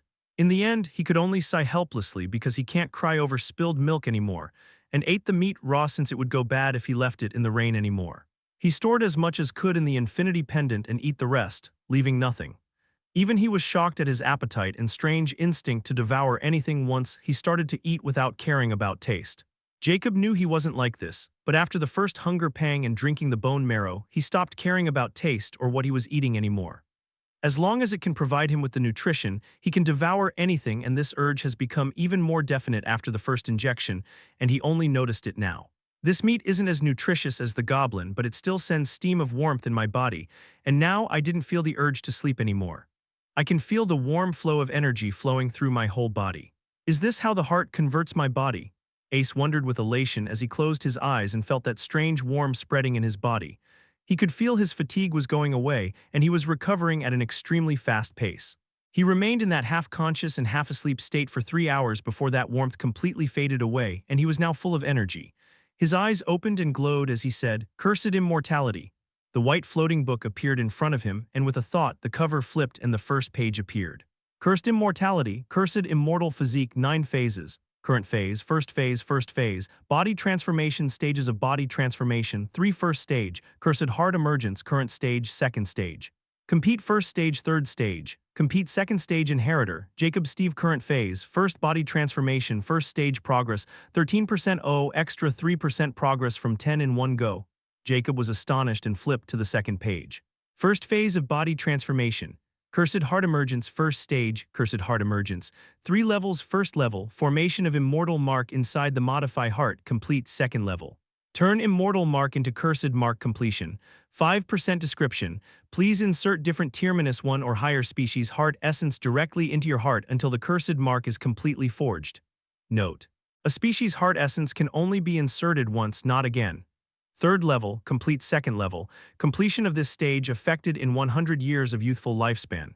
Jacob's lips curled upward when he saw the first injection give him 4% in 1, and he wondered how much he'll get with the arrow-tailed jaguar's heart essence. But his expression fell when he thought he can't extract the heart essence anymore because everything was in the hideout. Jacob asked with a hint of perplexion, "Immortica, tell me how much my body changed." As much as he didn't want to talk with this annoying book right now, he knew only Immortica know his condition the best. That was why he reluctantly asked the question. However, just like always, Immortica wrote erratically, "Hey, I much say I quite like the scenery, hey." Dark lines formed on Jacob's forehead and snapped. "Can't you just answer the question without your shitty sarcasm?" Immortica wrote, "Hey. It isn't sarcasm, I'm enjoying the show. I wonder if those 2 big logs will find you or not. Oh, so much excitement. As for your question, don't worry. After consuming that big cat, your body is at 59% compatible with your current heart strength. You just required to continue to kill and consume high-level meat, and you'll be just fine." Chapter 44, a familiar sound. Jacob was pleased with Immortica's answer. He suddenly thought of something and asked with uncertainty, "Can you tell me more about those 2 giants and the third person with them? Consider it me asking about what tier they belong to." The writing change, hee. "If you ask me directly, I won't be able to answer, but since you put the question in the right way, I can naturally tell you about them. The big logs were from the giant race branch called Mountain Giant Race, and they're supposed to be the 9th tier, but just as that goblin, their bloodline has declined, and they're currently at 7th tier. They had physical bodies as strong as rocks. As for how strong, only a 5 bullet can penetrate their skin. You can get the idea from this. As for the third one, you're going to like this one, I'm sure of it. That was another goblin. And pretty sure he was the one who found that shithole, ha. Jacob's face clouded the moment he read the word goblin and gritted his teeth in frustration. He didn't know if he had some kind of ominous affinity with goblins or grudge, but these bastards keep making his life difficult. He even felt like destroying the entire race when he had power. Immortica continued playfully. That goblin was a bronze goblin and a tier -4 at that. If he was at tier -6, I'm afraid he would have heard your footsteps in that rain and your escape will be impossible. A bronze goblin had a very high hearing, and their vision is very close to an infrared vision of a snake, but not as good as one. However, they had a very keen sense, and they are very good at scouting and finding people. Now you understand how you were found, ha. Fuck, it was really that smoke, Jacob cussed with a perplexed expression, although his guess was right, but was still infuriated about how another goblin fucked him up, and this one seemed to be even more dangerous than Decker. Wait a moment, did you know I was already being watched but still didn't warn me? Jacob finally noticed this point and coldly questioned. I told you I can't save you even if you're about to die and you're on your own. Furthermore, I'm not an alarm clock nor can babysit you all the time, so deal with your problems. Besides, don't forget, I can only answer your questions related to scripture. Jacob naturally didn't believe the last words and rebutted coldly, You just enjoy watching me suffer, don't you? And stop that bullshit about not speaking without my questions. We both know it's a white fucking lie. Heh, so what? A vein popped up on Jacob's forehead and he couldn't help but berated, fucking bastard, if I died, I'll make sure to take you down with me, and closed the annoying book. He sighed helplessly afterward. Even though this book is hateful and unreliable, I still need it to achieve immortality, and it's a fact that I'll just die without it. But every time it speaks I want to burn it, how infuriated. Well, at least now I know who's after me. Jacob peeked outside and the rain has slowed down substantially. He mused it won't be long before it stopped, but the sky was still dark, so he waited until dawn before continuing his journey. Now he knew his enemy can see heat signatures, so he had to be careful and hide his tracks, or he won't know when those two giants will ambush him. Just like that, a week passed since Jacob had fled from his hideout and he didn't know where he was or where he was heading. But he was careful in his way and he was 90% sure he didn't leave any traces, and now if those giants or goblins find him, they can't connect him with Decker's hideout, and he could simply play a helpless human lost in this vast mountain range. However, he still preferred not to confront them because they can easily kill him on a whim, and he won't be able to escape those giants' pursuit either. He wasn't worried about the goblin at all if he was alone.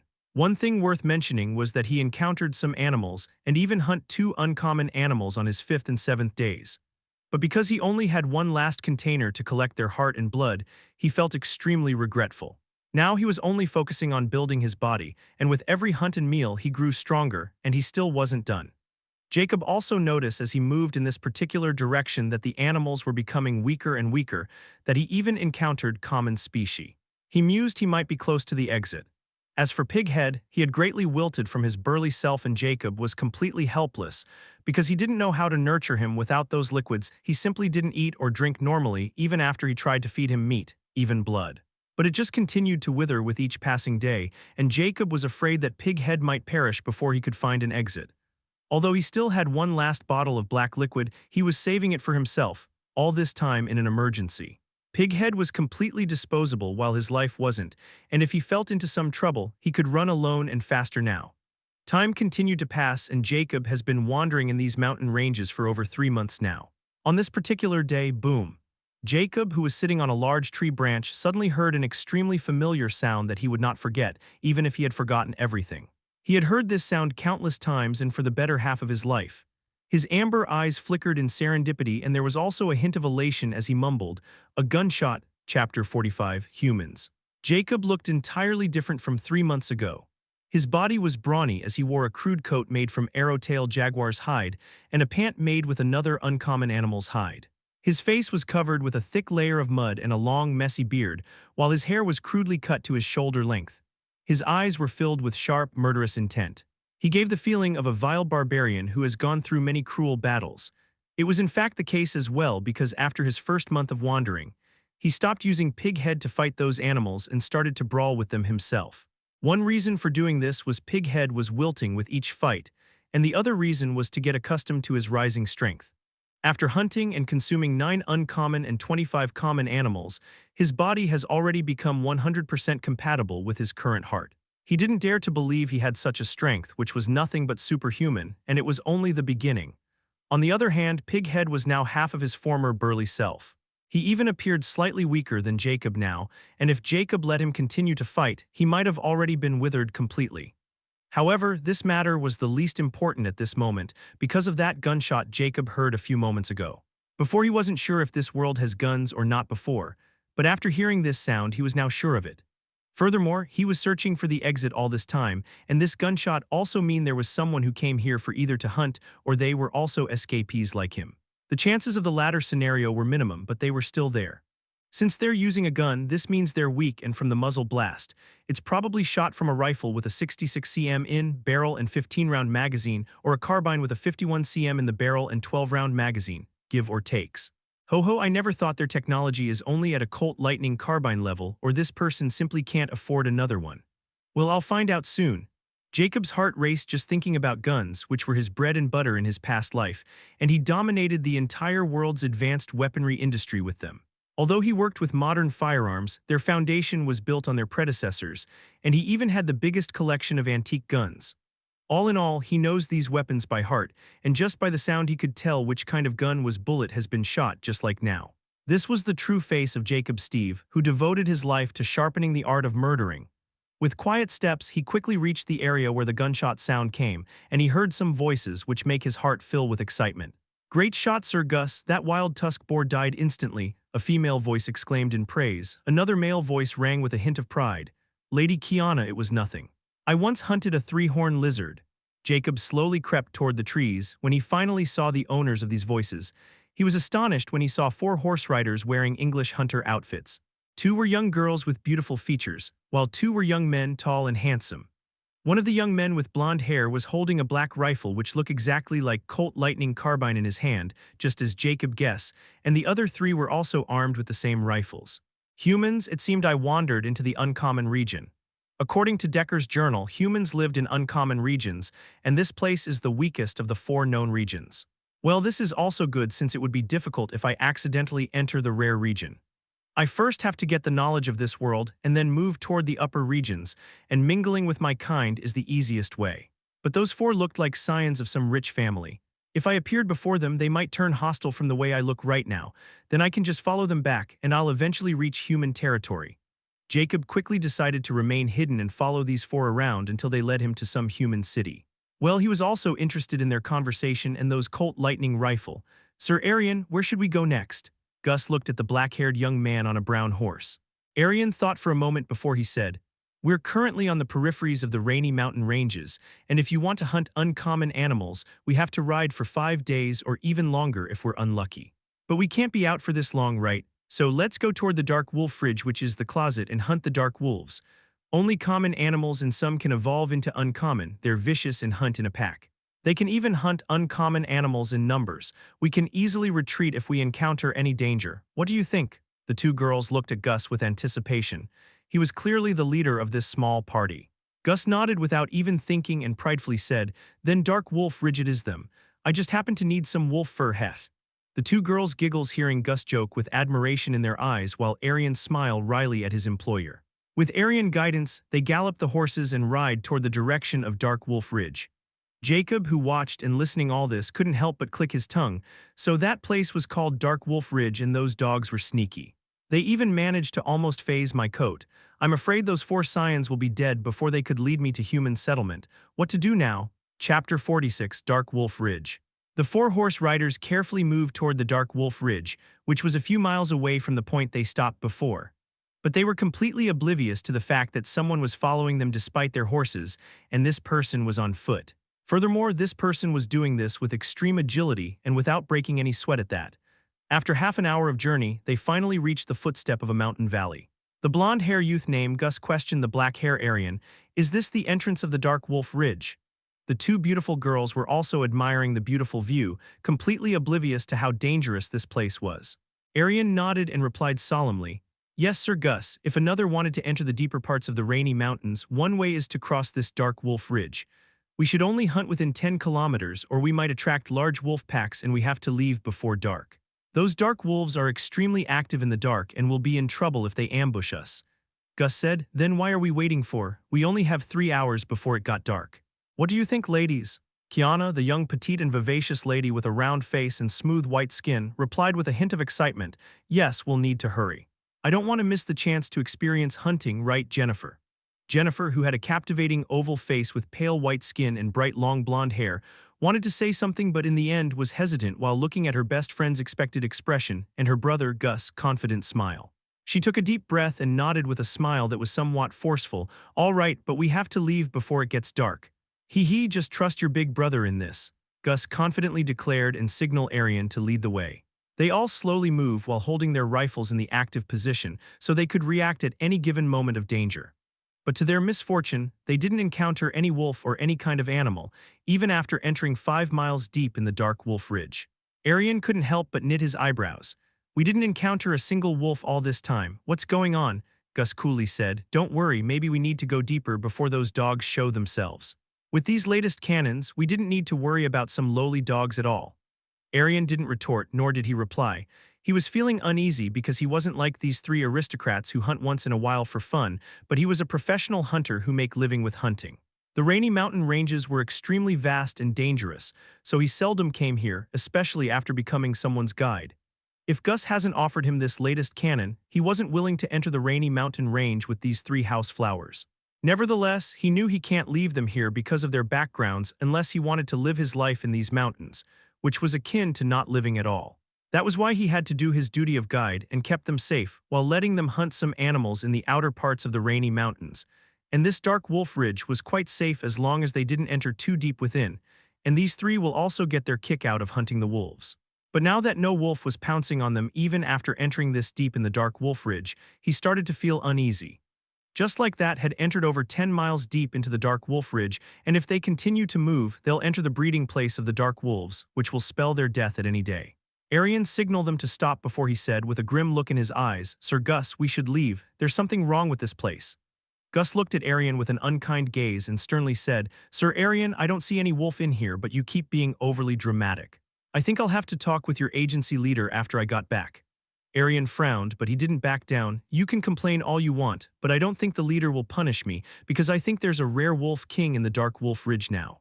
That's why all the wandering wolves have retreated to the core of this ridge, and only a wolf king can make this happen. Trust me, you'll thank me later, but we have to leave before the thousands of wolves will be upon us. Or we don't even have a chance." Gus was startled, hearing Wolf King. It was a rare species that can control its kind as long as there wasn't another Wolf King in the pack. Furthermore, the birth of the Wolf King was a very grave matter for the people who lived close to this area of rainy mountain ranges. A Wolf King can easily cause a wolf stampede, which will not be good news for humans at all. Jennifer also spoke with an imploring tone. "Brother, listen to him, we'll go to some other place." Kiana also seemed terrified and looked at Gus. Gus clenched his teeth and finally agreed, "Fine, let's go then." Arian have massive sighed with relief, and he quickly turned around his horse and led them toward the exit of this ridge. However, the dusk was already starting, and when there were only 3 miles between the exit and them, they heard a ghastly cry from afar which made them shiver. "Ow-woo-oh." Arian couldn't help but shout, "That's definitely a wolf king's cry.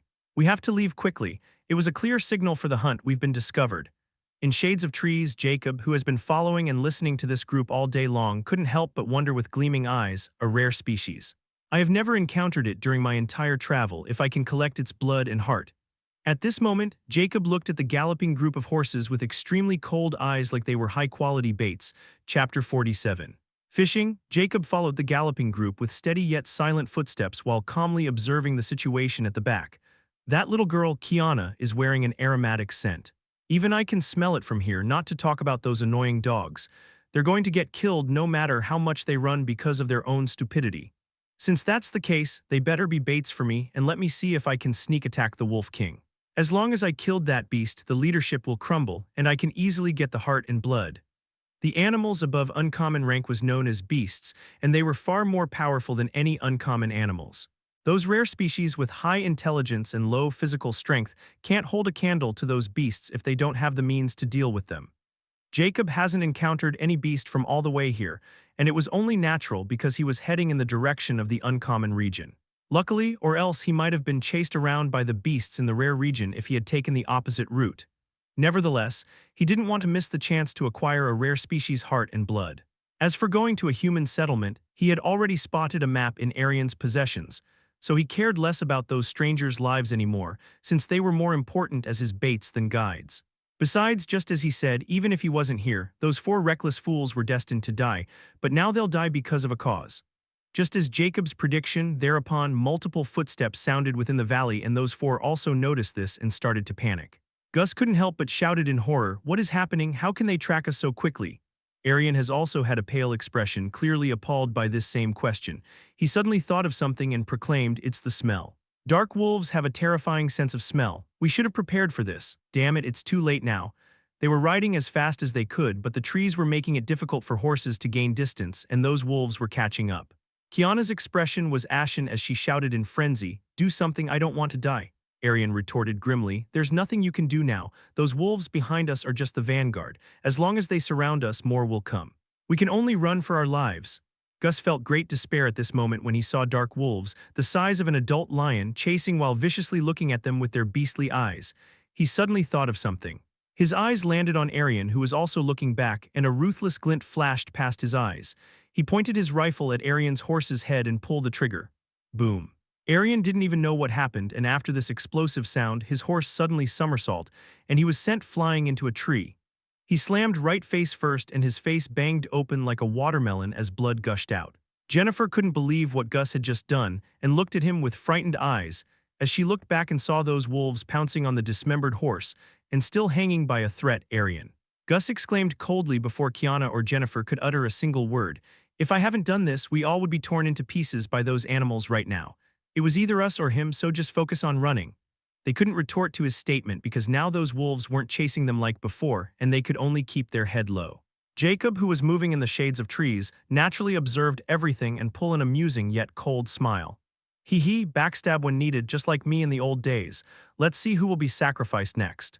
I want to see if he could kill his kin for survival. I'll collect that rifle and other stuff later since those dogs won't eat them. Probably. Although he wanted that map, he didn't want to put a target on his head right now, so he gave up and decided to look for it after this was all over. If there was something left of it. Ow! The same powerful howl rang again, and those wolves trembled slightly before they stopped eating the corpses and again chased the reaming three. Jacob's eyes shimmered when he saw those wolves leaving and looked at the bag laying in a bloody pool of dead horse, and the rifle not far away from Arian's mutilated corpse. If I want to sneak attack the Wolf King, my already jagged knife won't be enough anymore. Jacob looked left and right before quickly leaping toward the leather bag and rifle at full speed. He successfully grabbed the bag before he picked up the rifle and retreated hastily before any wolf could notice him. His speed was 90 km/h after his body fully became compatible with his heart, and not only that, he can achieve this speed within a second. That was what made this snatching occasion so easy just now, or he might have got noticed by those vicious animals by now. Jacob threw the back into the infinity pendant without checking the interior and examined the Colt lightning rifle with searing eyes. He couldn't help but creased its smooth magazine gate. Although this is the crude imitation of Colt lighting, it still has its power, but its muzzle is of inferior quality and the trigger pins seem to be of silver. I wonder which idiot made it. This will blow up in 50 or 55 shots, and from the look of it still new and fully loaded, so I should be able to use it for some time. Jacob thought the rifle's flaws at a glance, but he was satisfied as long as it can shoot some bullets in succession since he didn't have the time to modify it right now. Chapter 48, Killing Dark Wolf King. Jacob continued to follow the galloping horses and the dark wolves. He was waiting for the Wolf King to show itself and then a chance to ambush it. He didn't care about those 3 lives anymore since they bought it upon themselves. Furthermore, he already got what he wanted, and he didn't want someone like Gus traveling with him at all, even though he was the same. Scatter quickly or we won't survive. Gus's expressions were ashen when he saw those wolves didn't give up on them, and the Wolf King was controlling the wolf pack to hunt them. He knew killing another won't work this time, so he chose another option, which was to escape alone by using the other 2, even his sister. Kiana madly shouted hysterically at this moment, "No, I don't want to die, and I don't know the way I'll die if I go alone."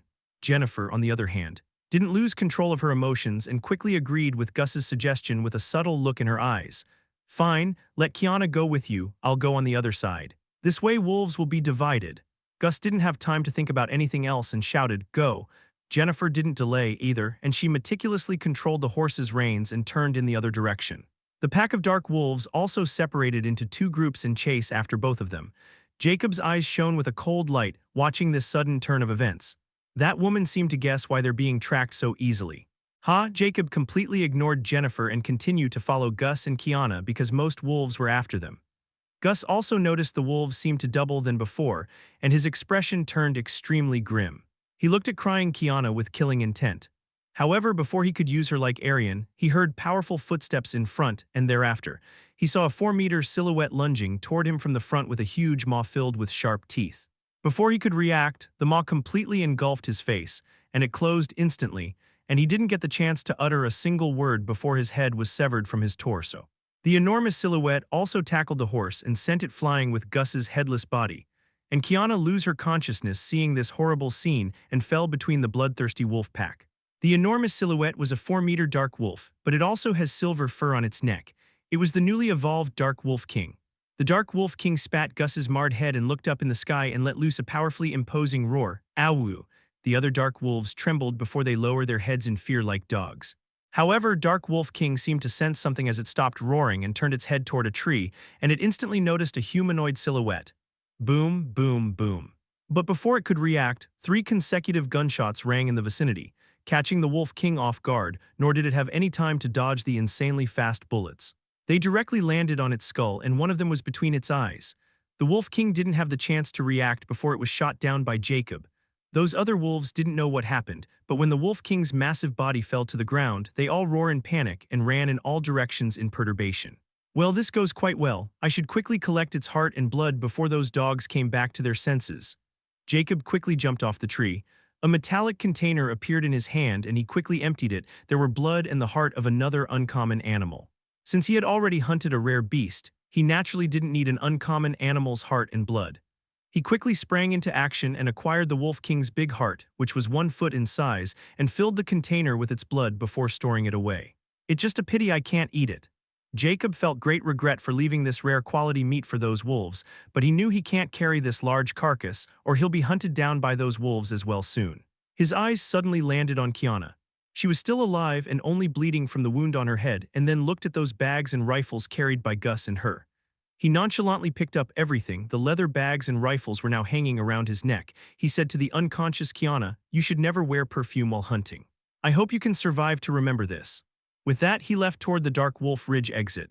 He was going toward where he left Pighead to wait for him since that guy has become his burden, but he still was unwilling to let him go because he could tell as long as he found those liquids, Pighead could be revived back to its peak. Because Pighead was still stronger than Jacob in its prime, and this was the reason Jacob didn't want to dispose of him this soon. But Jacob also knew it was a long shot if he wanted to find those liquids, after observing Gus's group and the crude rifles in their possession. He was doubtful that humans could produce such liquids. In the end, he was awakened in the presence of a rare species, and that guy was nothing but ordinary, so he had little hope after coming to the uncommon region. Nevertheless, this place was still perfect for him to hide until he completed the second stage of Cursed Heart Emergence and absorbed the information from human society. It won't be too late to move toward the rare region at that time. After finding Pighead, Jacob found a place to rest and also to see what was in those 3 bags that he got from this small encounter. Chapter 49. Rain Town. Jacob opened the first bag, which was the cleanest of the 3 leather bags he got, and it was from Kiana, who wasn't dead and intact when he took it. However, when he saw the content, he frowned. There were 2 sets of women's clothes, makeup, and even a bottle of scent. Other than that, he found 15 Colt bullets and a small pouch with 10 silver coins and 48 bronze coins. These coins were the same as he got from Decker. "She deserved what happened to her," Jacob mumbled annoyingly. He stored away the bullets and coins and threw everything else aside. Then he opened Gus's bag, which holds a pair of new hunter cloths, a machete knife, 35 Colt bullets, and a money pouch that holds 64 silver coins and 12 bronze coins. There was a silver insignia. Lastly, he opened Arian's bag, and this guy was carrying 2 machete knives, a leather map, 42 Colt bullets, another money bag with 23 silver and 75 bronze, and the last thing which made Jacob delighted, a revolver with 12 extra bullets for it. Jacob quickly examines the revolver. It's another crude imitation of Enfield revolver, but its length is 13 cm in and cartridge 576, which also increased its caliber to 576 as well, and effective firing range has increased up to 35 ids. All these firearms were used between the 19th and 20th centuries in my world, and they're not at their peak yet. Could it be this world technology is only at this level? But how is this possible? Well, I have to see for myself. Jacob stored away the revolver and other small things, except for the map. The map wasn't as detailed as he was hoping for, but it was marked by Arian neatly, which Jacob appreciated. If I keep moving north, I'll reach Gloria country border, and these people were also from there, and this map only denoted a small part of the Rainy Mountain Range in Gloria country. Well, it's enough for me, Jacob smiled in satisfaction before he stored the map away as well. Now his eyes landed on the 3 rifles as they shone with ingenuity. I hope I didn't lose my touch. With that, Jacob started to dismantle the 3 rifles and modified them with his peak skills. The Gloria country was a small part of the human kingdom, and it was under the jurisdiction of a baron. There were 4 big cities in Gloria's country and many small towns. The closest town to the Rainy Mountain Ranges was a mid-sized town named Rain Town, and many hunters who make their living with hunting or others who enjoy hunting as a hobby first come here for supplies. That was why this town was always lively and filled with armed people all year long. However, this was also the reason for this town's high crime rate, and no one wanted to offend anyone without no good reason. Because here just a normal-looking person can be from a noble household, and in Gloria country, if you offend a noble you won't meet a good ending. Nevertheless, all this has nothing to do with this newly arrived handsome man with long silver hair. He was wearing a hunter outfit while a revolver hung on his belt. He was none other than Jacob, who has cleaned himself up and wore the hunter outfit he found in Gus's bag. After scrutinizing the small town for an hour, he noticed many were wearing the same outfits and carrying firearms openly, without any restrictions. So he does the same, but he only showed his revolver because he didn't see anyone carrying a rifle, and he mused those guys were from some rich family, and it would be troublesome if someone suspected anything. Now he looked just like the others, besides his unusual hair color, but no one seemed to be interested in him as he passed the unguarded town gates. They're quite lax. Jacob smiled as he curiously observed the town, which looked like the town from the middle 18s, and his guess about humans being so inferior in technology became even more substantial. But this also means he can't get what he wanted here, not the liquid or any equipment in Decker's lab. He suddenly felt that shithole might be the biggest boon he received from Decker, but it was gone in smoke because of his own mistake. However, he didn't have the time to reminisce about his past mistakes. He found a middle-aged man who wasn't wearing a hunter outfit and was normally dressed. He politely asked, "Sir, can you please tell me where I can find a bookstore or healing medicine?" Jacob didn't find any kind of medicine in Gus and others' bags, so he was quite curious about this, and he also wanted to find the liquids as soon as possible for Pig Head, who he hid in the forest far away from the town. The man was startled when he heard Jacob calling him and asking such a question. He became scared for some reason and replied with a trembling voice. Please forgive me, sir, I'm just an ordinary mason, and we don't have such a luxury to afford any medicine. So I see can't help you." Jacob frowned slightly, and he could tell from this man's facial expression that he was extremely afraid of him and also telling the truth. His heartbeat also increased rapidly when he saw Jacob's frown. "Thank you," Jacob let the man go. He was afraid this guy might start to cry if he held him longer, and he didn't want to cause a commotion. Strange, he knew about the medicine, but he can't afford it. It seemed I still have to investigate more, and I should talk with a hunter since these natives seem to be afraid of hunters. I won't get anything out of them. Jacob moved on, and this time his eye landed on an old building, which was a pub, and suddenly remembered drinks. With a hint of anticipation, he entered the pub in large strides. Chapter 50.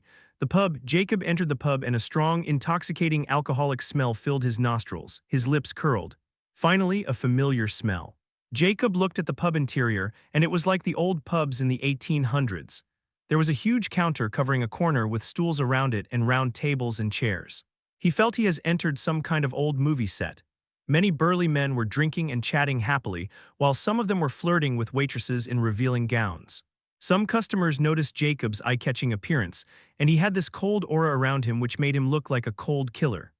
Jacob didn't mind those stares, he was already used to them in his past life, and nonchalantly walked over to the counter and sat on an empty stool. He curiously looked at the pub's alcohol display and felt reminisced.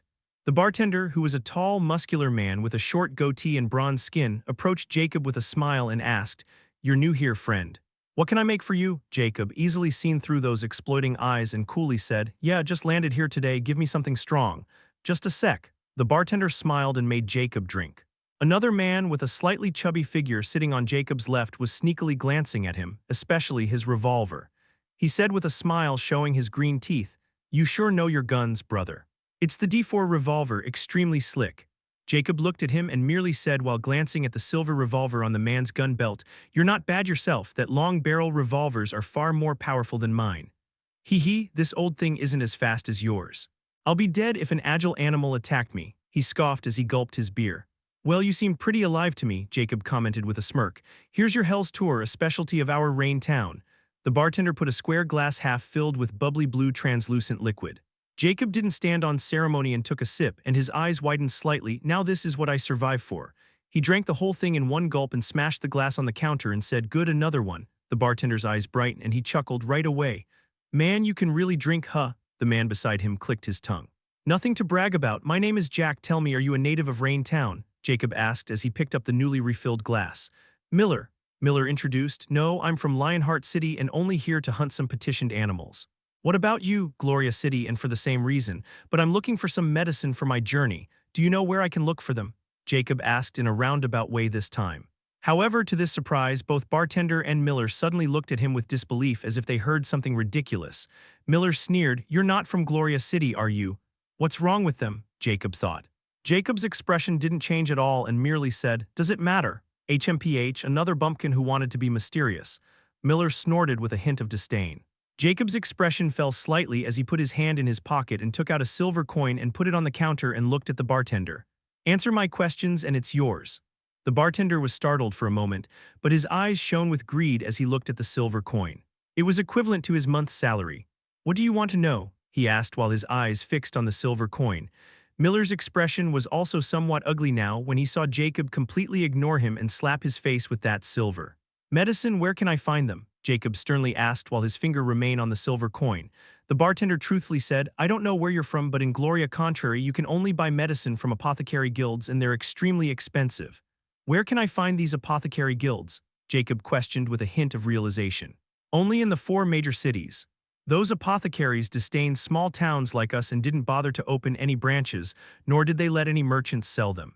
Furthermore, it's a crime to sell medicine without the Apothecary Guild's permission, and only in the black market you can find them, and that's if you're extremely lucky. The bartender sighed helplessly. Miller disdainfully commented at this moment, "You have no idea about the status of the Apothecary Guild. Its roots are spread all over the 4 regions, and they didn't give even the humane king face.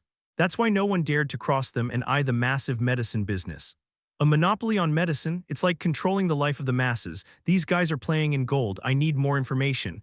Jacob felt extremely ignorant. "Last question, where can I buy books?" Jacob didn't even glance at Miller and only looked at the bartender. "There's an old bookstore 2 stresses away. You can buy common books there," the bartender replied. Jacob finished his drink and put away his finger from the silver coin. He stood up and was about to leave when the bartender's unhappy voice sounded, "You didn't pay for drinks." Jacob didn't turn around and only his stony voice sounded, "A silver is enough for the drinks and you can keep the change. If you're not satisfied, follow me." With that, Jacob walked without even looking around. Miller felt Jacob was too imperious and he moved his hand toward the revolver's handle. The bartender also didn't stop Miller, as his eyes were filled with ridicule at Jacob's blind confidence. It was the lawless Rain town, how daring of him to show his back. Bang! A gunshot sounded, drawing everyone's attention in the pub before a body fell on the group. Surprisingly, it was Miller with a bullet hole in his forehead, and his brains scattered on the floor while his hand was still on the gun handle. Jacob finally turned around and looked at the gobsmacked bartender with the revolver in his hand. "You can collect the payment from my bumpkin friend there and keep the change." Again.